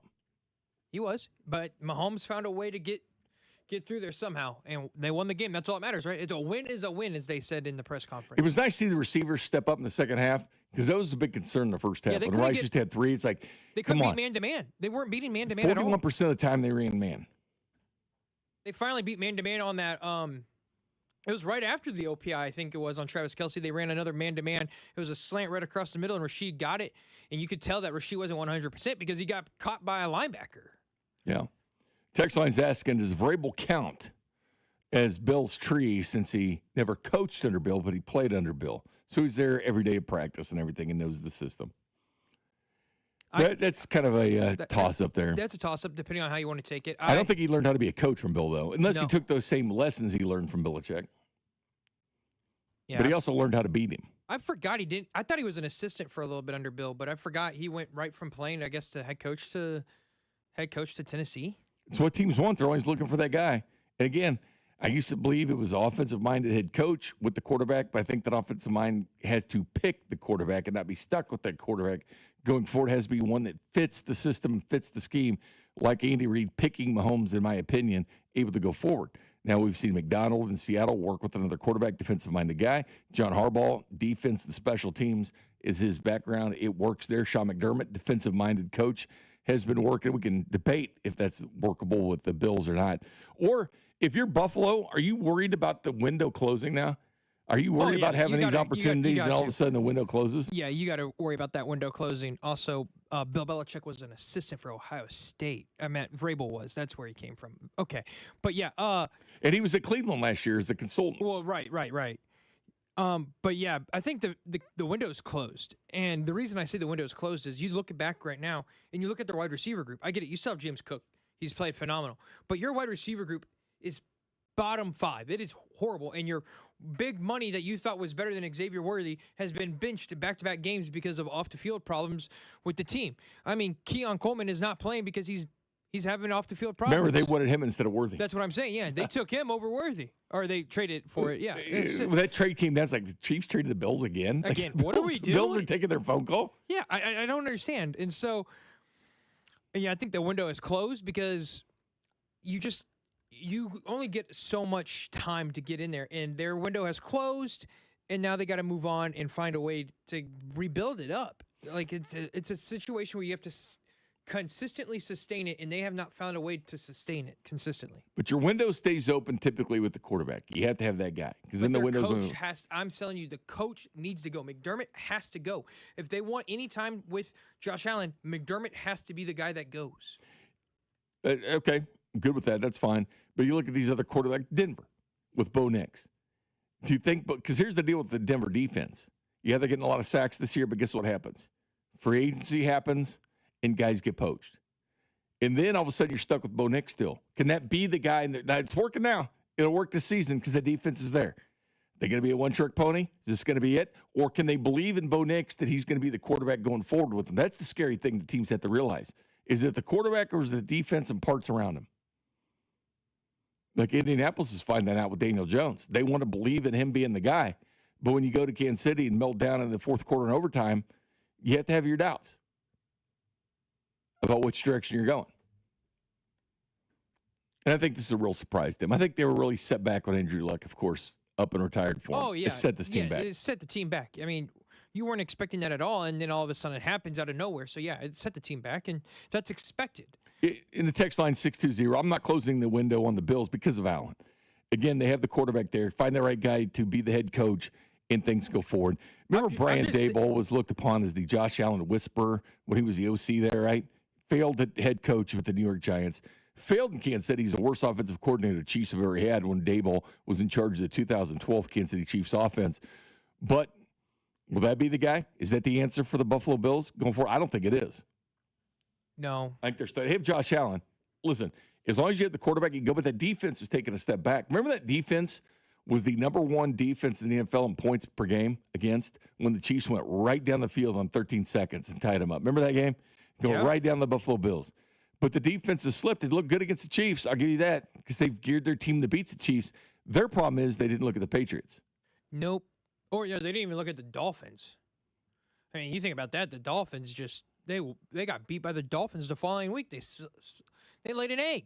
And to the 816, I'm not saying Bill Belichick's tree is better than Andy. I was just saying there is some coaches that have come from Bill Belichick's tree that have been good.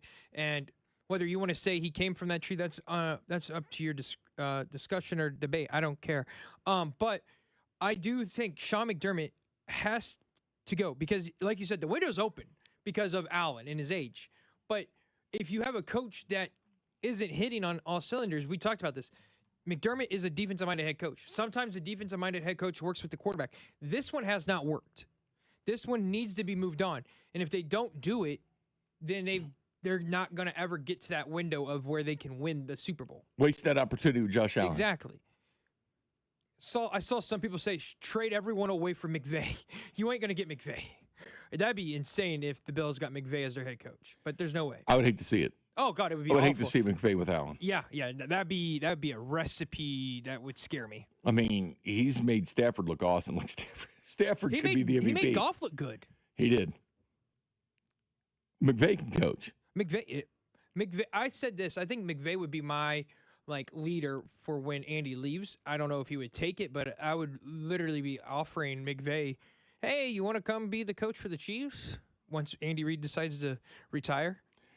Yeah, and who knows when that happens. If he stays around 4 or 5 more years, who knows? At that point, we'll be looking at the college game because that balance between the college game and the pro game has never been so close with nil and what they do in their front office now, having GMs, run the team and stuff just like the NFL. Dan Lanning would be a name I'd keep an eye on. Yeah, Dan Lanning. Yeah, because he's a Chiefs fan. He's from the area. Got his first head coaching job at Park Hill South. Dan Lanning in Oregon would be a guy that I would put, and a defensive-minded guy. He was defensive coordinator at Georgia when they were up and running. So, and he coached under Saban. So it's a defensive guy, but I think that could work with an offensive guy in Mahomes because Mahomes is so powerful. Do you think, because I know people say he was not good as a head coach in Chicago, but do you think Matt Nagy would be well up in Buffalo as a head coach? I think he'd be an improvement. Right. Listen, the Chiefs' offense is actually, again, statistically better in every category than it was last year. Exactly. Nagy's actually doing a pretty good job, and he is an NFL Coach of the Year. I get that. He did go the playoffs, twice with Trubisky. Which is very hard to do. Which is very hard to do. And they should have won the game against the Eagles, but it was the double doinker. So, yeah, if he's gone and he's not the coach in waiting, I would look at the college ranks. I'd strongly consider it. It's going to be very attractive for the Chiefs if it ever comes open, which who knows if it is or not. I doubt it. Reed's going to hang on as long as he can. Well, I know. It's just Mahomes. A discussion to talk. I think they might look at the college game. And here's the one thing. People want Andy to always have fresh eyes and stuff, which I always think is good.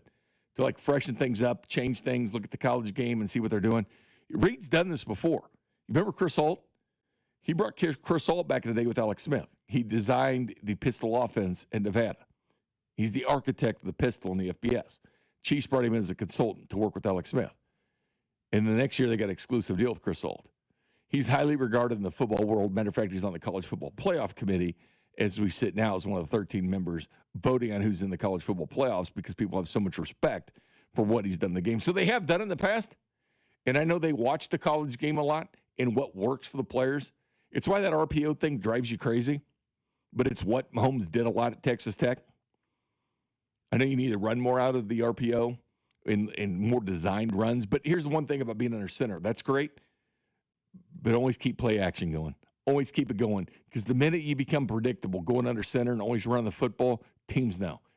Not at first. It works at first, but then they start to know what's going on. Just like the fourth down defense, teams are starting to get the memo not to go for it on fourth down against the Chiefs. So interesting feeling there. But I do like the Chiefs going forward. I think it's fun what they have going forward with their schedule. And this Thursday is going to be a ton of fun. What's going on with the Dallas Cowboys and Kansas City Chiefs. Will they beat the ratings record? I say yes. I'll tell you what the highest rated games are next. Good morning, Kansas City. This is Nick Bolton, and you're listening to Fescoe and Dusty on your home for Chiefs football, 96.5 The Fan. Brought to you by Golden Oak Lending. Do you need extra cash? Golden Oak Lending can convert your home's equity into cash in as little as 14 days. Let Golden Oak Lending cure your blues. I'm McCall from Lee Summit Subaru, and we're committed to helping our community through the Subaru Love Promise, like our commitment to Hillcrest Transitional Housing to help solve homelessness. Lee Summit Subaru also sponsors several pet adoption clinics like Midwest Animal Rescue and events each year, such as Dogtoberfest. It's all part of the Subaru Love Promise, and we're committed to helping our community fall in love with driving again at Lee Summit Subaru. LeeSummitSubaru.com. Hi, I'm Sam Silvio with M. Shamus Brazilian Grill in the village of Burlington Creek. Holidays will be here before you know it, and M. Shamus is ready to get a jingle from you. From our all-you-can-eat hot and cold gourmet salad bar to our 12 cuts of beef, lamb, pork, or chicken. Go to mshamus.com to order our famous Brazilian glazed holiday hams in advance, or set a holiday party date for a table of 1 to a party of 100. Go to mshamus.com and discover the joy of dining. West Shore Home makes it easy to knock out your bathroom, window, door, or flooring project right now. If you've been putting off one of those projects, the team over at West Shore Home is the perfect fit for you. They've been in business for nearly 20 years, have helped hundreds of thousands of homeowners, and are ready to help you save big with their Black Friday sale. Free installation on all projects, plus lock in an extra $500 off when you schedule now at westshorehome.com/thefan. That's westshorehome.com/thefan. Don't miss out. It's time for Black Friday, Dell Technologies' biggest sale of the year. Enjoy the lowest prices of the year on select PCs like the Dell 16 Plus, featuring Intel Core Ultra processors. And with built-in advanced features, it's the PC that helps you do more, faster. Plus, earn Dell rewards and enjoy many other benefits, like free shipping, price match guarantee, and expert support. They also have huge deals on accessories that pair perfectly with your Dell PC and make perfect gifts for everyone on your list. Shop now at Dell.com/deals. 250 years ago, a promise was made to connect families and friends near and far. And during the holidays, that promise is more important than ever. That's why USPS is building a better network to meet your needs, with timely deliveries, easy and affordable ways to ship, and everything you need to make your season full of holiday cheer. Our purpose is delivering your peace of mind, knowing your love will arrive, bringing joy to all. The United States Postal Service. Learn more at USPS.com/holidays. Every morning, we rise and shine, make breakfast, and brush away the night's rest. These routines help us start the day off right. Nature-Made vitamins are a simple step in that daily care regimen. Multivitamins with daily essentials, clinically studied probiotics for gut health support, magnesium to help relax the body. Nature-Made is made to care for you every day. These statements have not been evaluated by the Food and Drug Administration. These products are not intended to diagnose, treat, cure, or prevent any disease. Paid for by term provider. Premiums will vary. Plans depend on age, location, and other factors. Visit bigblue.com. Diabetes, high blood pressure, anxiety meds, everyone's on them. If you're a 50-year-old male, maybe a bit porky, and you may even have type 2 diabetes, $1 million of term insurance may only cost you about $200 a month. Call Term Provider. Speak with Big Lou at 800-777-1225. Big Lou will find a term life policy for you even if you have type 2 diabetes, are overweight, or have high blood pressure. Term Provider has helped thousands of people like you who think they can't afford term life insurance. To buy $1 million of affordable term life for you, all you need to do is call Big Lou at 800-777-1225. Lou will make sure the scales are tipped in your favor. Call 800-777-1225. Big Lou will answer your call and work to fit you into a term life policy that you can afford. Remember, Big Lou's like you. He's on meds too. Call 800-777-1225 or biglou.com. With the first pick in the McDonald's breakfast draft, I'm going with a tasty sausage, egg, and cheese McGriddle sandwich. Bold move, sweet, savory, totally stacked. But wait, that delicious sausage McMuffin with egg sandwich is still on the board. Lucky for me, McD lets you mix and match two for just $5. And right now, any size iced coffee is only $1.89. Breakfast at McDonald's. That's the real winning deal. Ba-da-ba-ba-ba. Prices and participation may vary. Cannot be combined with any other offer or combo meal. Single item at regular price. And Doug. There's nowhere I wouldn't go to help someone customize and save on car insurance with Liberty Mutual, even if it means playing in a football game. Boom! 42! You're going down, Doug! Oh, yeah? Your price on car insurance when you customize and save is going down. Hey! Limu? What are you doing on their team? Only pay for what you need at libertymutual.com. Liberty, liberty, liberty, liberty.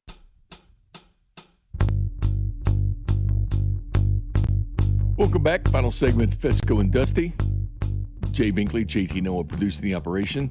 Tomorrow, 6:45, usually when I go on Fescoe and Dusty, we'll have to change things up a little bit for that. Here's the text line asking me a question. It's a conundrum, so to speak, JT. Bink JT hoping for a little justification. Every year my family does Thanksgiving at 4 p.m. Says my wife and I are Chiefs fanatics to the point of having a march. We push it back to 7:30 or so, or should we move it to a different day? So move the Thanksgiving back to 7:30 or do it on a different day. They said they've also planned their 3 kids to be born in May, so nothing interferes with football season. Am I being unreasonable in saying we won't be attending unless? Talking about, fall weddings and stuff, which I will say JT is not getting married in the fall. He is waiting till after football season. So he's got the memo, and he's done a great job with that. The Appreciate fiance that, understood JT. the memo. We are getting married in March of 27, so we're good. Perfect. But you got to be careful. Free agency in March, draft in April. You got to be careful with certain dates Yeah. around there. But hey, listen, I'll have a bunch of TVs where I'm at. I'm on a cruise Parkville ship. Beer Fest doesn't get the memo on this. But anyway. Oh, really? Oh, no, they do no. on draft day. Draft day? Yeah. Oh, man. Yeah, and I'm always doing live stuff then. Yeah, usually the Royals are messing you up with delays and double headers. This year was perfect, though. The Royals were the afternoon games and everything perfect for the draft when we did on the radio for that. But should they move it back, JT? Normally at 4 o'clock. I'm going to say yes. If you move back to 7:30, that's fine. Different day. I don't know if you want to screw with that. That would work out, to be honest with you. There's great football on Friday and Saturday. So don't forget about that. There's great college football, even an NFL game with the Eagles and Bears on Friday for Black Friday. So, yeah, you can move it back to Friday or Saturday. You can do that. But should they do it at 4 o'clock or should they go ahead and do it at 7:30? I'm not suggesting moving this because it is Thanksgiving. But if you want to do it afterwards, I understand. I would recommend that. What are they trying to move the meal? Move the meal instead of 4 o'clock. They always do it at 4. Well, so why they're can't going to you move. eat and watch the game? Well, you could, but here's the thing about it. If they're kicking off around 3, right? If you're kicking off then, do you really want to be screwing with the food, the preparation at that time if you're both Chiefs fans? Okay, that makes sense. I don't know if you want to do that. Yeah, right. So you want to move it back because there's a lot that goes into it. Yeah, There's a lot of heating up. There's a lot of things that go into it. Rush it, so move it back a little bit, then be ready. Maybe start serving at halftime. Like, hey, guess what? The food's ready to be served at halftime, or just do it after the game. I think after the game would be perfect, right? Yeah, right. It'd be a Thanksgiving dinner instead of a Thanksgiving lunch. It's a 3:30 kick, so by 6:30 the game be done. Then you start heating things up. Everybody eats at 7:30. I think that's appropriate. I think the lighting ceremony sometime after 6, something like that. I can't remember the exact time on that. But regardless, you can sit there during the Bengals and watch Joe Burrow go against the Ravens. Hopefully it's Chiefs win. Hopefully it doesn't ruin your dinner because it could. If they lose that game in spectacular fashion, that would ruin your Thanksgiving dinner. I think it would. It would change how it is. But I would seriously think about moving the dinner. I'm curious what people are going to be doing on Thanksgiving. We'll talk about this more tomorrow. What are you doing? Are you doing the early Thanksgiving, try to get it out of the way, and you're going to be eating during the Lions game? Or are you going to wait till 3:30 and eat during the Chiefs game and the Cowboys? Or are you going to sit there, drink your fall brew, and get ready to eat at 7:30? These are good questions. These are good questions to have about when you're going to have your Thanksgiving meal. But I'll say this, JT, as we talked about earlier, these teams that look at the Chiefs, you know how we look at other teams and say, well, we hope they lose. We hope Jacksonville loses to Denver. You look at some of these games, and these teams need to take losses someplace. But for some in Denver, they're rooting for the Chiefs to beat the Colts. That's fine in theory because they want their number 1 seed. But then the question is, do you want the number 1 seed or do you want to keep the Chiefs out of the playoffs? Because to me, it's about keeping the Chiefs out of the postseason because there's one team that thrives in the playoffs. It's the Kansas City Chiefs. The proof is in the pudding. 17 postseason wins for Mahomes, number 2 all time. That's proof in the pudding for the Chiefs in the postseason. Has never missed the AFC Championship game. Has never missed it. Never missed it, and he's got the coach that's number 2 all time in postseason wins, only 3 behind Bill Belichick. So you're going to have to deal with Mahomes, and you'd have to deal with Andy Reid in the postseason. You have to deal with the Chiefs' defense. Is that something you want to deal with? Or would you rather have the number 1 seed? To me, I'd rather the Chiefs be knocked out of the playoffs. If I'm not a Chiefs fan watching this from another city, I want the Chiefs out of it. I want the hell out of it because, again, week 12 on, last 4 years, Chiefs had the best record in the NFL. 821 winning percentage, week 12 and on. You got to get them early. And if you're going to knock them out, you got to do it early. Because you do not want them lingering around in the postseason beating your ass. Right. You don't want that would be like, hey, do you want Tom Brady and the Patriots to get into the playoffs as a 7 seed and they win out so you could be the 1 seed? No, you want the Patriots out. You would rather be the 2 seed than the 1 seed if it was the Patriots. It's the same way I feel if you're a fan right now. You don't want to see the Chiefs in there because the Chiefs are the new Patriots. If they get in, they're going to find a way to make noise and ruin your season. I would not want any part with the Chiefs being in the playoffs if I was a Broncos fan. No, I'd want them completely out of it. From the text line 913, said last year they went to the girlfriend's family for Christmas, and they insisted to have dinner during the Chiefs game with no TVs. You kidding me? I would have left. You're going to try to pull this crap in Kansas City without watching the game? I'm sorry. You seriously want to pull this crap in Kansas City? Man, my girlfriend would have been single. No way. So he got on his phone and streamed the game during that. But he was pissed, he says. You still with that person? I'm very curious. You still with that person?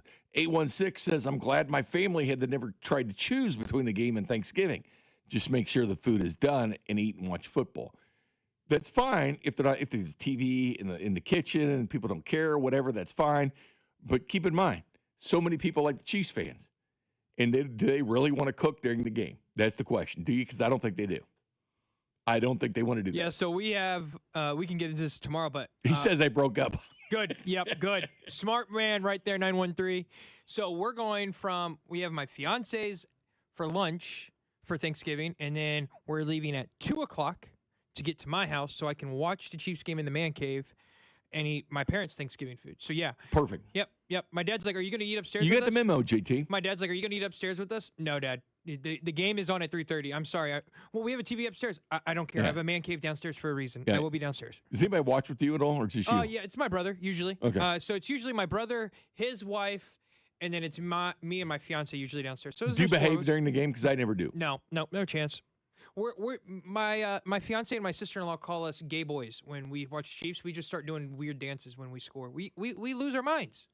We're I not have the holes same. in the wall from Chiefs playoff losses Okay, as a kid. I will say I have never and I punched a put hole in my pictures over the hole in the wall. I haven't punched a hole in my parents' wall. I feel like my parents would not be happy with me.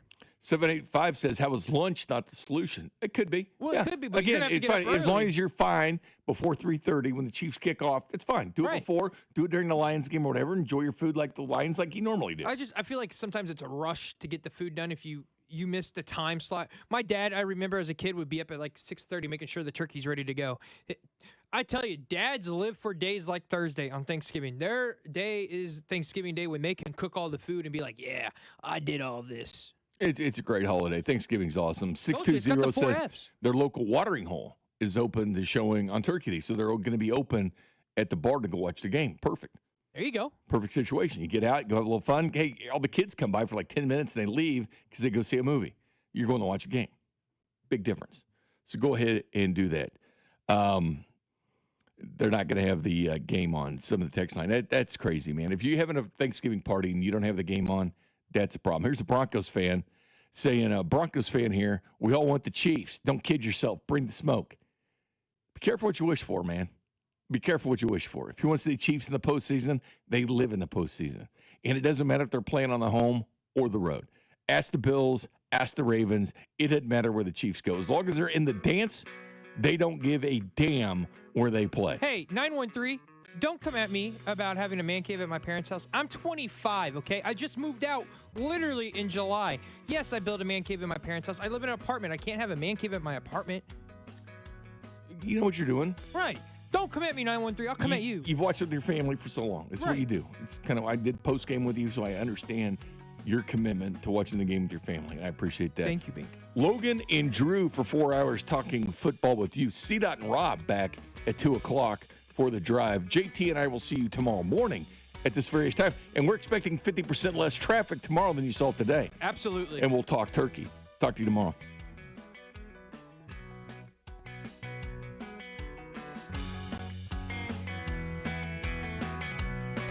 You're listening to Fescoe and Dusty. Tune in to hear former Chiefs linebacker Derek Johnson every Monday at 7:20, right here on your home for Chiefs football, 96.5 The Fan. Fescoe and Dusty is brought to you by Golden Oak Lending. Do you need extra cash? Golden Oak Lending can convert your home's equity into cash in as little as 14 days.